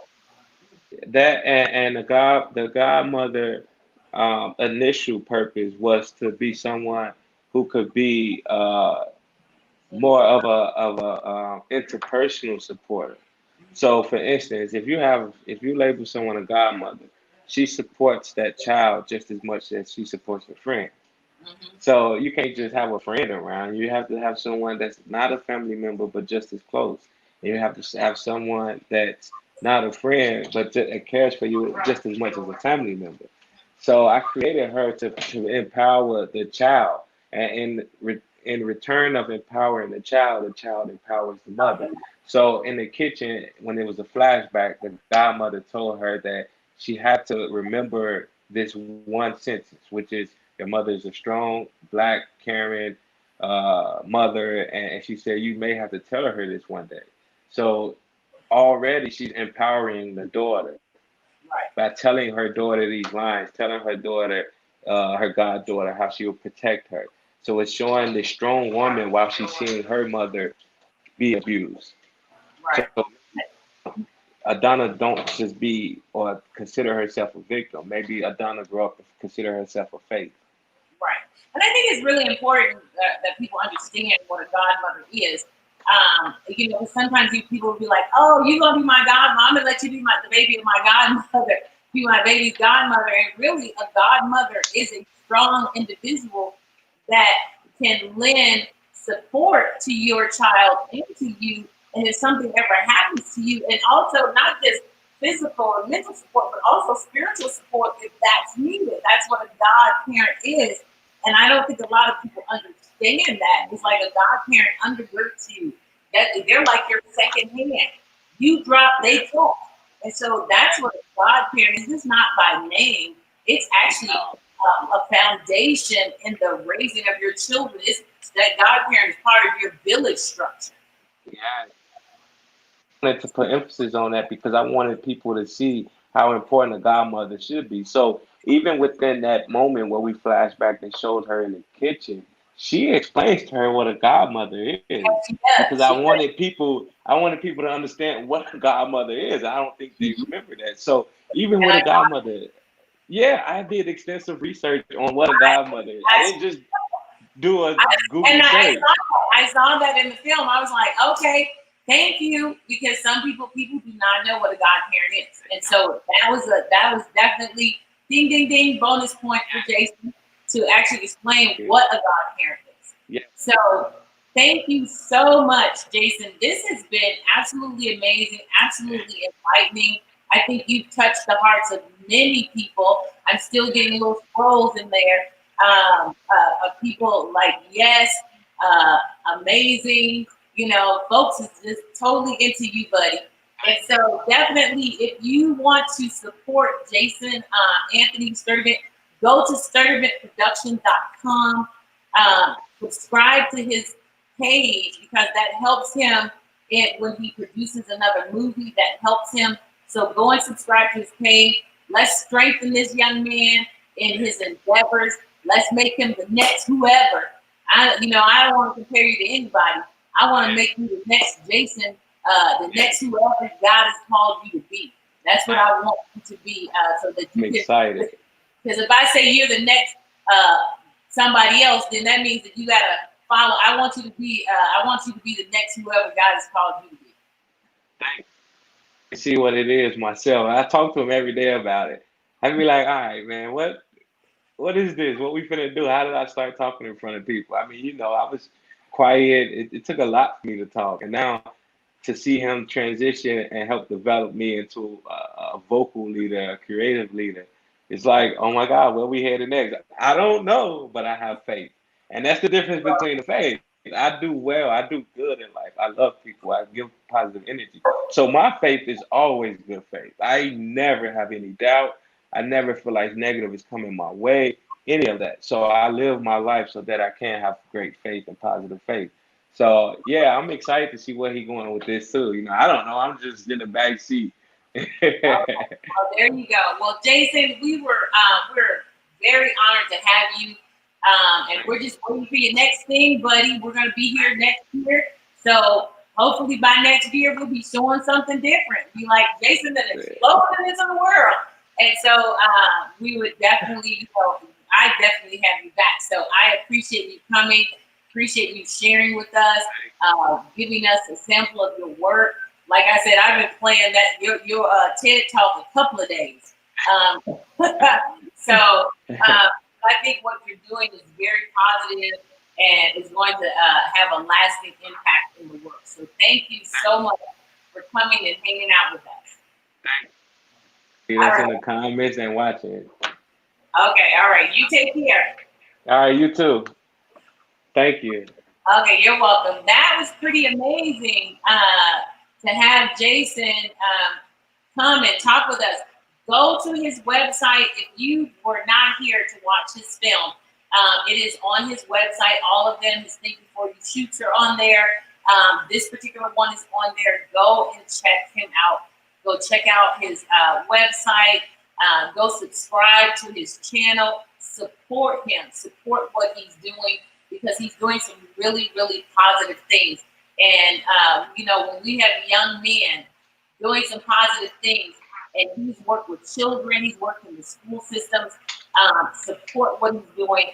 Give him, I remember said, Gina Passman, she said, take the target off his back. So give him some support and take that target off his back and let him know that we love him, we love what he's doing, and we support what he's doing. So we're going to move on. I think I'm up next, and I'm supposed to be showing you guys some amazing artwork here in my studio. I'm going to bring Poncho Brown up. Thank you so much, Jason, again. I'm going to bring Larry Poncho Brown up and see if he woke. You woke? Are you woke? Oh, I'm woke. I'm woke. I'm behind the scenes watching everything transpire. No, Poncho. I'm like, where is Poncho? He done left me behind again today. Poncho's somewhere sleeping the rest. Don't get spoiled too fast now. Too late. Too late. You can't get it and pull it. You have created magic here, baby. I mean, who thought when we were trying to rush towards being virtual that we would accomplish some of the things? And I'm not going to say we. You would accomplish what happened in this situation. The last presentation, I mean, my man Jason has got it going on. He's right on point. It's funny because I submitted I'm going to tell y'all some behind the scenes stuff. I can tell on it now because I got it live, right? I submitted an idea for her first poster that encompassed art, film, and writing. And I am an artist, Jiggy is the film. So what I'm gonna pledge is that every show in the country has had, when they have a featured artist, they have dedicated an image in honor of marking the mission of this show. So I am formally dedicating the piece I did called The Visionary for your poster for your first year. I don't know how we're going to get it done. Put that poster out there. Where is it? Give me this. Let me see it. I'm supposed to be showing some artwork right now. Why don't keep taking over my art time? That's okay. I just want you all to know. Then let me show it to you then. Okay, let me see. Why don't you keep taking over my art time? That's why you guys don't see my art. You'll have to go to my page. Okay, I'm going to dispel something for you folks that's watching. Now, she used the term Poncho taking over about 5-6 times live, all over the world. Let me break it down for you. Poncho's not taking over anything. What Poncho is doing is Poncho has your back. And I think it reaches a point when you're doing certain things and you need help and you get help and you mislabel your help. So you can stay on taking over tickets you want, but understand this brother right here has got your back. And what's so funny? I know, Poncho. I love you. And all the other artists have your back. And that's the thing I love about this, Louise. Mm-hmm. We all come together. Some of these artists didn't have any kind of tech skill whatsoever. Mm-hmm. And you took the time to explain to them how it works. And I took the time to share whatever I had to show them how it works. Everybody's presentations have been, we didn't know half of this stuff was going to happen. So I wanted, and I said it that way not to tease you, Louise. Mm-hmm. I said that way because people get a misconception of how artists work together. Mm-hmm. It says an artist produced event. Yeah. That has never happened since I've been in the art business, where there was a 100% artist produced event. Mm-hmm. So I'm going to mark that by doing your poster for this year. We will try to get a hold of that and keep it moving because this has been it's been a wonderful experience being a part of it. I'm excited about it. I want to see it because you called me earlier. Let me see if I can dig it up on my desktop here. Let me see. Phone tab. I'm just going to do it the old-fashioned way. I am pulling it up as we speak. What, you walk out camera?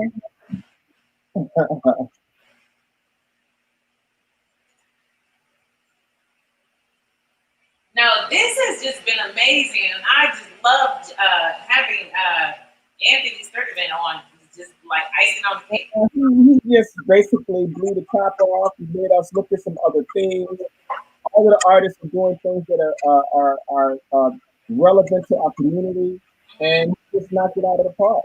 And that's what I told him. I was like, this is just, I mean, the way this has gotten and been orchestrated, I'm like, this is just crazy. It's those happy accidents you talk about. Exactly. I'm still trying Gail said your voice is a little muffled, so you're a little muffled. Maybe I might turn my microphone down a little bit. Is that better? Let's hear it.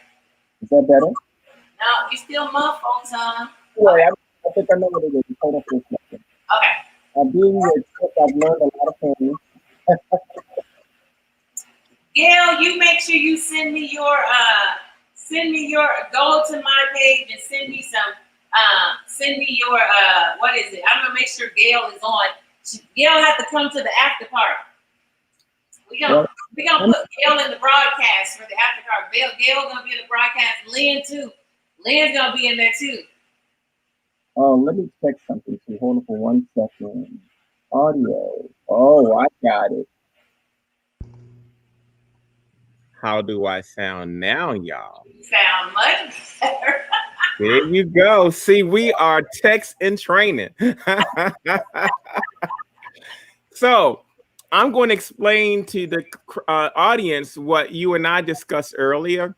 This piece was created in honor of artists and visionaries and writers, and so this piece has an African mask that's the central theme, but it also celebrates each one of those disciplines. This is a creative spirit. If you look at the patterns in it, all those patterns come from African fabrics, kente cloth patterns. If you look at the crescent moon represents creativity. So there's a lot of hidden examples of things to pull together. So I want to dedicate this to you on behalf of the show. We will be publishing these, and you can start selling them right now. Right, we're gonna put them on the site. Put those on They'll the site. come. All of those will come signed to go along with her T-shirt and her mug. We're going to create some other things to support the show, because despite the fact that the show ended up being 4 days, and 4 days, 8+ more hours per day, that has never been done in history, y'all. Never, ever. Not at all. But the plus of this is that she can run this forever. So we're planning to do it next year. This will be up. The stores will be up. You can partake in this experience as many times as you want. We encourage you to tell your friends that didn't get a chance to watch live to go ahead and be a part of this experience, because if you look at the bottom of the poster, it says a virtual experience. And it ended up transcending. Can you make it bigger? Yeah, I can't make it bigger in this particular program, but I'm going to probably present it again in my next segment so we can talk about it a little bit. But I just wanted to do this now with you, since you're going to air after that beautiful presentation of film as an art form. I know. And so, yes, but I told you, I said, run with it, because after you explained everything, I said, you go ahead. Don't show me anything. Well, we are already there and on the same page, and I want to congratulate you again for what you're able to do. And for those of you that are viewing, we are really excited about how this thing has transformed, and we appreciate you supporting us all along the way. Oh yeah, you guys have been awesome. All right, I'm going to show a little bit of art. All right, I'm going to tune out and be in the background. No, you're going to help me. You're always the helper. You help Okay, no problem. I got you. So I'm going to show a little bit of artwork. I'm just going to kind of take you guys through my studio. I know we talked about some things. Let me see who's up next. Who's after me? Do we know? Because I don't like to take up. I don't like to bump into any of the other artists' times. So so LaShawn is after me. All right. So I have time to walk you guys through my studio. I'm going to bring up my other camera because it works a lot better. Can you hear me? Yes, I can still hear you. Okay, because I have a pretty loud voice, don't I? I'm projecting. guys into my studio because I just like it. Oh, that's me.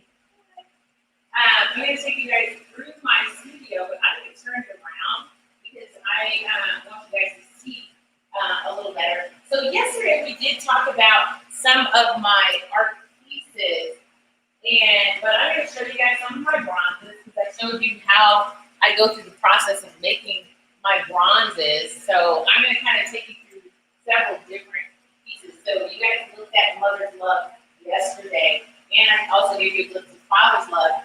These right here are some of my reliefs that I totally enjoy doing. I'm big into reliefs. I actually love doing them. So this right here, this one right here is the Gatherer. This is the one I told you that she sold a while ago. She was the painting. This is a part of the Caregivers of the Earth series. And this is a bronze relief, so it fits flat to the wall. It's absolutely beautiful. This is a 15 by 19 bronze relief, and it fits right onto your wall. It's done in bronze. It has an absolutely beautiful patina. I don't know if you get the roses and everything. You can see them really nicely. So that one right there, she's called the Gatherer. And the funny part is, when I did my bronze reliefs, I did them in the reverse. So I started with the last one and then worked to and finished the first one. So I'll take it down right here, and you can see right there, that is the Waterer. I did all of them to be about the same size, and you can buy the full collection of these. So this right here is also a 15 by 19. So they're all about 15 by 19. That's the Waterer. And I'll show you the Waterer's painting. She's also a bronze relief, and they're not incredibly heavy, so they can fit really nicely on your wall. Right here we have the Traveler, and he's not from a painting. He's one of the only bronzes that I have that's not from a painting, but for some reason I had to create him. I had to create the Traveler, and what I wanted to do was that you buy several Travelers and you put them on your wall. That's the fun part about him. I love having him as the Traveler. And over here, right next to them is this right here. This is a phenomenal piece right here. I'm going to take her off. She had a mind of her own. This piece right here is actually called Facing My Giants. And I actually did this piece during the whole, when there was that big explosion of women coming forward, standing up for themselves, during the whole, like at the beginning of the whole Me Too movement. She was created, but she was actually created from a painting called It Remains in the Wind. She was created from that painting, but when I created her, she did not want to turn her head because the painting remains in the wind, she's looking back. So when I created Facing My Giants, she refused to look back. She put her head up, and that's why I tell you, sometimes my paintings and things, they create themselves. I don't always create them, they have a mind of their own. And so she had a mind of her own, and she put her head up, and she was looking forward, standing strong. And I was like, okay, I'm going to have to rename you, because most of these pieces are named with the same name as the actual artwork. But since she was being this strong, empowered female, I ended up changing the name of that painting and that sculpture. So that's the only sculpture that has a different name from the painting that it was actually taken from. And so that particular bronze piece is called Facing My Giants. And these bronze pieces are actually all, except for, I don't think the Traveler is in there, but these are all in my room, and they're also on my page, also in my store. So you can actually go in and purchase any of these pieces. I'm going to show you the Waterer. The Waterer is over here. This is the painting of the Waterer. So that's the Waterer painting. So you can see how I went from the two-dimensional to this Waterer. And so, and you can see it here, this Waterer, she has 23 karat gold and a variegated metal, which is absolutely beautiful. And she's just beautifully draped, and she's surrounded by all of this, her natural state. I just absolutely love those. And so that painting, that's the Waterer, and you can see, so they are different. They're not the same, but they're the same thing. So that's where that particular bronze came from, the water. And the gatherer, like I said, that piece sold a while ago. The last one of that series of Carrying the Earth is right here. It is the planter. And so, like I said, I worked backwards instead of forward. So I actually started with the gatherer first, and then the water, and now the planter. And I'm going to show you the planter because the planter hasn't gone to the boundary yet. But she's over here in this is where I do most of my sculpting area. And you can see her right here on the wall, right here on her board. So you can see I work on a foam board because it's light. When I did my first sculpture, it was heavy. It was really heavy. And I was like, how can I do this without being so heavy? Because I have to lug these to the foundry. I have to lug them to the mold maker. I have to lug them around, and it's just me. So I started doing these on a foam board. This is a foam board. You can pick up, it's an insulation board. You can pick up from like Home Depot. And then what I do is I build. Some reliefs are carved into, but I do reliefs where I build it up. I build it up out of the background as opposed to carving into the background. And this is my sculpting area. So you can see all of my sculpting materials and sculpting tools. So this is the area I use, and I have a beautiful window. So everywhere I work, I have a window. I like being able to see outside, and I love nature. So I'm always looking to see outside anytime that I'm sculpting. So I'm going to bring you over here to look at this particular piece. I'm like, oh, where's the color of this particular piece? Let me bring you over here and show you this one. Like it's plugged in. There we go. Let me bring you over here and show you another sculpture piece, and that's this one over here. She's hiding over here in this little corner. And this right here, you saw this piece yesterday, but you saw this piece as a painting. It's called Sanctuary. This is also one of my bronze reliefs. This is Sanctuary. She's a bronze relief. And you can see she's patina. She's got a beautiful patina. I absolutely love this particular piece. So this particular piece is a 23 by 36 bronze relief. And it is up on my wall. You can put this up on your wall. It looks great on a stone wall. If you have a stone fireplace, you have a nice stone entryway. These pieces go absolutely beautiful. I just wanted to pull it up here so you can see my little studio buddy, Zuri. Hi, Zuri. Can you turn your head and say hi? There's Zuri. Zuri is my studio buddy, and she hangs out with me all the time. She's actually a doll that was created by a friend of mine named Trish Williams. She is absolutely phenomenal. And I went all the way to Chicago to pick Zuri up from Trish. And Zuri has been my studio buddy since then. Over here, I'm going to show you this painting. This is one of my paintings. Since we're over here, I'm going to show you this painting as well. I don't have the light on that one, but it's okay. It still looks good. This right here is called Serenity, and we're going to move this out of the way. So I'm just going to kind of run through some of the artwork. This is Serenity. This right here is a, a 20 by 60 piece. It's a 20 by 60 wall piece. It's done in a Dutch gold metal, as well as variegated metals. You can see all the different metal colors. We have a blue variegated, red, and I did this similar to what I did was to do this one. I looked at kimonos, and I just fell in love with Japanese kimonos. And so I started taking some of those Japanese kimono patterns and putting them in there because they love like the herrings and the egrets and things like that. Herrings are pretty fluid throughout their work, and so I wanted to use as a backdrop for these particular herrings. I wanted to use something similar to a Japanese kimono, and that's why this is this way. And what this is on, this is actually on, this is metal and acrylic on watercolor paper, and then it's mounted to a wood panel, a nice wood panel. That's what those are, mounted to a nice wood panel. And right here, I'm going to show you this right quick. going to go over and see some of my other from flight to or flight. This right here is a beautiful divider panel that I did. And you can see these beautiful poppies. Look at that.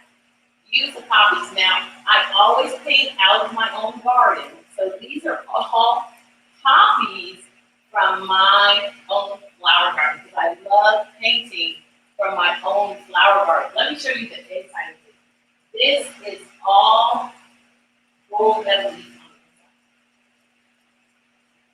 Wouldn't that make an absolutely fabulous room divider?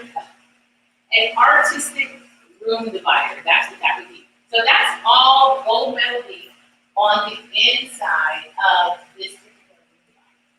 Here we go. So I'm going to turn it back around. So that's a beautiful piece. So each panel is a 20 by 60 panel on those particular pieces. Now that piece is not in my store, but it will be. It's not in the store right now. I'm going to take you over here. I'm just kind of going through. I really like. I'm just kind of going through and showing you the different things that are available and that you can purchase if you like, or you can call me and say, hey, please. Just trying to get let you see some of the things that are in my studio right now. This right here is a beautiful fabric. You can see him. He's actually online, so you can get a closer look at him. That's my beautiful fabric, and that's on its 1 by 60 as well. And as you can see, a lot of my florals, I have some really nice peonies, some hibiscus in here, and you know I love poppies, so there's poppies everywhere. And some black gold as well. And I have them in various sizes. So you can see right here. Here's some more various sizes. They're just all over my studio. Beautiful, beautiful pieces. I want to show you this guy over here. This right here is my white here, and I love him now. I'm going to show you, but I'm going to look closer to him, but I'm going to look closer to this one. Right now, I have these big pieces on the floor. I'm going to show you. These are all molds on the floor. So I have to step around all these big molds. There's molds for my bronze pieces, so I have to step over them. You guys, if you saw my floor, you'd be like, oh, this studio looks nice. And then you see my floor, it's like, oh, it's beautiful. This right here is done in acrylic, but all of this is gold metal leaf. And then what I did was, this is my secret, and this right here, I have this plant outside. It's my, I'm drawing blank, so don't worry about it.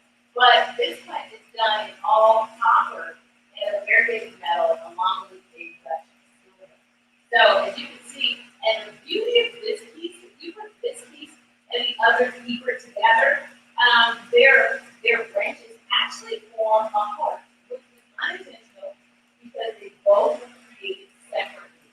But if you put both pieces together, when their branches come together, they actually form a heart. So you combine them both together, and they're both 40 by 60. And all of these pieces that you see here are all acrylic and metal leaf, long watercolor paper, and then they're mounted to. They're all mounted. Here, I'll pull one off. They're all mounted to beautiful frame wood panels. So you can see that they're all mounted to beautiful wood panels. So make them easy to hang and all those kinds of things. So they're actually beautiful pieces. I'm going to show you that one.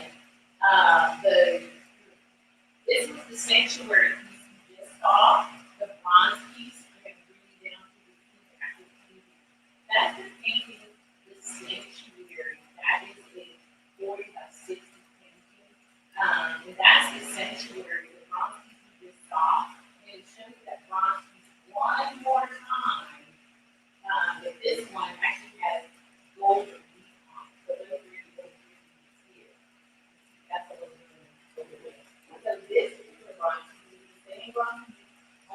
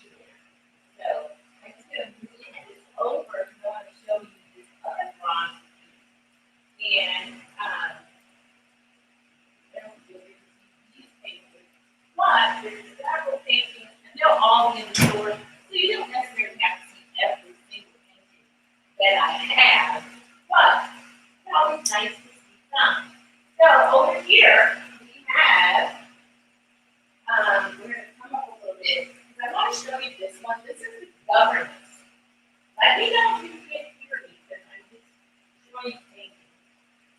Here you go. This is the governance right here, there. But this is the governance. And the governance, I think I showed you, love the cattle lilies. Yes, those are amazing. I love the cattle lilies too. So this is the governance piece right here. So this right here is the governance. And I'll show you the governance painting.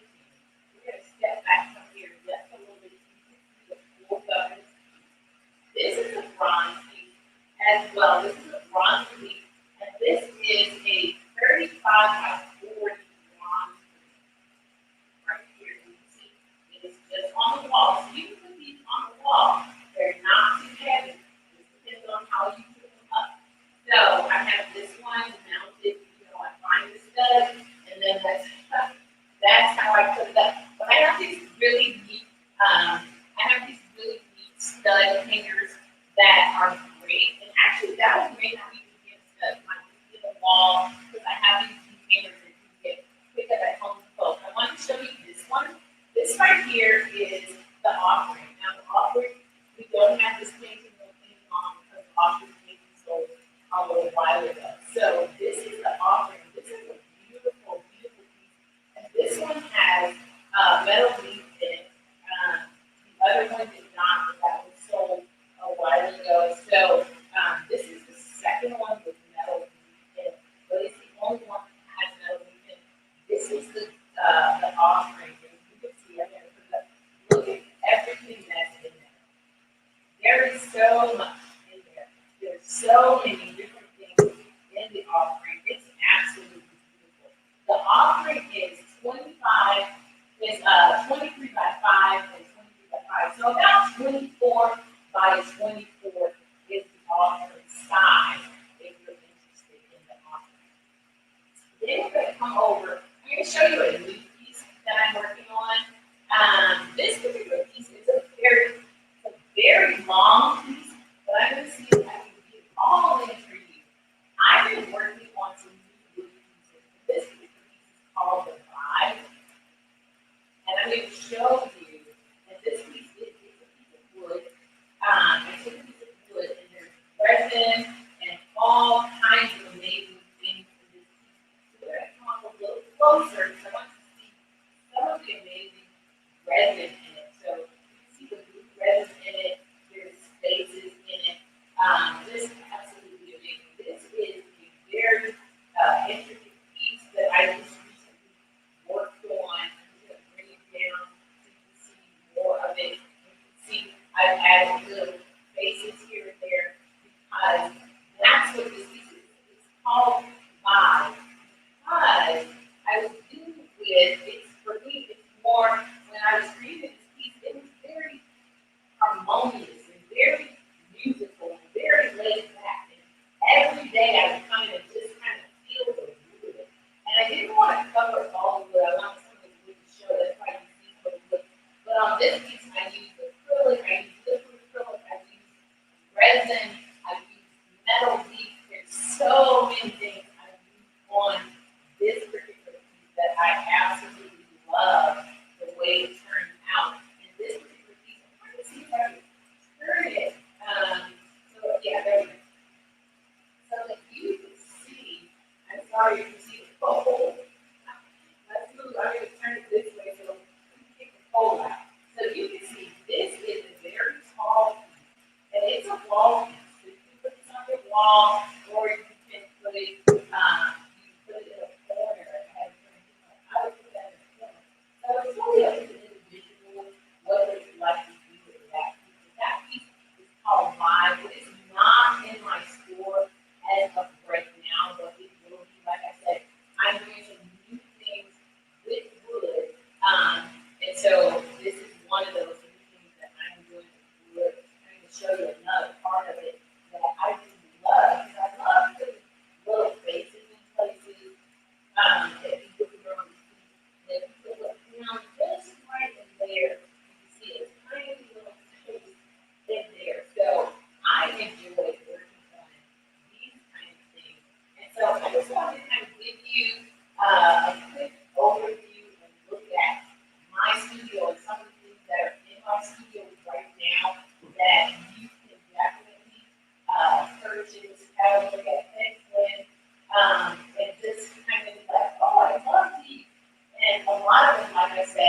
are in my, a lot of these pieces are in my store, so you can go to my store and have a look at them. Go to my store and have a look at some of these pieces. This is Mother's Love, and I meant to show you Mother's Love, the one that I created that's similar to, hold on, I'm just gonna pull that right quick, and then we're gonna bring LaShawn up. I'm just gonna pull the Mother's Love that actually resembles the Mother's Love. So if you were here yesterday, I showed you the original Mother's Love piece. So if you were here yesterday, I showed you the original Mother's Love piece that I haven't shown too many. So, but I also have one that looks exactly like the Mother's Love piece. So I did do one that looked and resembled the actual Mother's Love piece. She is done in a 23 karat gold and metal, the variant metal. And she is on a rotating pedestal. So that is the original Mother's Love piece that you saw, and she looks exactly like the painting. So that's the Mother's Love. And I'm going to end with that particular piece because I can see that I've gone over a little bit. So I'm going to end right there, and then I'm going to jet over here so that I can bring in LaShawn. I'm going to jet over so I can bring in LaShawn Bill. I know he's got some fun stuff planned for us. Oh, look at him. Hey, representing. I'm representing y'all. I see. Screams of the Black Man. You guys can purchase those too. That's one of my shirts. Thank you. He's over there representing, and I can see Miss Beverly down here coming in. LaShawn has asked Miss Beverly to come and be a part of his session today, which is always, always, always exciting when you bring other people in. And I'm excited to find out. My sister says she loves the shirt. Thank you. So I'm going to turn it over to LaShawn and Beverly. Kimberly says she loves the calla lilies. Well, I think some of them are in my room, so definitely go in and see it. Thank you, Dale. So I'm going to turn it over to LaShawn and Beverly, and I'm going to let you guys take it from here. All right. Hi, everyone. Hey, Beverly.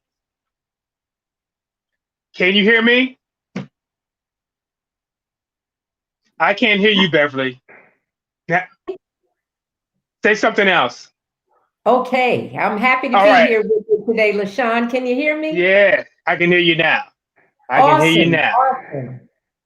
Everybody, yes. Welcome. Welcome to the Beauty of Blackness Fine Art Show, final day. And I am so happy to be here again today with LaShawn because we had an amazing interview. If anybody saw it yesterday, not only with LaShawn, but a number of other fine artists.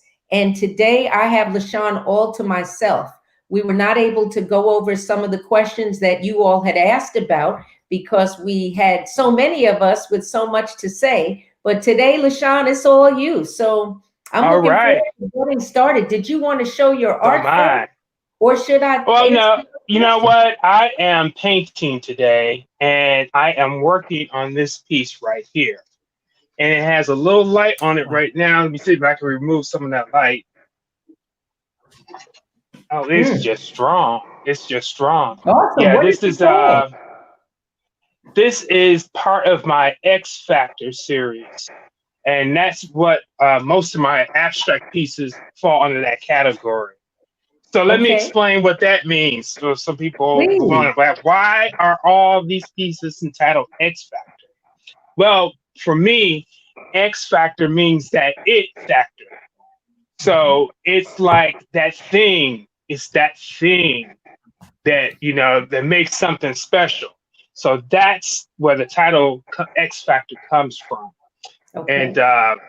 And it's the series is probably up to like almost 600 in the series. So that's about how many abstracts I've done.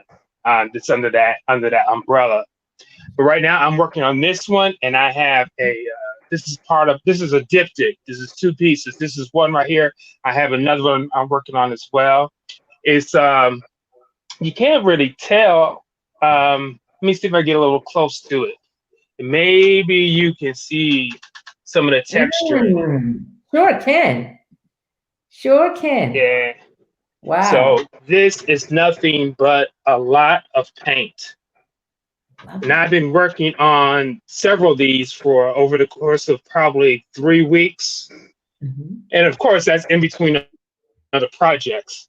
But they are time consuming because it is just a lot of paint and you have to wait for the different layers to dry before you can apply more. Because if you don't, then you have a hot mess on your hands. So, and this is done in palette. This is acrylic paint on board. And I'm working with a palette knife to apply the paint.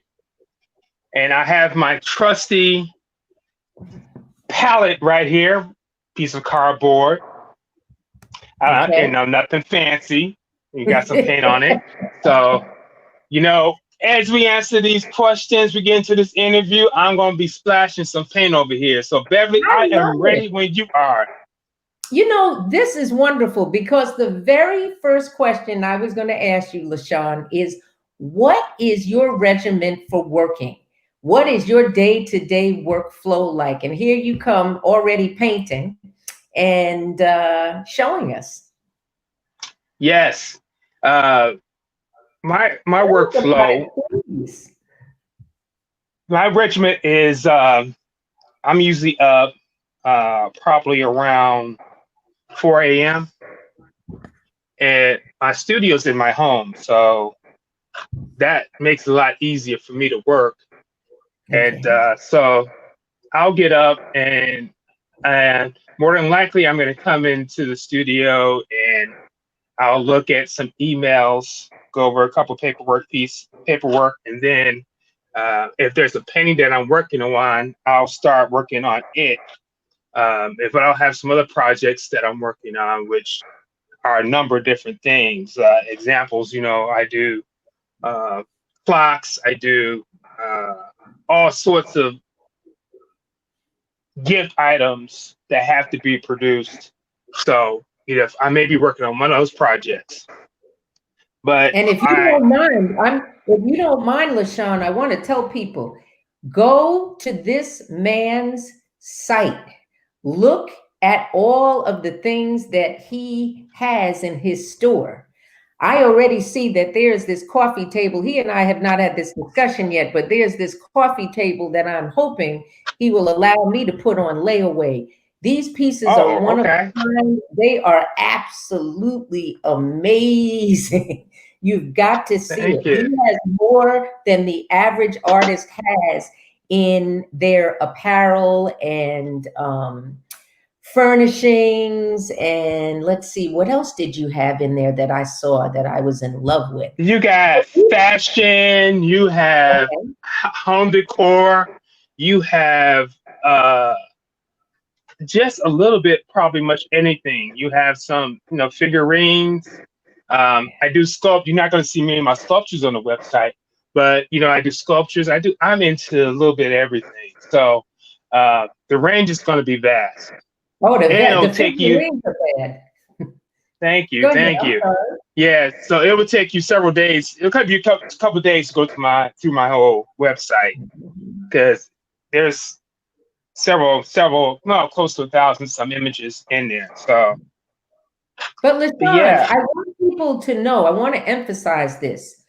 Whether you have the big bucks to lay away something, well, I am going to lay away something, or you just want to have this man around in your home. He even has his paintings on light switches. So there's no excuse not to be able to see him every day in your home. And when you see what he's got, oh my goodness, this is what I want to advise folks to do. Do like I do. It's September. The holidays are coming upon us, you all, and you know the times we're in. So rather than waiting for December, I would highly advise you to check out his store today. and see what he has. He has things from stocking stuffers to I'm going to treat myself real well this year. And whether you decide to put him on your wall or on a switch plate or Exactly. On your table, you know, I got something for pretty much every room in your home, someplace. So you're not limited. You know, you can put something on the floor. You know, I have floor vases. You have countertop vases. Just a whole array. You know, I make it quite difficult for you to say no because I give you a lot to choose from. You sure do. I work with a lot of artists in my day-to-day, but I don't have or know anybody other than this young man personally who has as large of a collection of things to purchase from, not just traditional artwork like what he's doing now. You got to go and check it out. I don't know how to do it justice by just talking about it, but you have to go check it out. What pieces do you like best that are in your store right now? And then tell us about the people who buy from you, because again, there's something for everybody, male, female, whatever your tastes are, he's got it. So what do you like best, LaShawn, of your current? Well, as far as what's in the store at the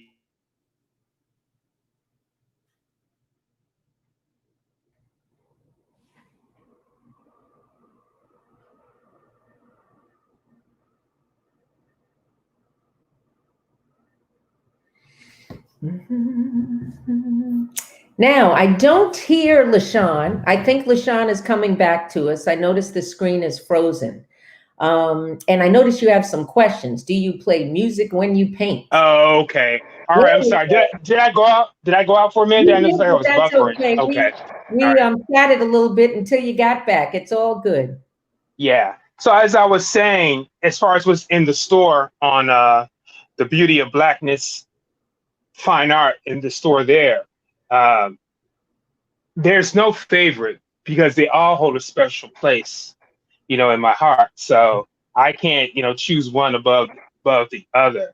I can tell you what I'm excited about, but it's not in the store. I'm excited about some of the new products that are coming out or have come out recently, and that's my plate collection. I used to do plates, decor plates back in the mid 90s, and when the market bust, I stopped doing them, and it took me all the way up to this year to find a source to start producing them again.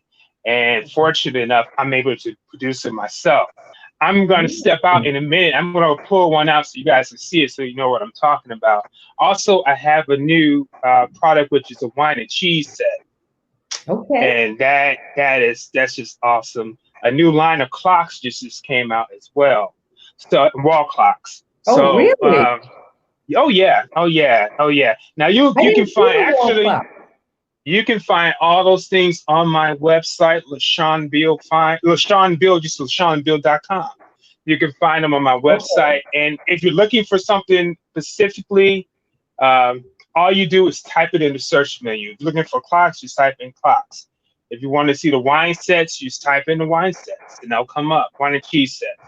And same thing with if you're looking for some coffee mugs, just type in coffee mugs. I see how you do this. Oh my goodness. I have another computer next to me, so I'm sneaking and looking at his mugs. First of all, I probably can't do any justice. I want to see if I can try to show one of these. How do I make this bigger? You know, you have everything I have one in my shirt. Is that your shirt? No, this is actually Louise, one of Louise's shirts. That's Louise's shirt. I know she had a Scream shirt. Okay. Yeah. I want to see. I don't know if you can see this. No, the lighting is pretty. Let's see. Give me 1 second to change the lighting. Oh, no. I don't have the professional cameras that Louise has, but I am just closing some light, trying to change the lighting to see. No, it's still. It's still bright, but that's okay. I have one right here. Oh, do you? Good, good, wonderful. Yes, Beautiful. I have one right here, and here's one right here. This one is actually a collaboration piece between myself and Larry Poncho Brown. Wow. What is that called, LaShawn? That's a good question. You know, I have so many, I can't remember all the titles. Sorry. Oh, wait a minute. I have it on the box. Sister to Sister is the title of this particular mug. Sister to Sister. So that makes a lovely girlfriend gift, a lovely indeed. sister gift. And people don't even know. You see the quality of that work. That I just peeked and looked it up. That mug is only $15. That's amazing. You can get now, I'm gonna continue to talk to you. I'm gonna step out the room, but we can continue to talk. Go ahead. Please, that's okay. That's okay. He also has another one of those mugs called Colored Girl. It's number 21. You have to see the colors in Colored Girl. It will be in my personal collection soon. But it's not just mugs. I mean, LaShawn has everything, anything you can think of. He's got his artwork on. I'm very excited about the clock. I've never seen his work on clocks before, but that will be a personal gift to myself. That won't be for anybody else. That will be for me. So LaShawn, are you still with us? I know he's getting ready to go out to look at some other things. And LaShawn really has his website hooked up because literally all you have to do is on the top right-hand side of LaShawnBeal.com, LaShunbeal.com. And you just put in under search products, put in whatever it is you want.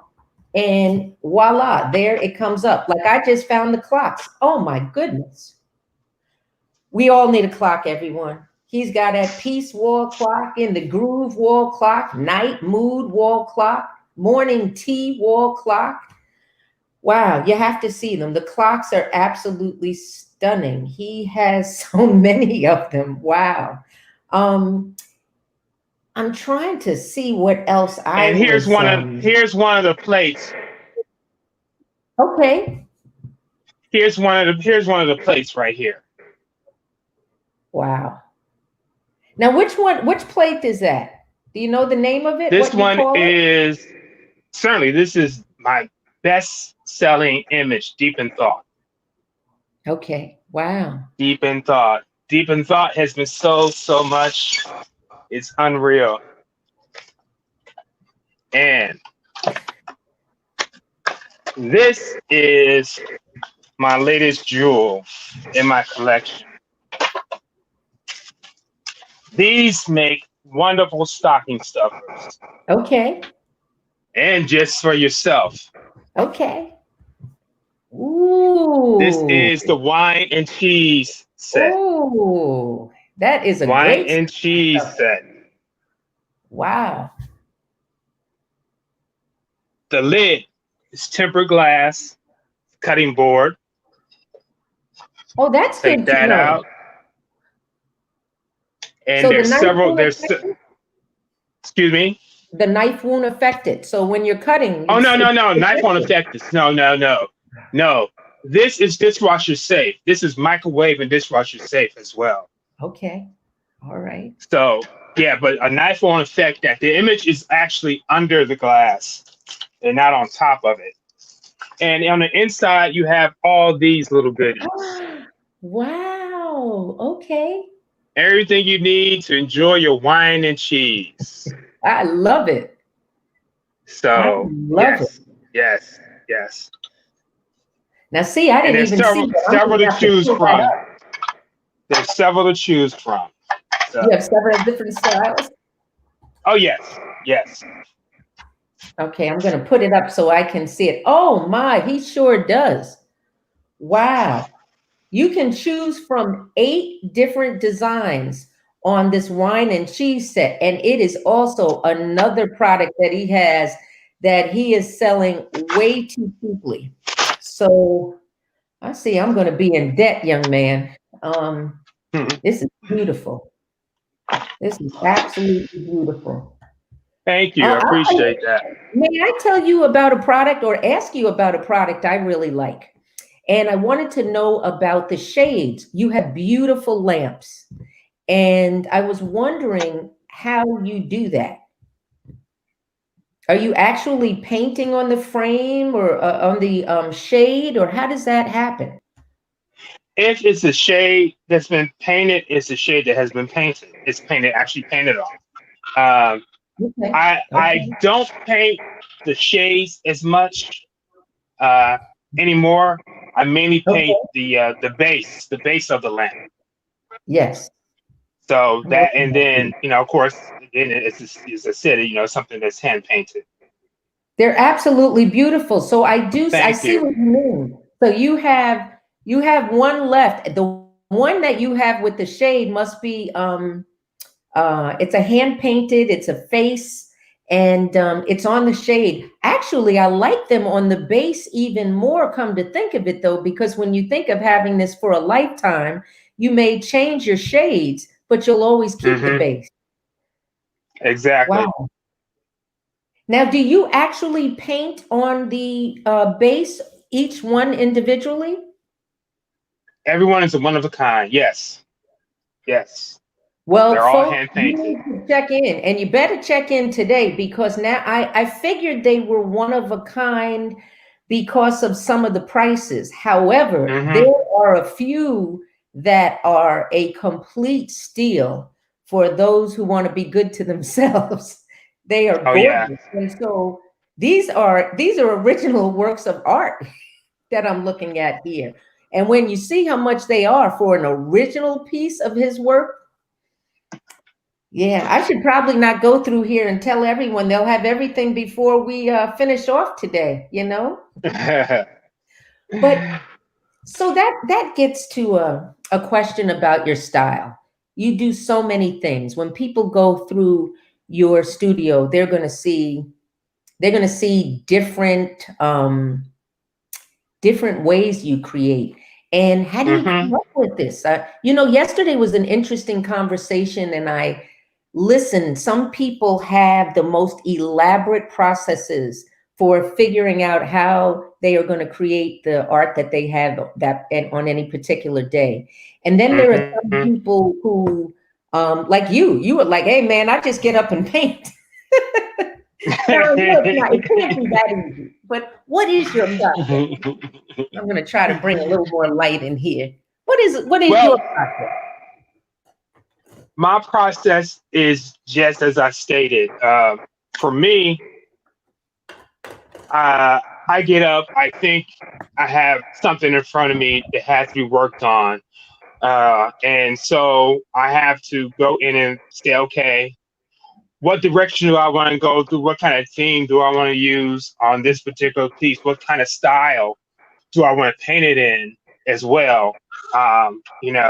So, and I think about my end user. Who am I trying to appeal to when I'm doing something? So that's the process, and that happens just like in minutes. It's not like long thought out process. It happens. It's a matter of minutes, and then I just get into it. Yeah, for me, my philosophy is production. I'm not as much concerned with what I'm doing than the fact that I'm doing. Because I know that I can only produce so much work. So I want to be able to do as much as I possibly can. So that's really my approach. Because we both know that you don't just have shoppers here with us today and collectors. We also have a lot of other artists, and some of them have not been blessed to be as experienced as you are yet. So I know that some of our questions are also not just to have people buy things from you, but for you to give back to those who are coming behind you, or in front of you, I should say, behind you. And the question is pricing. How would an artist, how do you price your art, and how should artists look at that? Like what determines prices? Well, there's several different approaches. But when I'm asked that question by an artist, they're trying to figure out how to, young artist is trying to figure out how to price that work. I give them a chart, and there's a chart that's based on the size of the artwork. If it's an 8 by 10, 11 by 14, 16 by 20, 18 by 24, 30 by 40, those are pretty much the categories. So for each of those categories, it has a price point.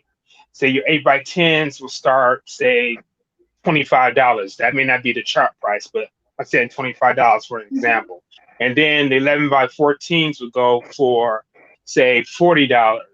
16 by 20s would go for $60. And so on. You will go up some like 20% increments or something on your pieces. Now, that's a good baseline for you.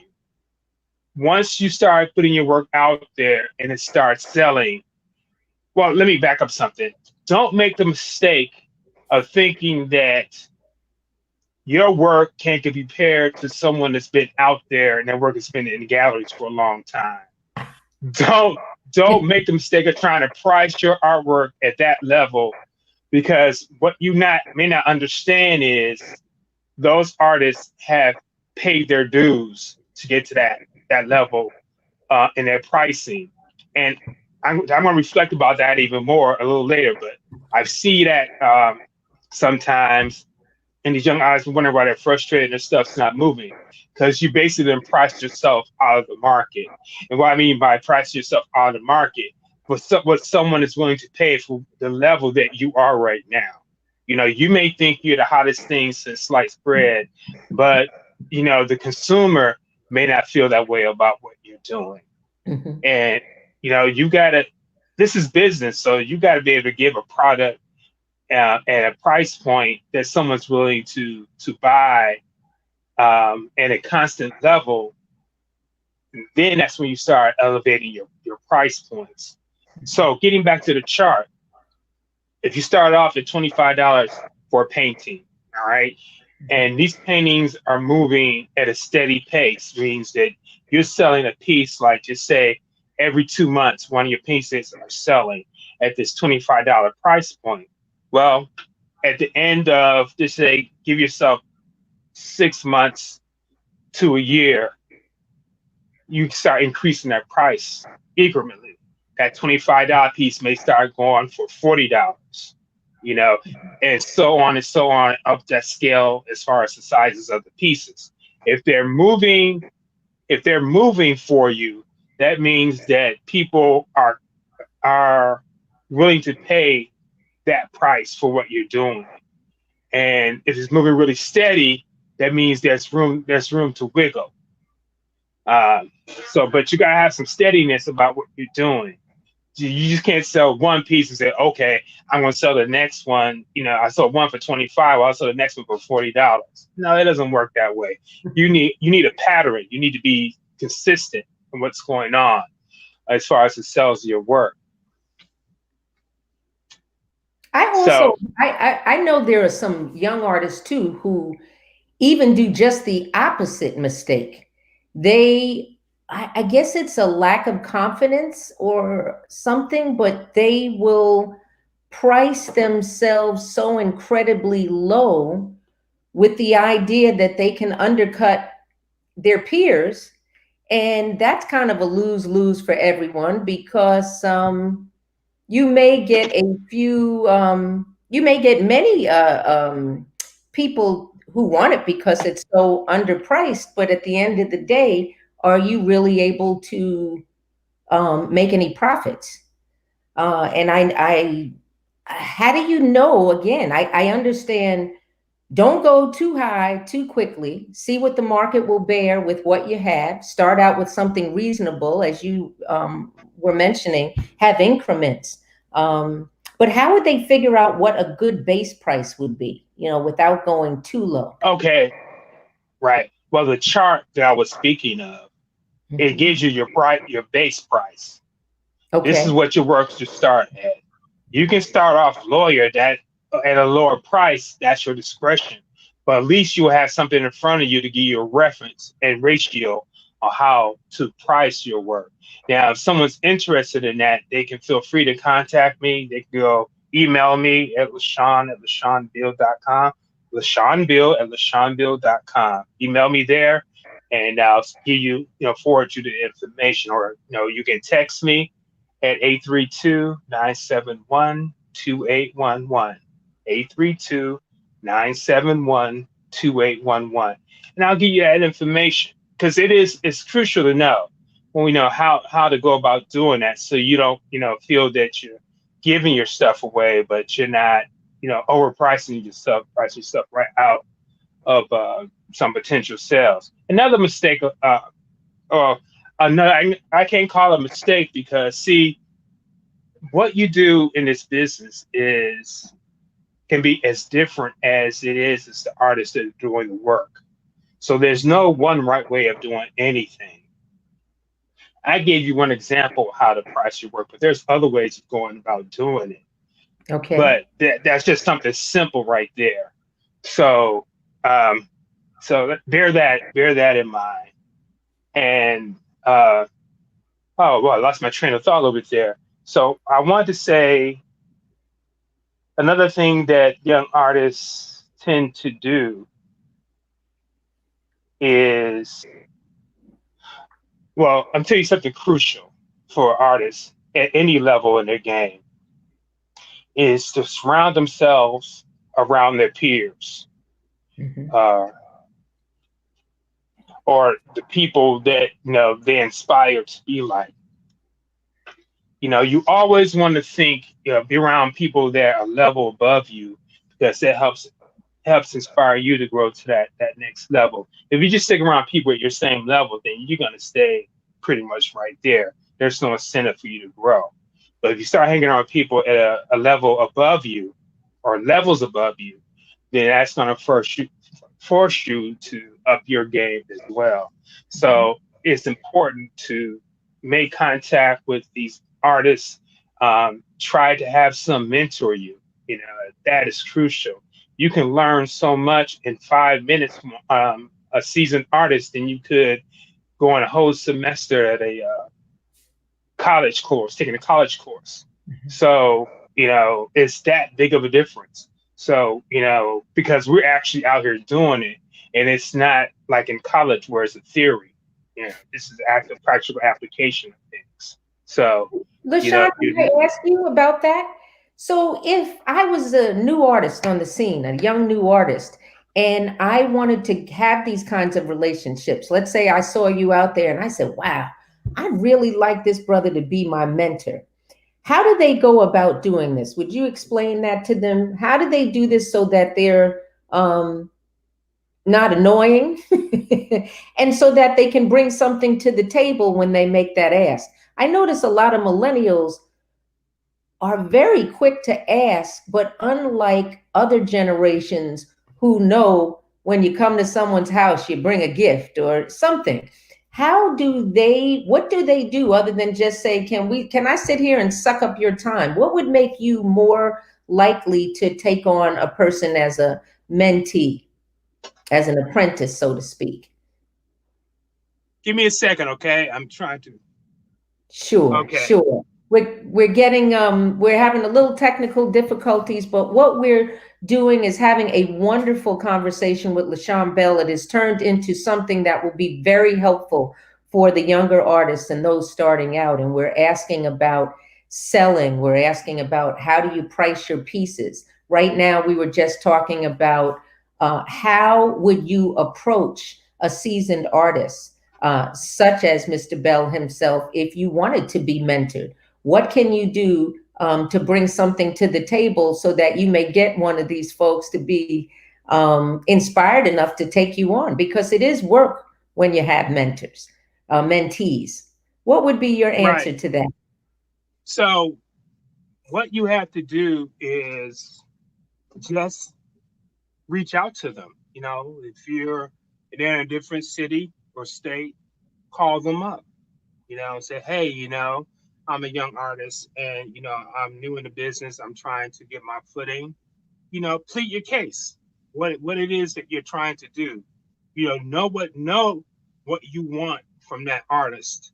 If you want to get some direction as far as, to say a technique in painting, or if you want advice on uh, how to go about selling your artwork, or you want to advise someone to look at your artwork to, give you a critical eye at what you're doing, all you just, it's as simple as just reaching out. Lots of times, more times than not, artists are going to be willing to be accommodating to you. So, as far as making sure you're not being a pest to someone, that's something you could throw out in the conversation. I hope I'm not, being a burden, or, disrupting your day, and go lead off what they say to you. They say, no, it's okay. Or if they say, yeah, you need to get back with me, then be respectful and do just that, get back with them. But it's up to you. It's your onus to pursue them and them not pursue you. See, a lot of times young people think that someone's going to be coming after them. That is not the case. We've already paid our dues regarding all that. And we understand that if there's something that we want, we have to pursue it. We don't wait for it to pursue us. So do that in kind, that's what they have to do. Yeah. I remember when I was a starving journalist and young, and I wanted to meet folks, I would put my little change aside, my little spending money, and make sure I at least had enough money to buy a potential mentor a drink, or usually it was breakfast. Lunch and dinner were too expensive, but you'd be surprised how people appreciate the fact that you want to learn, and that you're willing to take the few dollars that you have to take someone to lunch. You may not be able to pay them what they're worth for the knowledge they give you, but you certainly can. There's something you can do, not just take. Exactly. Not just take. That is something I try to instill into artists as well. Don't be approaching someone empty-handed. Right. Be able to bring something to the table. If it's just a thank you card, let them know that you appreciate them sharing their knowledge with you.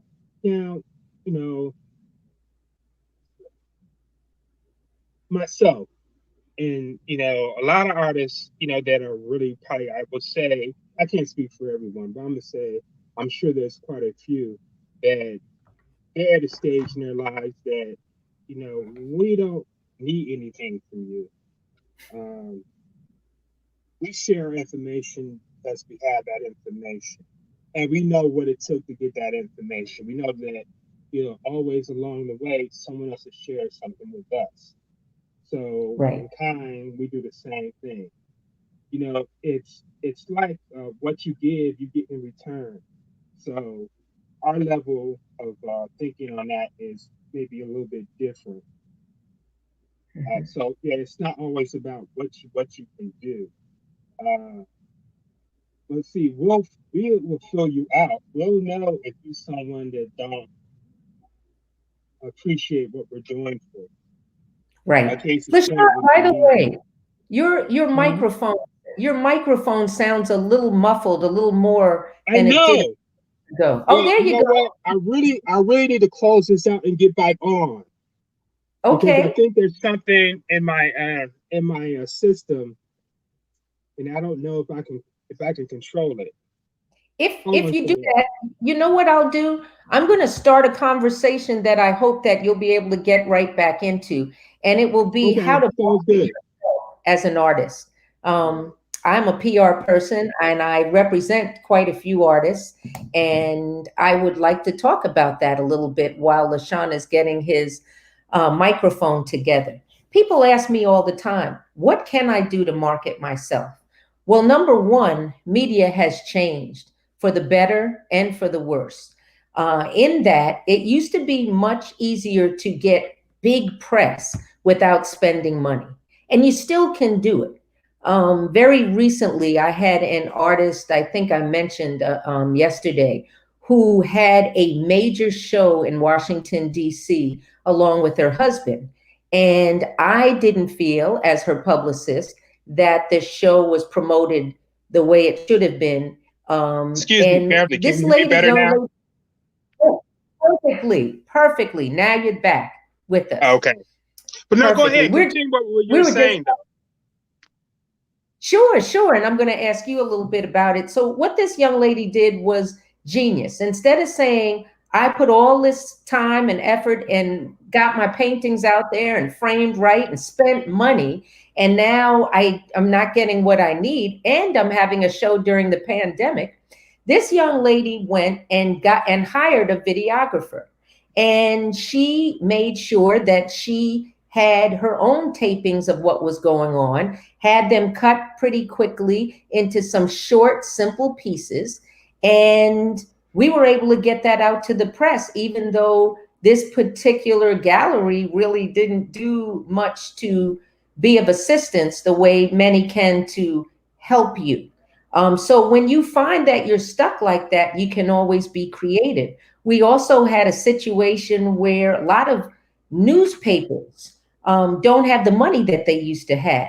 So when you go and send that press release to them, thinking that they'll call you tomorrow and you never hear from them, and you've sent 4 or 5 for 4 or 5 different projects, you've got to be creative. In her case, what I did is I know a lot of people in the press, to write the story myself. And these days, folks are so understaffed that you may get some of your local papers to accept a freelance article from your press person instead of waiting for something to happen. In other words, make that thing happen yourself. Get your PR people to work for you. And I wanted to mention one other thing, LaShawn. People ask about prices. Well, there are a lot of PR people who are going to be very strict about the standard rate. And then there are other PR people, especially in art, who love artists, who love art, who love the creative process. We just haven't been blessed with the same skill sets. So be original. I've had folks come to me and say, listen, I don't have your prices, but I have beautiful work. Come and see it. And they've actually bartered with me on projects, and I've accepted it.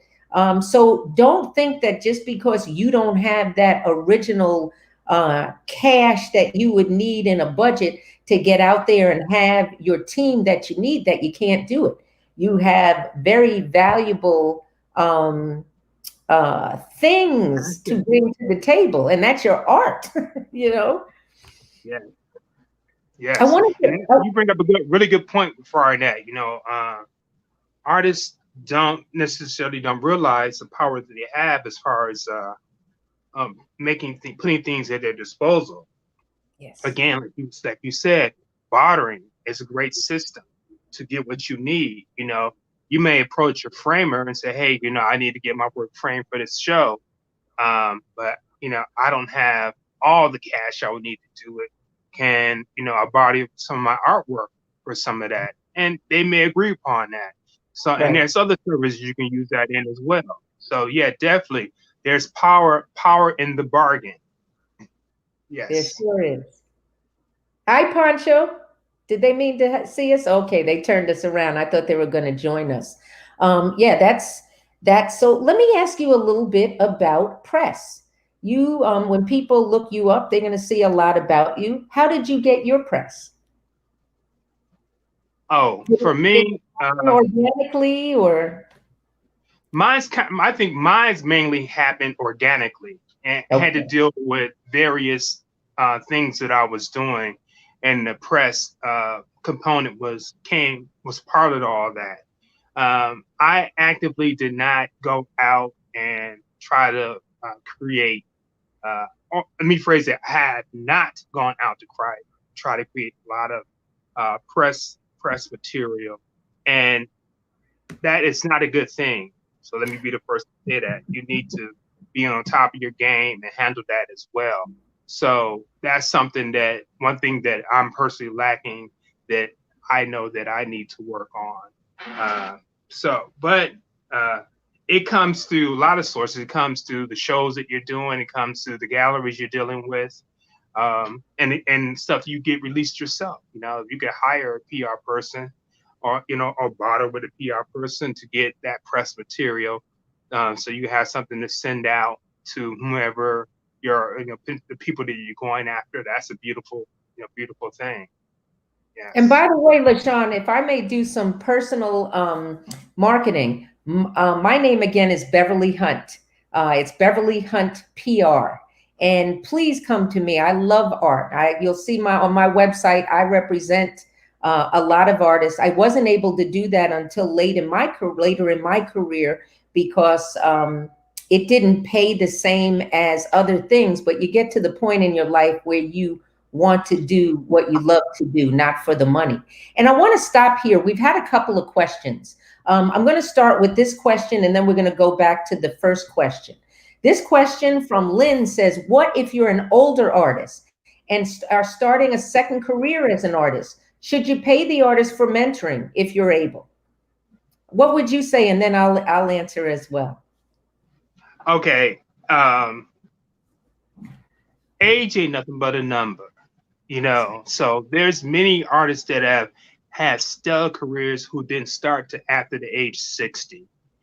So don't let that number get you hung up. Don't forget, throw that out all completely. Same thing, reach out to artists, seek mentorship, pick their brains as much as you possibly can, and you don't have to pay for it. You really won't probably have to pay for it at all. A lot of artists are just, like I said, they can be very accommodating because they like to share. We can't take this stuff with us when we're gone, so we might as well give it out to someone else that can use it. And I will say this too. By the way, Lynn, you're more than welcome to contact me, BeverlyHuntPR.com. You can contact me, Lynn, as well. Yes, feel free. Please. But I'm just going to remind you of a woman that I was hip to as a teenager. Her name was Grandma Moses. And I don't know if you know of Grandma Moses, LaShawn, became very famous. Grandma Moses was painting stick figures. And by the time, but she didn't start until she was in her 80s. And when I first saw Grandma Moses's work, it was in a museum. So I'm with LaShawn. Age is nothing but a number. Get yourself out there. That's important. One of the things I wanted to share was that I see all kinds of brilliant artists who are literally starving and will never make their money as artists because they are not aggressive enough to get what they need. And as LaShawn said, don't be discouraged if you don't have the budget you need. People will work with you. The thing is to get out there. You have to be responsible. You have to do your own due diligence. As LaShawn said, for someone at his level, someone who takes up his time and writes him a thank you letter afterwards, as opposed to the person who just takes it for granted. Well, the person who just takes him for granted may get one good session, but I don't know if he'll be available for those long phone calls. Exactly. He doesn't feel appreciated. Right? Exactly. Yes. And I'll tell you another thing, the importance of having a team. Whether you have that money or not, you better do some extra painting or whatever you have to do to get the right bartering in. Because if you come to the table when you're going to a gallery, you would be surprised at what you will get if you have a team. If the perception is that you're doing every single thing by yourself, they will treat you accordingly. Not everyone is at the level of Mr. Beal right now. But if you go in there and you have a team, and your team could be someone that you said, oh, you like that piece? I need your services for a few months. Can we work something out? You'd be surprised at what you could get. And this is not to take away from paying what you can when you have it.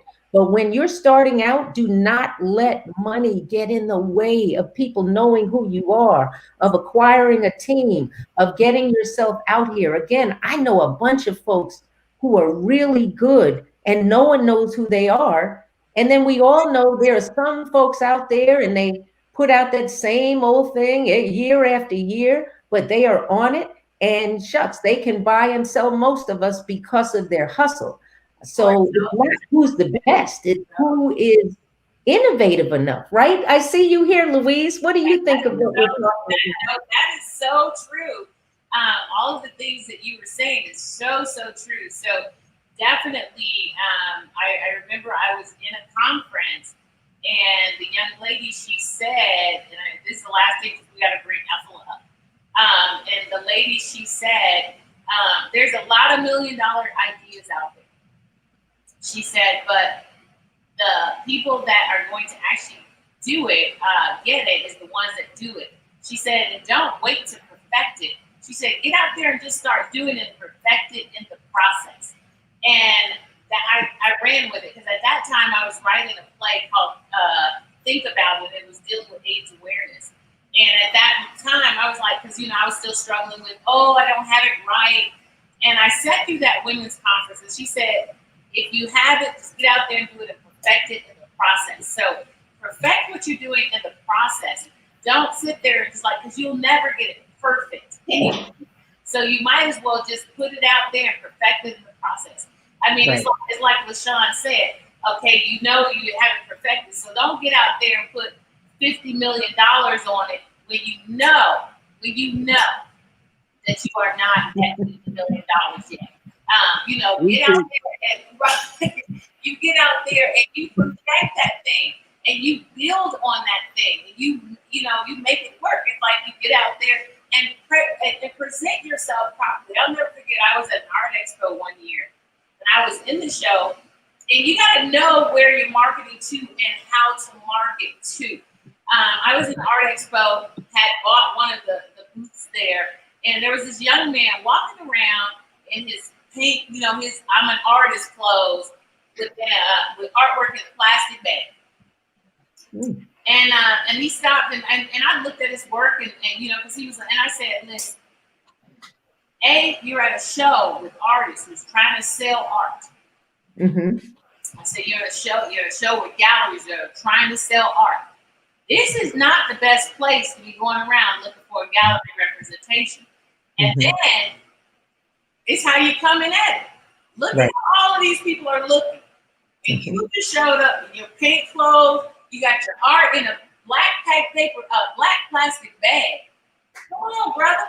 Look, you got to know where you are and know who you're presenting to, and you got to step up to the plate for real.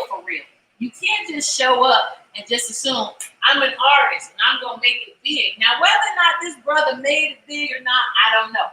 But that was my advice to him. I said, look around you, look where you are, and then you have to step up to the plate. You can't just show up in your painted overalls and all of that kind of stuff. So, but I'm gonna get Ethela up because he's in the wing waiting, and we're done. We're not done yet. Huh? We're not done yet. You done went over $1 billion. You done went over quite a bit there, my friend. Thank you, Beverly. Thank you, Beverly. A perfect example of an artist who knows how to get that time and get that marketing in. That's right. All right. Take care. Have a little floor. Bye now.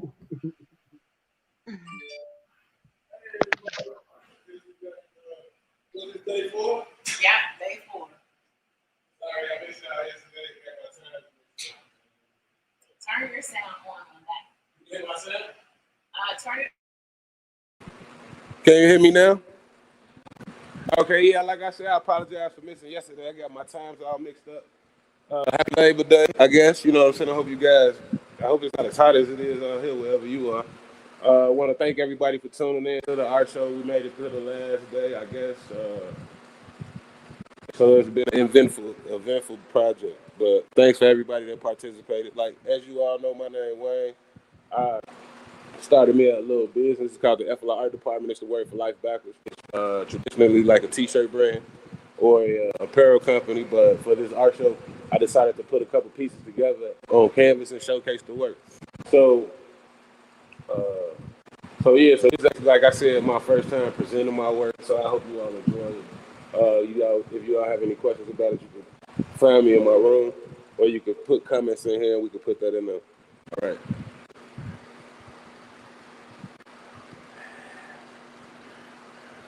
And let me see if I can do this.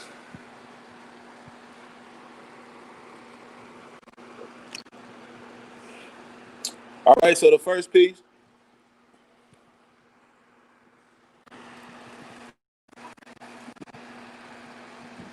Oh, it's upside. Won't go that way. Hold on, I'm trying to fix so you see. Yeah, like that. That's it. It won't go that way. Oh, there you go, right there. Yeah, because I see in some of the comments they say you can't see the top of the pictures. All right, so this picture right here. This is one of the pictures that I made specifically for the art show. I want to create like a series with the word or the letter U and just try to come up with some, I guess you could call it like phrases, but it's some stuff that you could guess from just looking at the pictures, so it'll be simple. So this one is simply entitled Watching You, and it's pretty much like the emoji face, smiley face, sad face, shock face. And so I just was trying to really keep it fun, so to speak, and just draw a bunch of images that people could relate to. So if you were to see this and didn't get any explanation behind it, hopefully you would be able to catch the concept behind the actual picture. And like I was saying, one of my signatures in the art that I create is one is to mix spray paint with actual paint, so it'll be like spray paint background, and then I'll use acrylic paint to actually conduct my image. And then another thing is I like to use gold and metallic so that the images or the background is very bright when you put the presentation together and you show it with the light.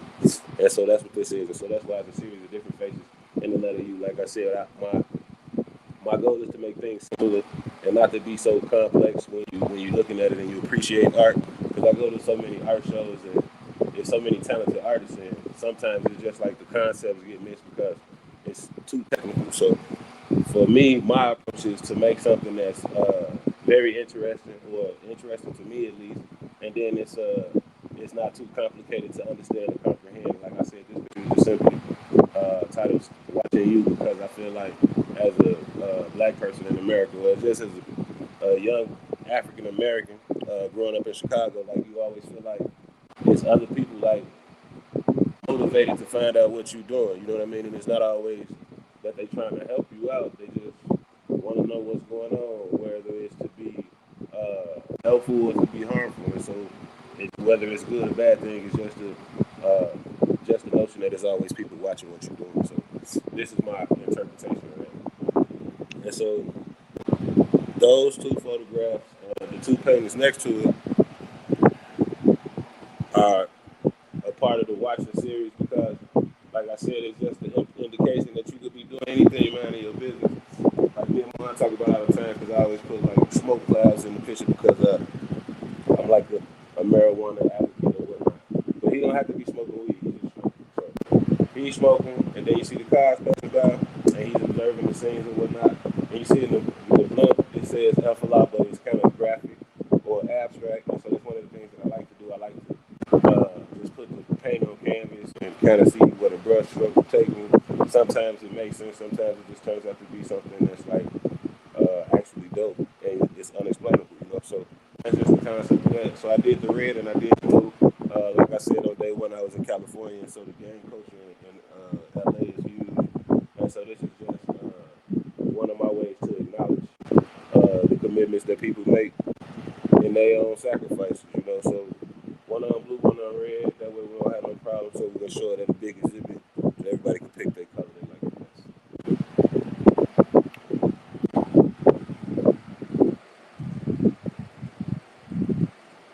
This picture is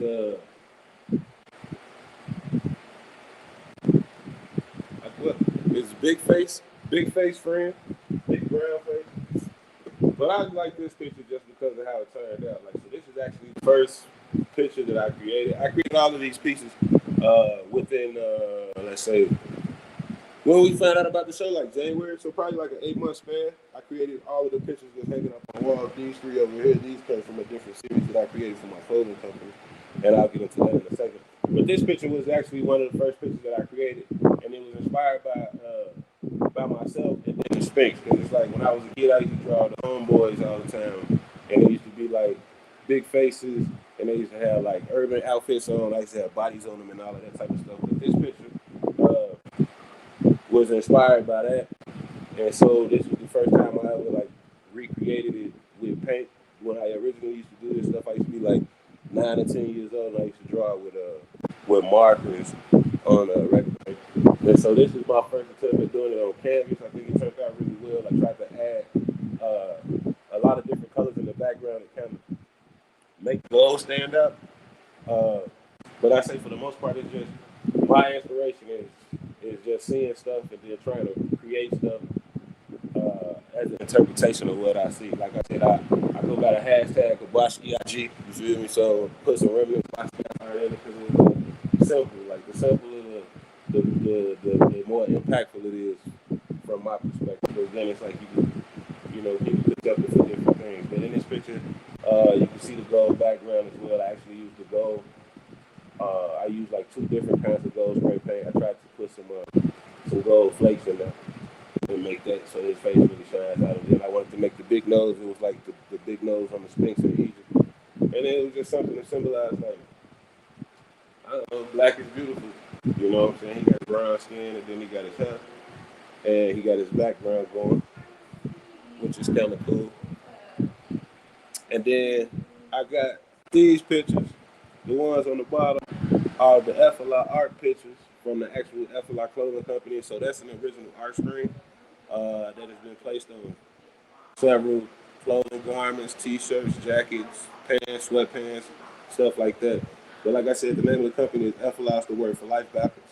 And so instead of just sticking with a clothing company as just my main marketing concept, I felt like being in the art arena would be something great. So what I tried to do is develop like matching pieces. So like over time, because I anticipate this to be like a large project, like gonna be worldwide. Like so over time, like 10, 15 years from now, it'll be pictures in people's homes, and part of their day-to-day discovery will be trying to find out who owns the matching picture to the one that they already have. And so all of these pictures come in pairs.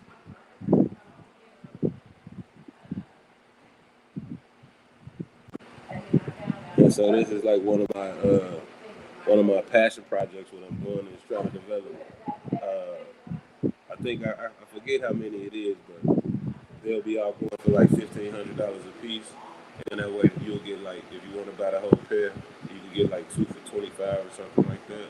But the goal is to have people reaching out to people like via Facebook, Instagram, or even if once we put the concept together to where we have the website to where you can actually search for the matching art piece that you have. And then this would be another way for people to kind of connect with other people around the world. Like say, for instance, somebody from Washington, D.C. will have a matching picture with somebody that's in Sydney, Australia. And one day you guys put a budget or a financial situation together and you guys meet up somewhere, whether they come to America or you go over there. But this will be a reason for you to develop a friendship with somebody that you don't know. So the concept is, is to just share this and get it all around the world. And then, like I said, it's FLI.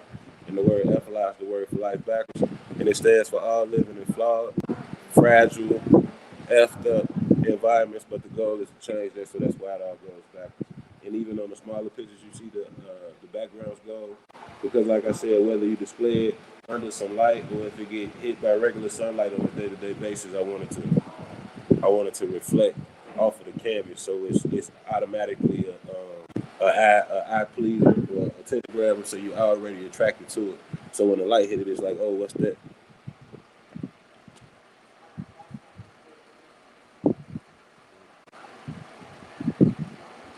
And you can find this stuff on Louise Color Studio website too. It's my mama. We about to be flooding her site with all my pictures. You can find the clothing stuff online at the FLI Art Department on Instagram. We're working on developing a website for that, but you can buy clothes, you can buy pictures. If you want to put together some music, we can do that. Like we do a lot of stuff. It's just this is like I tell my mama, it's all artsy fartsy. It's artsy fartsy. She say you muffled, so you can't hear me. But everything for sale. Trying to sell something. It's my first art show. This would be great if I could sell some art at my first art show. Then I could tell people, you know what I mean? Legendary, epic. The first time I showed it, somebody bought it. But I just think this is great. I appreciate everybody for tuning in, everybody who helped put it together, everybody who helped share this. Like my mama put a lot of work into it, trying to, I guess you could say, bounce back because of the coronavirus, but they still got an opportunity to present something. So make sure you all share these, share the artist work, follow the artists on their social media platforms, contact them if you can, because like I said, a lot of these artists, this is what they do for a living. Like this is one of their main sources of income. So it's great that you all are still supporting the artists. Yeah, see if I can get me a licensing deal. I put some of this stuff on a cigarette lighter or some shower curtains. Like part of my inspiration too is we was at the New York Art Expo one time, and this lady was talking about how much money Thomas Kincaid made, and she said it was like 70% of American households had an item from Thomas Kincaid in their home, and so I feel like some of the art I could create could be presented in the same light, particularly like this face, or maybe those smokers, or maybe these faces. See that? So when you make an art, sometimes you got to think about what else you could do with it. Because I know a lot of people say they do it for passion, but that's cool. But passion don't pay the bills. So. How much? Well, I guess I don't know. That's what the lady said. I see it. All right, but anyway, this is my presentation. You could use Cash App. You don't even have to hit me no more. Just send some money. How about that? Yeah. Okay. Appreciate everybody's time. Thank you for showing up. Thanks for giving us y'all support. Have a good holiday.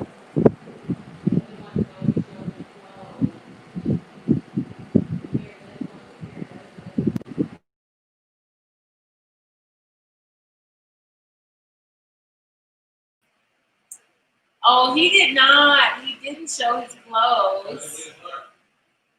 All right. Let me see. Yeah, no, he didn't show his clothes. He was just pretty much showing his artwork. He's showing his artwork. He's got his pants on. All right, hold on. Let's see. He's showing his pants. Give me a second. There he is. Oh, you got his shirt on too. He's got his pants. Every time my show presented, I always had yeah. He has his pants on and he has his shirt on. He's a piece of art.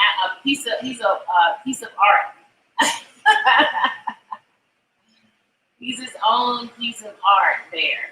So, all right, let's thank you guys so much for hanging in here with us and participating. Hey, Kevin. Me? Okay.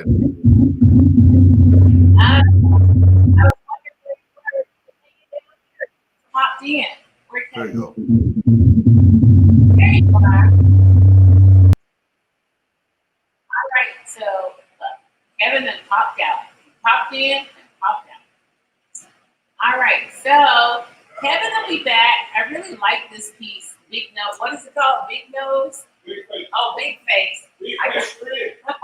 Big face what? Friend.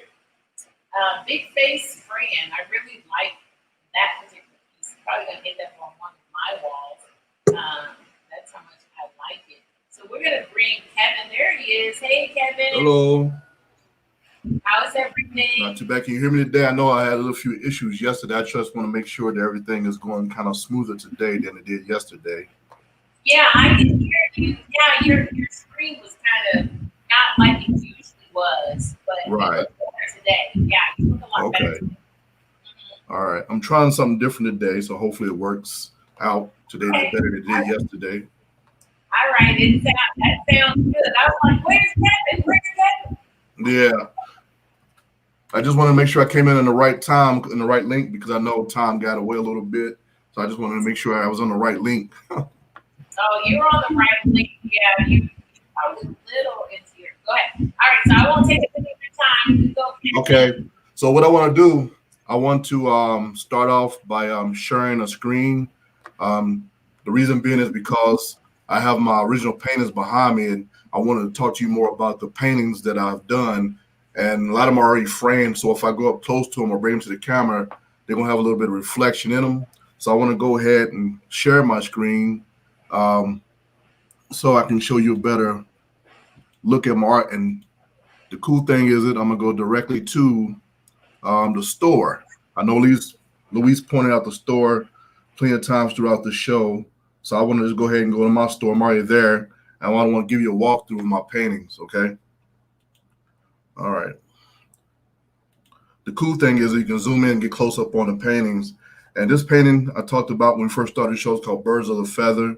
And I kind of want to talk about my process and how I created this painting. All right. So anyway, the goal was this is based on like Afrofuturism. This is an idea that I had for a painting I wanted to put together. And the idea was to use bright colors with cool colors, and I had dark colors in the front as well. This painting was kind of a challenge for me because I had to figure out how to make this come together. There's a lot of things in my painting. I'm gonna zoom back out over so you can see it better.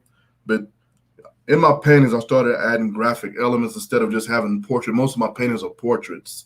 So for Birds of the Feather, I got a lot of cool colors in here, but also got warm colors. So the way I planned it out, I got my cool colors in the back because we know if you put your cool colors in the back, if you got warm colors, your warm colors will come forward. So I start out with it's a warmer blue back here, but in between that's like a cool green, and then you got the warm orange. All right. So in my paintings, I do a lot of repetition in them, things that catch your eye. So if you look at this painting here, Birds of a Feather, it has a circle in the back which represents the sun. I didn't want to put the real sun in there. Like I said, I like combine a little bit of realism or close to realism along with graphic elements in my painting just to change things up a little bit. So in this particular painting, like I said, I use the graphic sun. The arrows in the sun represent the rays of the sun branching out, and then actually put the sun in the background. To make this painting come together with that graphic at the bottom left and bottom right corners, I also did the same thing. I repeated that graphic into my painting. And going back to repetition, I'm zooming back in. The feathers of the birds, I got two birds in there. And if you notice, I did this in threes on this one. The sun right here to the top, the sun to the left, sun to the right. I got a bird to the left, a bird to the right, and then I got feathers on her chest, on her garment to tie that all in. So usually I kind of do graphic elements in threes just to capture your eye. Also, if you look at it, it's kind of made into almost like a pyramid as well to keep you focused in the middle. The sun in the back is a graphic sun. Like I said, the bottom left, the bottom right. So it creates a triangle. And not only that, the way she has her shoulders and hands and the birds and the way her hair is designed, it's all a triangle, okay? Another thing of repetition of threes, threes, I guess, it's a pair of feet of the birds. If you see the birds, it's got feet right here, and then the third pair of feet, which is not really feet, but it's another graphic element, is the design of the paint in her face. They actually added the bird feet design as a part of her painting in her face. So, like I said, to my paintings, I do a lot of repetition, gold color, the gold color in the arms, the wristband, her dress, and then the top part that's covering outside under the wings, all repetition. Even the shadows. If you look at the collar where the feathers are coming down, zoom back in, you can see the black in her collar, of course her hair, and then there's dark shadows in the painting. And the way I set up the lighting for this painting, that's one thing I also look at. It's darker at the bottom, but as you go up towards her face get lighter. And not only that, if you look at her eyes are light. Okay. So that's a lot of things I tend to do in a lot of paintings. If you look at them, I do a lot of repetition. All right. Going to my next painting. All right, this one is the flower bearer or bearing flowers. Again, zoom out. So again, like I said, I do things in threes a lot. Flowers for one. She has flowers in her hand. Flower in the bottom left corner, flowers in the bottom right corner. And guess what? It's forming another pyramid, all right? And the same thing with hair, from top of the hair down to the flowers, it forms a pyramid. So the other repetitious thing that I did in this painting was that I put the green background, which is another cool color, but I got yellow mixed in, which is warm. And the idea with this was I wanted to make it look like rain was coming down, but I didn't want to actually paint rain in. I just wanted you to just kind of look at it and kind of see how it's flowing. At least that's what I get out of it. So going back to our face design, I was at a phase where I was just painting things in their faces and bodies. I'm still doing it to this day, but I'm doing it in a different way. But repetition of color. If you look at the top of the flowers, it's yellow. If you look at her garb she got on, it has orange. It's orange in the bottom. The plants have green. Her dress has green right here. Same thing with her eyes are light. The painting in her hair and her face is light, and she's light complected. So I try to make sure that I implemented colors that were in her hair also in her face and vice versa. So you look at her lips, I still have that same magenta color that's actually right here in her hair. And throughout the hair, you can see all of that in there, and also in the flowers. So a lot of repetition of colors, a lot of repetition of shapes, and so forth. If you look at the flowers right at the bottom as well, you'll see those same colors repeated throughout the form. Her bracelets and on her arm and stuff like that, you can tell that the color orange. So the same thing in the flower, I repeated that process in the flowers right there as well. They also match a dress. So that's usually the theme of my paintings. And this is also on the theme of Afrofuturism as well.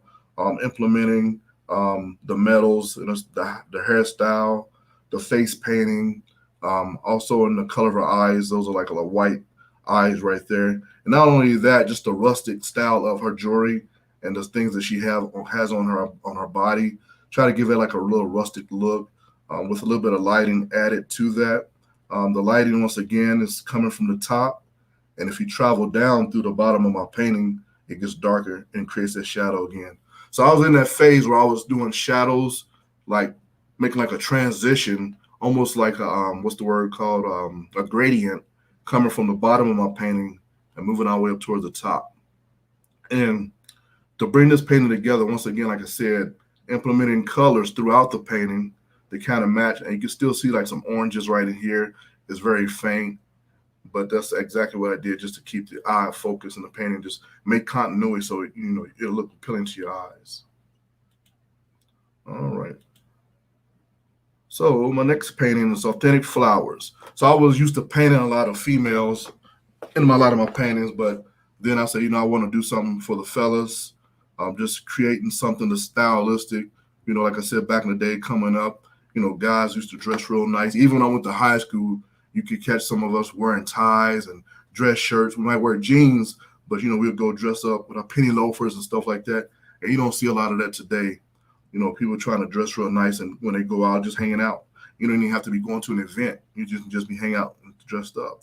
So what I wanted to do for this painting, I kind of broke it up a little bit. But once again, like I said, I keep hitting on this right here, but I usually do things in threes, okay? I don't know why. I just think it just comes natural to me or whatever.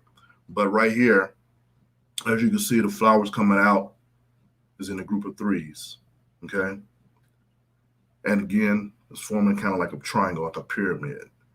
Keep you focused in here. The cool thing I like about this painting is that he's almost not completely in silhouette, but he's like in partial silhouette, where you can see the form of the hat, how it shapes and come around right here. You can see how the shadow comes down, but it gives you a hint of light where you can tell it's a jacket. So if this whole painting was strictly black and white, and if this right here was strictly black and he was just strictly in a black shadow, you can still tell the form of the person and who it was just by the shape. Because right here, I kind of broke him outside of the flower. He's not completely inside of the flower, but I did things where it could break in between like negative space. You have some negative space right here, negative space right here, negative space right here, negative space right here, negative space right here. So like I said, if this was just a strictly black and white picture in shadow, you could get an idea still of what this is right here, okay? So this is the phase where I was starting to get into doing little quirky designs, like doing a little curves right here. curves right here, and the same thing throughout. Just repetition of shapes like I talked to about before. Even with the leaves, you can see how more leaves I got repeated throughout here. For this one, I try to keep more of a plain background, but what I was talking about earlier, I still kind of tended to do like a little gradient where it starts out dark at the bottom and it started getting lighter at the top of this painting as you got up to the top. And also working with the lighting, I try to hit where the light was coming from this direction and shot across here. And you can see it, how it's bright in this area right here. Of course, the flowers are light, but you can see it in his face, how you have the highlights in his cheek, the highlights in his nose. But as you go closer towards the right, it gets dark and puts some more in shadow. And you can see how the lighting hits the sleeve and the arm as well, and in the leaves also. This was created on the illustration board. I meant to mention that earlier. This painting and the last paintings I show were created with acrylic paints on cold press illustration board. Testing out different things. I'm painting more on canvas these days, but I just wanted to know how I could do that on illustration board.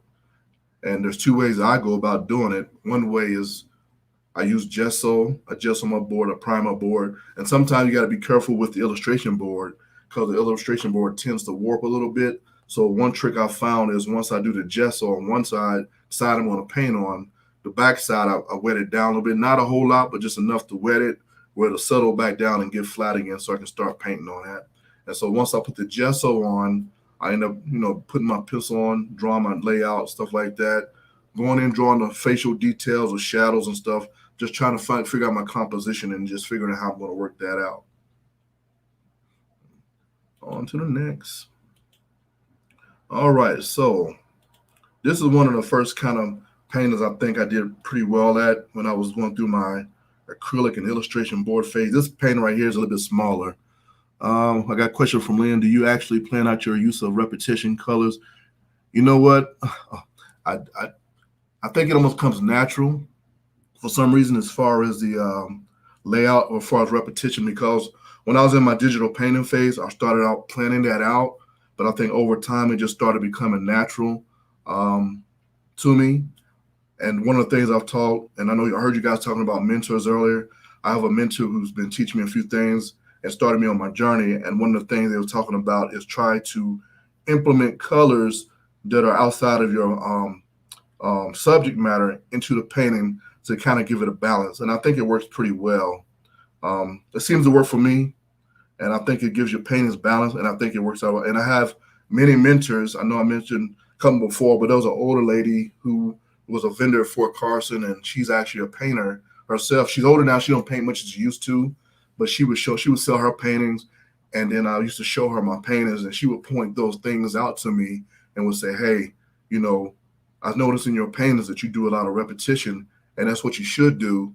And same thing, I never really thought about planning it out. For some reason, it just started coming natural to me. This painting right here is a smaller painting that I did. This also is acrylic. And this painting right here kind of got me to where I noticed that I was getting better at painting. And reason being, I don't want to go back, but the painting before this, if you looked at the background of it, it wasn't blended as well as I wanted it to be. And I know acrylics, they dry real fast. So acrylics, what I've learned about them, if you paint wet and wet a lot, you're going to have those type of issues. And it also depends on the level of paints. I use a thick paint, Liquitex, the thick paint of Liquitex. And that paint is real thick and it's hard to push around.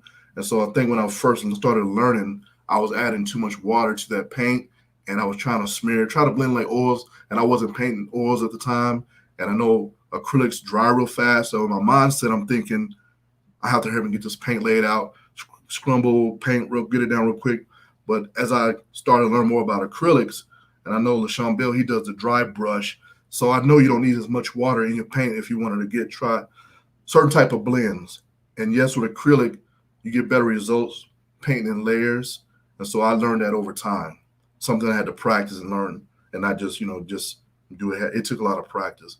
But anyway, zooming back into this painting, and what I'm getting at as far as that, even though this is still not a perfectly blended background, but because I learned how to paint in layers, I got a smoother looking background versus the painting you saw before. And also in their face, you see the little designs in their face and stuff like that, and the shadow areas. Usually you will find my paintings when I first started, you will find like a hard edge and shadows and stuff like that. So to fix those hard shadows, I learned that I had to paint in layers. I would paint, say, this shadow right here, let it dry. I would paint a color right here, it would dry. But then what I would do, I would take a mixture of these two colors together, and right at the edge, I wouldn't really put a lot of water in my brush, but what I would do, I would scrumble. I don't know if I could explain scrumble. It's just basically almost like dry brushing. You put paint in the tip of your brush, and you're just rubbing real hard into the edge of those two sides of different color paints to bring those two together. And you can't really do it while it's wet on wet. It's good to do it while it's dry. So that's one of the things I learned doing that. And the same thing with this painting right here, going back to repetitiveness of colors. Like right now, she's got fire in her hand and fire behind her, and this is another Afro-futuristic type piece. And the reason why I was doing it is because I'm coming from the world of comic books, and I love some fantasy artists as well. And so in my mindset, I'm thinking that I wanted to do some things like this and try to create those type of paintings. But over time, as I'm growing as an artist, I'm pushing away from that and I'm going into other things. But this is where I got my start at and started working on these paintings. And so, like I said, repetition of design to me is key. Like in the shoulders right here, the same thing with the white patches or paint. But on that paint, since I put fire in the background, I try to get that light to hit in her shoulder areas as well, if you see that. And then the same thing over her hand, where I put like a flame coming out of her hand. And if you look at her knuckles and fingers, of course, in real life, her hand would be on fire and it would probably hurt. But I was trying to capture some of the light in her hand right here. And the same thing with her arm. The reflection from the light hitting the arm, the reflection from the light hitting these patches of white in her clothing. And the black areas probably would get lit up just as well. But like I said, I was in that phase where I was trying to mix realism a little bit with some graphic stuff, not trying to be too realistic, but try to adapt some things to it as well, just to do that. So that's what this painting is really about. I'm gonna go ahead and zoom out so you can see this better. All right, so this painting, I know you guys have seen this painting probably 100 times during the show, The Compromise. But the reason why I like this is just because I like how I did as far as lighting. If you see how I did this, I have like the shadow dark to the front. As far as when I say dark, like it's almost like kind of like a silhouette. Again, I always talk about silhouettes. If these guys' faces were completely darkened in, like their hair, like their clothing, you can still catch those forms and get those shapes out of these two subjects. Okay, so going back to this painting, so the goal was to try to make this a night scene. This was done all acrylics with the exception of an oil wash over top. Okay, so the way I did it was going back to the gradient thing that I like to do as well. It's supposed to be a sunset scene as the sun is setting. You have the light at the bottom, it's coming up, and then I have fireflies in there to bring these guys together. I wanted the light from the moon to kind of help out a little bit with this. The sun is going down, the moon is coming up. So the light from the sun is capturing these guys right here, like in the shoulder. Right here, you get a little bit of that sunlight. Same thing over here. It's just a little bit, not a whole lot. Under the hair right here, and in between the hair design, you get some of that moonlight and stuff like that hitting, okay?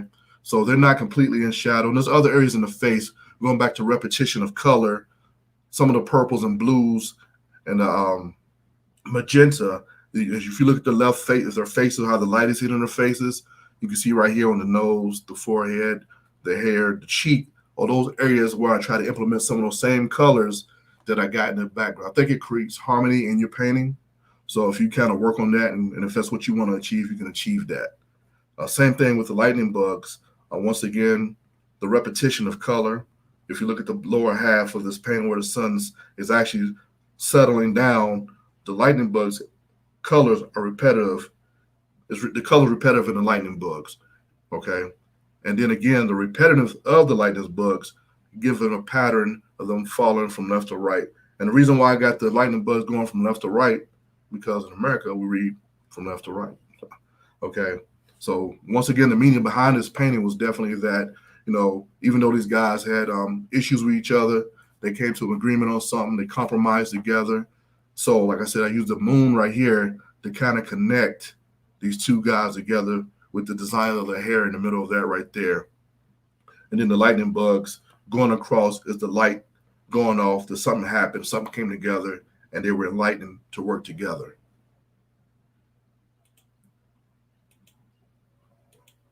All right, so I told many stories about this painting right here. I'm not really going to get too much into that, but I want to talk about the design concept of this painting. This painting, like I was talking about one earlier about how growing up, I used to see a lot of guys dress real nice. Even now when I went to high school, a lot of the guys, we used to try to see who could dress real nice. We would go to school with hats on. We would wear the ties, dress pants, penny loafers. We would just try to dress real nice. You would see guys walking down the street sometimes dressed real nice. A lot of guys in my neighborhoods where I grew up, a lot of the older men wore hats and stuff like that. So now you really don't see a lot of that these days, but those are just childhood memories that I have growing up. Once again, as an artist, you always try to find ideas and try to work things out. And I saw an artist named Alvin Loving Jr., and he's more of an abstract artist. And I was like, man, that's a nice design. So I thought I would try to work something like that in this design right here. So I did that. And the way I did it was that the transition of repetition of shapes again, coming down, and it's bringing you towards my subject. It's bringing you around and kind of encircles him right here. But the cool thing about it, I didn't put him directly in the center of the painting. And we always talk about rule of thirds, and that's where you divide your painting or your paper, whatever, in quadrants of 4, and you kind of trying to place your image on one of those lines where those two lines meet. Okay, so that was the idea behind this. So the colors, the brightest color I felt that would work with this painting would be the orange. So I did that orange, kind of made it, solidify him as a subject. And then the hat, since it's a silhouette, it kind of broke it, not really a silhouette, but a darker color. It broke it up where it wouldn't be too bright. Same thing with his hair, and try to capture the shadows in this painting, and along with the graphic design of the flower coming down here. So basically you're going from bright colors, warm and cool colors mixed together, the shadow area, the darker colors, which is the middle ground of the painting. And then in the foreground, you have the flower with the graphic design.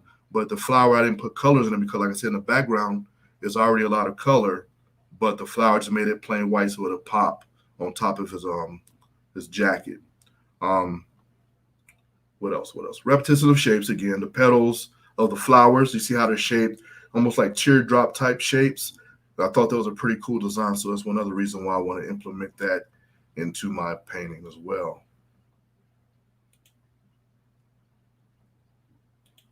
All right. Next painting. Let me go back. Let's see. Oh, no, I won't go back that far. Next painting is the meditation. This painting was a kind of a challenging painting. This made me work more with trying to figure out how I was going to like this subject, because there's a lot of dark areas in this painting, as you can see, as far as the background, her dress, her legs, her arms, and even right here in her hair. So I had to figure out a process. Before I even thought about the design in the background, I had to figure out the lighting, okay?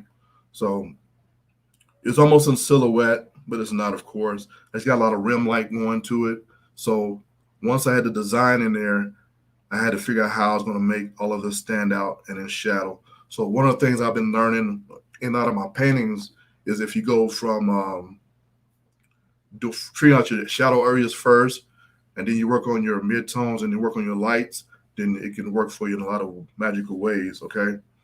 So for this painting, that's what I did. I did my shadow dark areas first, like down in here, her neck, over here where her nose is at, of course, under her arms and stuff like, and under her hands. So that's one thing I did next. Then I went into my midtones, where I got these areas right coming off of the shadow areas, okay? And then I'm fine. And lastly, my lights. And then lastly, from there, my highlights. And then lastly, my rim light coming off.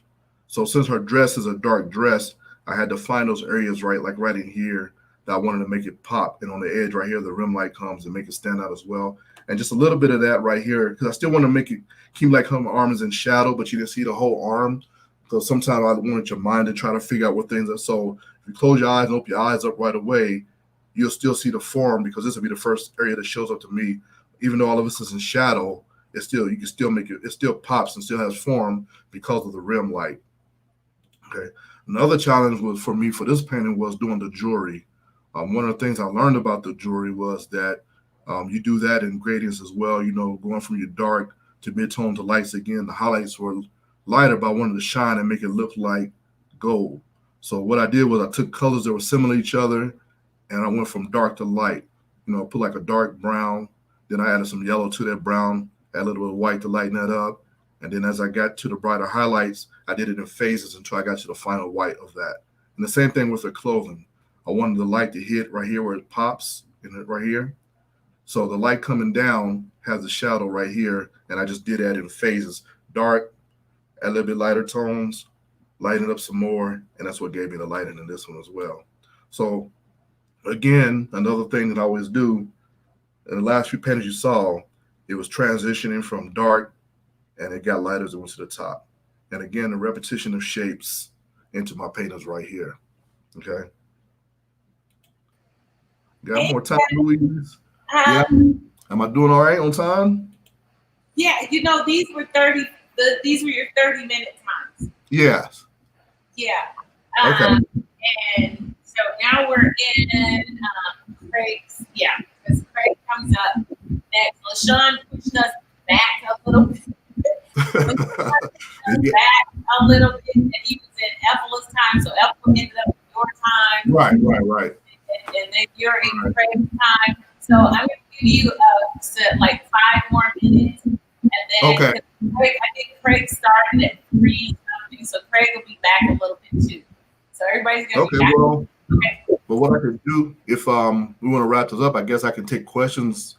Okay, now let's get some questions. Okay, here's one right here. Do you imagine a floodlight from one direction on your subjects?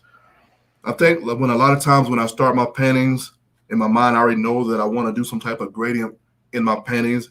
And I generally like starting from the bottom, from being dark and working up light. But now what I've been doing the opposite. I'm doing it from dark to light at the bottom. But those are in my newer paintings. These paintings I'm showing you right now that are on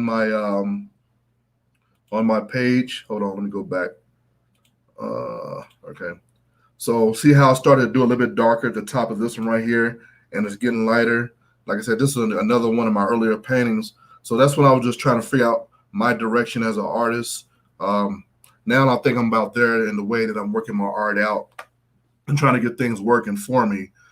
So when I'm thinking about my paintings now, I do think about the lighting first and how what my background is going to look like to make those work. If that answers your question, I hope. Do you actually plan out your use of repetition, colors, gradings, or does this come together as you paint? Okay. Yeah, I think, I talked about this earlier, but I answered again. Yeah, now I don't plan it. I used to plan it, but sometimes it just comes natural now as I go and work through my paintings. I never really plan them out no more because, like I said, it kind of just comes together. And like I was talking about earlier about darker to lighter, like I was starting out from bottom being dark and going to light at the top. This is another painting now where it's kind of darker at the top and getting lighter at the bottom. And I think it's because now I started working on adding more graphic elements to my paintings. And like I said, over time as an artist, you start to improve and you start to figure more things out. So me adding more colors at the bottom of my painting, I want those colors to pop. So I tend now to put my darker gradient or transition from the top to the bottom as far as lighting goes. Okay. All right. So this painting right here, this is one of those paintings where I experimented with as well. This one's all acrylic, and this paint I want to try. There's a paint that came out. It's an acrylic paint that kind of looks like gold leaf when you paint it. Can't really tell right here in this painting, but if you paint this on and you look at it, it looks just like gold leaf. So since I knew that I was putting gold jewelry on her, I wanted to make sure that I put that in there And once again, going back to implementing repetitions and shapes into my paintings, I added it also in the shape of the African silhouette in the top of the vase right here. And then the same thing like I said, in her jewelry. And then going back to the repetition thing, as far as shapes and elements, I got flowers in the background, as you can see. And then the lighting is from the sun hitting her body, going from left to right. All right. All right.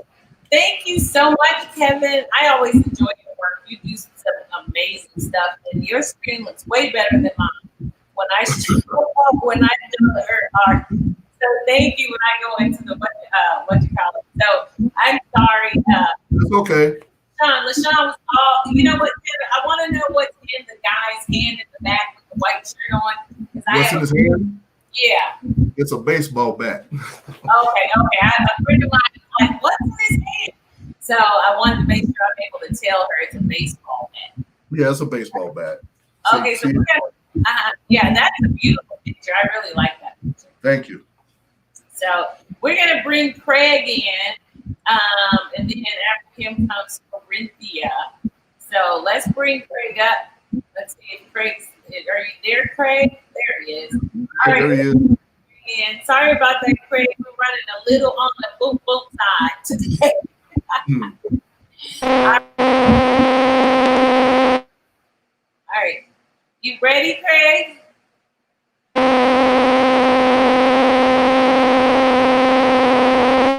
Craig, you have to turn the sound and turn it all the way.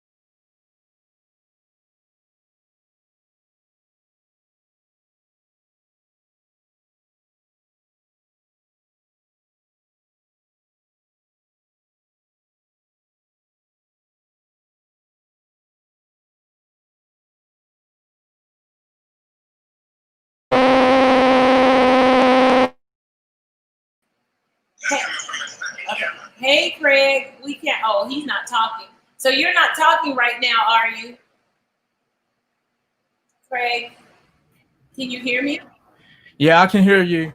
Okay. I was just showing them the piece in back of me. Okay, I like that. I And saw. I want you to see the detail in it. Okay. So, Well, show them again. I like that. I saw that. I was just making sure. I was just making so we're having technical difficulties with the phone, with the sound. So I'm going to leave that alone for right now. We've all had some technical difficulties today. So you okay?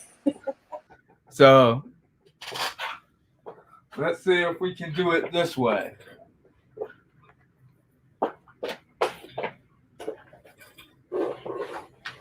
Bring this closer.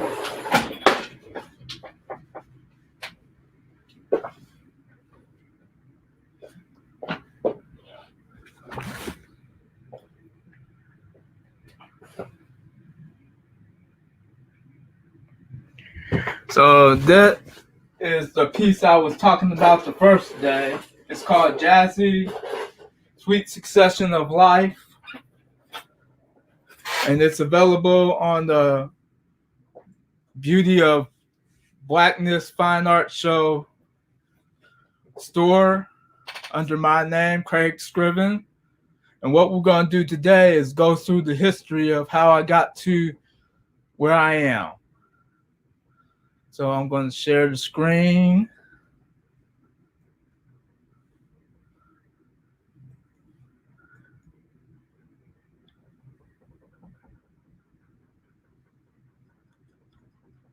There we go. And here's one of the pieces that I did for the show on Friday or Saturday.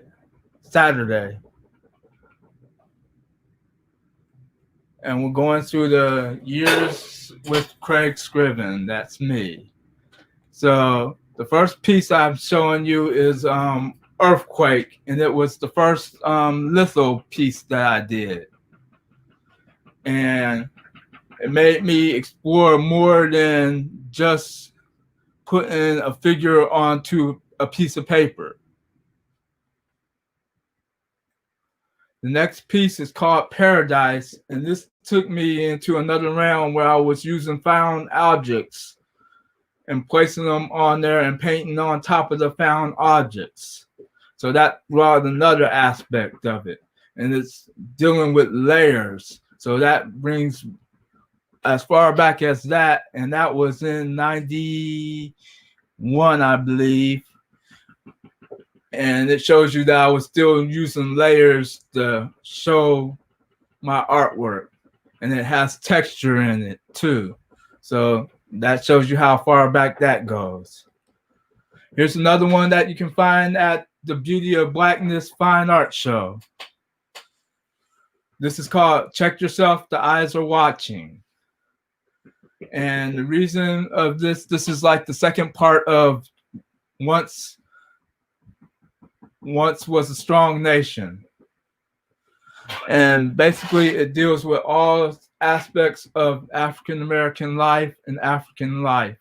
And then I found out that the colors were not what you would put in for African, so now I just leave it as African American life. And it says the eyes are watching because if you see the original, there's a whole bunch of eyes watching you as you go through the painting. This oil painting is called Coming to the End of My Journey. And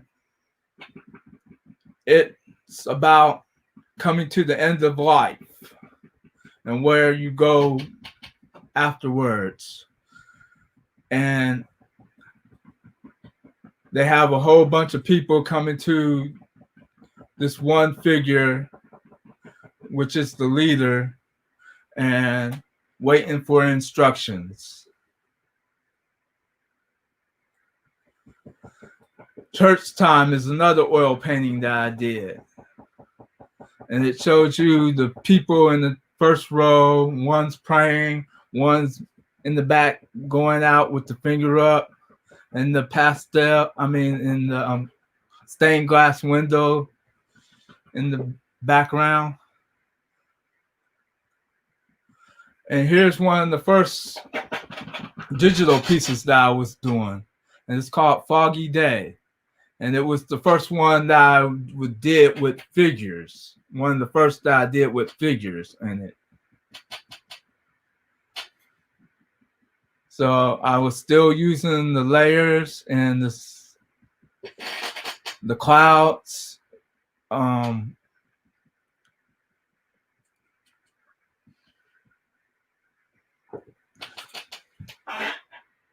Effect in the piece, and I drew these by drawing on the mouse in Adobe Photoshop. And these were like, I would say 2 to 3 layers in them at that time I was doing them, and they were small because you didn't have, you had to put them on a floppy disk, and if you knew anything about a floppy disk, it didn't hold that much memory.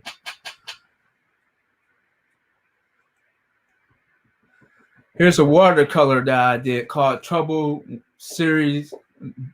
World Series 1. And at that time, I was exploring the silhouette figures and the textured background And you can see from that, I also use that in my newer works too.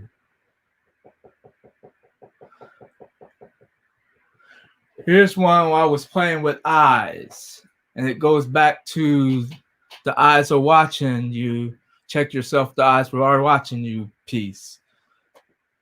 And I was working with eyes and texture again. And I put background because I was just playing around with the basketball heads and just want them to interact with each other.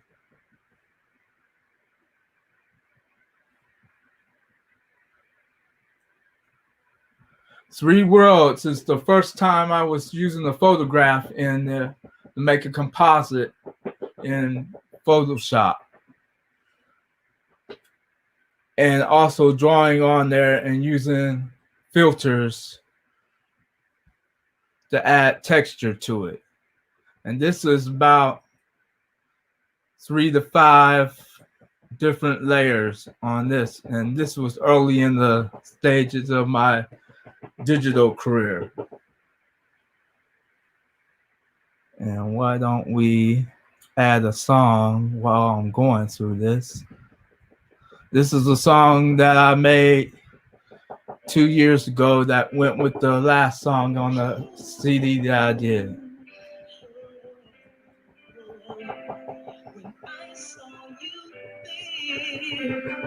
In silence, I was watching you. When I saw you there in silence. Timeless was when I was using people and clouds, and this was one of the few ones that I've signed on the front of the digital piece.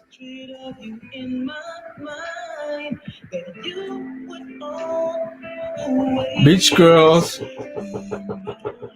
I was using filters and working with the female body this time, and I believe, yes, I drew these on there and did all the shadowing on there to make it look semi-realistic.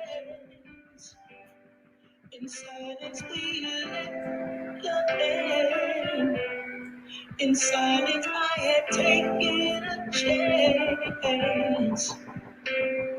In silence, I knew you were there. The Maiden Voyage 9 is when I was working with the blur filter and using motion.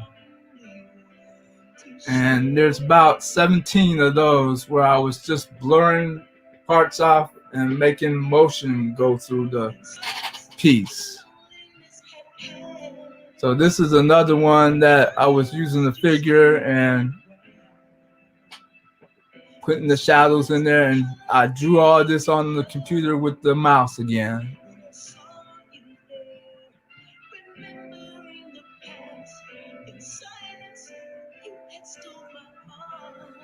The Dream. This is when I started getting with real texture on the faces and tried to abstract the hands and just tried to build on top of stuff. So this is like the first one that I was looking at mask with.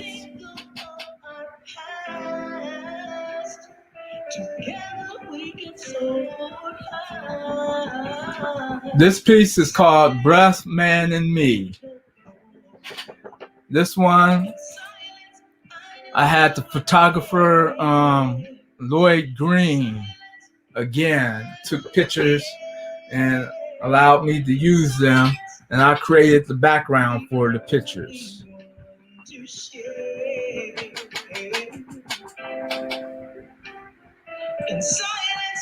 The Trumpet Man 2 is a piece showing that I was influenced by music, as you can tell, and I like to play music while I'm creating stuff because it gives me more inspirations. And same thing goes for the piano player too.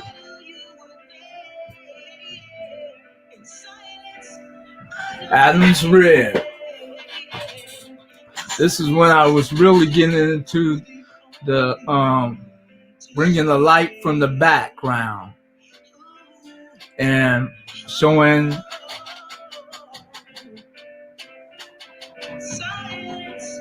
texture. No, we getting any questions?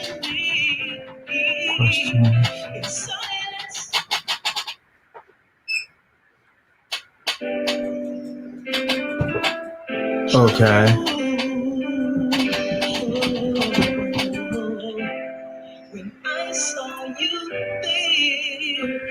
And the last one in this section is the transition to perfection. And I used the photographs that I got of myself transitioning into a perfection that you'll never get as long as you're on the earth now, because perfection for you will be your death when you turn back to dust. In silence, we knew we were so in love. When I saw you, it took me by surprise. At that moment, you sang our song. So the last time we were here, we were started on a project and we never did get finished because we had technical difficulty. So I'm going to try to finish that piece up.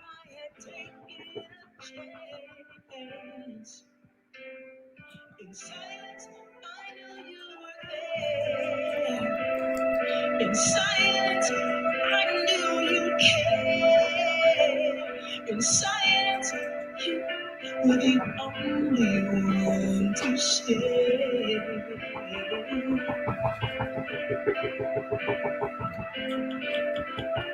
In silence, the loneliness had passed. So going back to what we were doing is that I created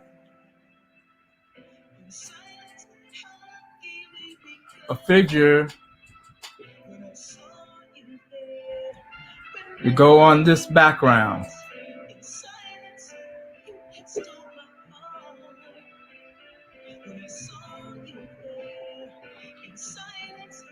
And I put a filter on that, a filter on top of the filter to create texture. And then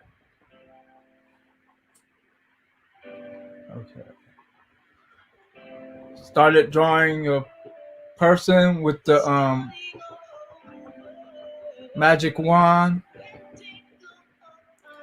And then I duplicated the person and transformed them so they had a different texture and you could see through them, some of them, and not see through others.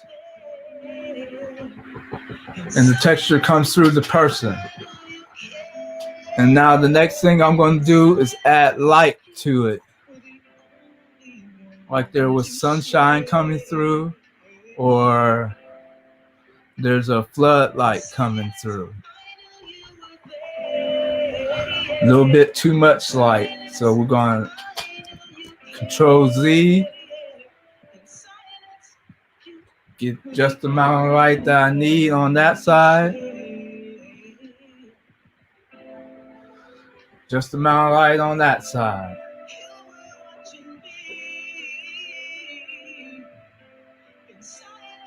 Going to add some clouds to this.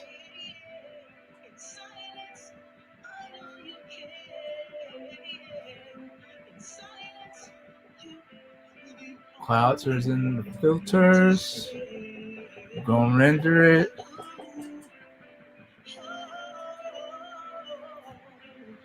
And I'm going to add another filter to that. A mosaic filter to make it look like it's on canvas.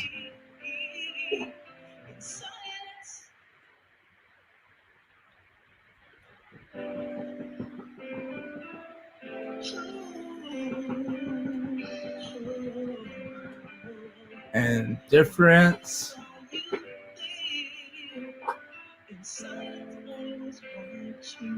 I'm going to add soft light to that.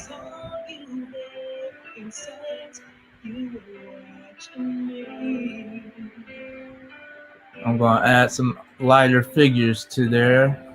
Just a second.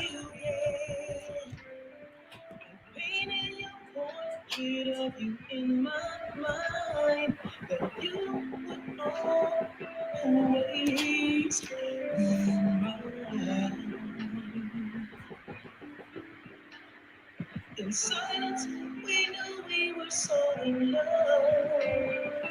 When I saw you there, it took me by surprise. At that moment, you sang our song. In silence, we had became friends. In silence, we lit the band. In silence, I had taken a chance. Get the paint bucket. In silence, I knew you were there. In silence, I knew you cared. In silence, you were the only one to stay.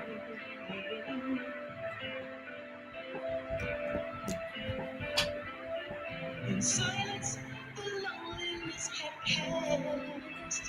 I was just thinking,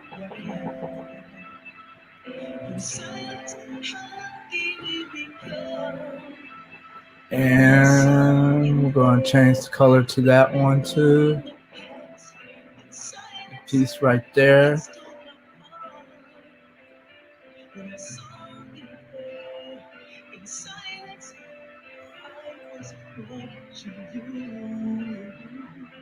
When I saw you there, in silence, you were watching me.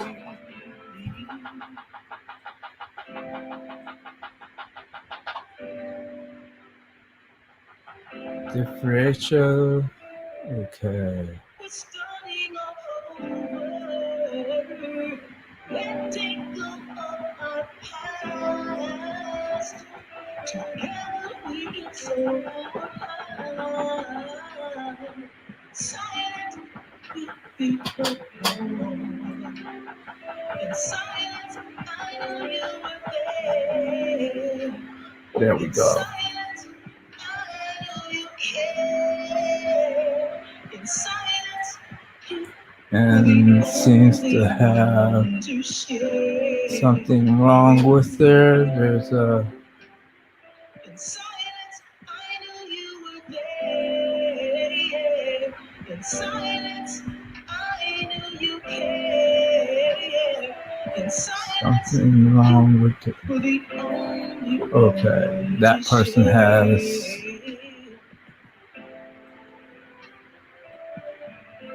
something right there. In silence, I knew you were there. In silence, I know you care. Okay. So now I'm going to get some darker colors. Well, not that dark, but I'm going to get some different colors to put on the bottom. Making sure that I don't make that same mistake of putting it on the same layer.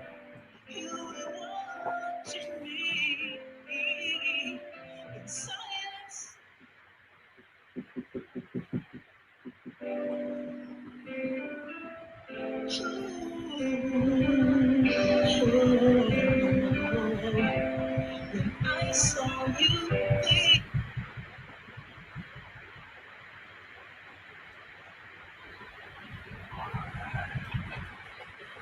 Okay. You guys see that, and then we'll be done. Okay, so adding some more color to it. Like using the gradient too.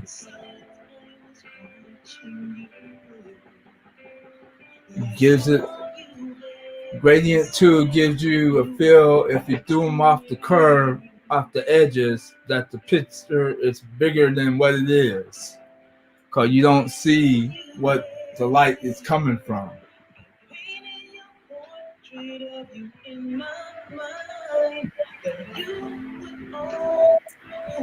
Almost done.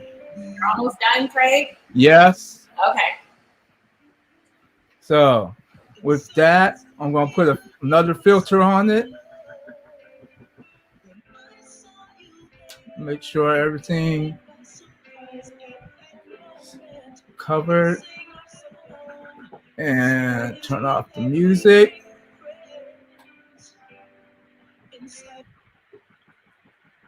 And thank you for joining me today. And if you have any questions, I'll be glad to answer them. And if you don't have questions now, you can. Oh, what happened? Craig. All right, we lost Craig. Okay, so, but we have Cynthia. Hey, Craig disappeared. Like, but I can still hear him today. If you have any questions, I'll be glad to answer them. Okay, hold on. Okay. Hey, Craig. No, that's a reverb. Something happened on your side and kicked me out. Yeah, that was weird. You guys. Craig. So, Craig, what we'll do is this. But we have to come back at the end of the after Poncho. That's fine. Yeah. So, after Poncho, right? All right. Okay. All right. Cynthia is up. Little Miss Cynthia, you go, girl. To answer them. Okay, hold on. Hey, Craig. That's a reverb. Something happened on your side and kicked me out. Yeah, that was weird. You guys. So, Craig, what we'll do is this. But we have to come back at the end of the game after Poncho. Yeah. So, all right. Okay, all right. Cynthia is up. Little Miss Cynthia, you go, girl. To answer them. Okay, hold on. It's weird. I don't know where Craig is. On your side and kicked me out. Yeah, that was weird. You guys. So, Craig, what we'll do is this. Okay. Craig is not even in the room, and I don't know where. I can hear him. No, it's still here. Okay, all right. Cynthia is up. It's like a delay. A big one. It's weird. I don't know where you are. Yeah, that was weird. You guys. So, Craig, what we'll do is this. Craig is not even in the room, and I don't know where. No, it's still here. Okay, all right. Cynthia is up. It's like a delay. A big one. It's weird. I don't know where you are. That was weird. You guys. So, Craig, what we'll do is this. Craig is not even in the room, and I don't know where. Corinthia, you know that second broadcast I gave you? Go into that one. Just come out of here and go into that one because I don't know because Craig's not here and I have no idea what's going on. I know. Okay, I will. Okay, come into that one and I'll tell everybody just come into that one. Okay? Okay. All right, go ahead. So everybody, yeah. So everybody, yes. Meet us over into the second broadcast. I've already gone live there. Hold on 1 second. What'd you say, Philip? Hold on. We are going to go live into our second broadcast. We're just going to go live right into our second broadcast. I hope you guys can hear me because you guys already know that going live, we're going to go ahead and go live here. So there we go. So we're going to go ahead and go live in our second broadcast. So you guys meet me over there. You guys know how we do it, and you know, yeah, because this is acting weird today too. We're starting to get some weirdness happening in this broadcast. So you guys meet us over in the second broadcast. You know, we're about, I think Facebook's about to shut this one off anyway, and it's 7:19. We've been in here for 7 hours. 7 hours. So we're gonna meet over in that second broadcast. It's already going live. So go ahead and head over there. Corinthia's gonna start doing her thing. As a matter of fact, I'm gonna turn her on and put her in. And she's gonna start doing her thing. And you guys meet us over there. Meet us over there. There we go. So meet us over in that next stream, and we're gonna be hanging out with you guys. So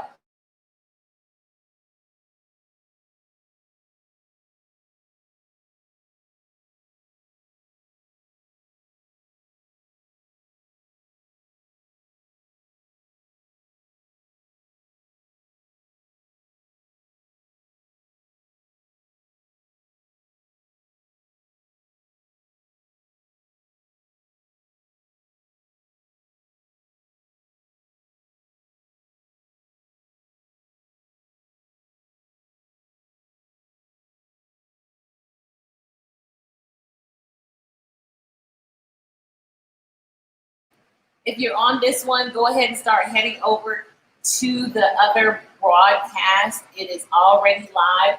It's on the Beauty of Blackness Fine Art Show Facebook page. It's also on the Beauty of Blackness Fine Art Show YouTube page. So go ahead and start heading over there. And Corinthia Peoples is going to start doing she has some amazing jewelry. As you can see, I have one of her rings on. This is a Corinthia Peoples rings. It went with my outfit today. So head over there. It's been so amazing having you guys here. Definitely stay for the after party that's going to be happening after Larry Poncho Brown does his presentation. So you guys head over, and we're going to see you over there. And I know you all going to come. So everybody come on over to the second half of the Beauty of Blackness Fine Art Show. I will see you over there. I got to go or I can't host. I got to go host over there. So see you over there. We're going to go ahead and end this one, and I will meet you guys. How about that? Thank you. Bye.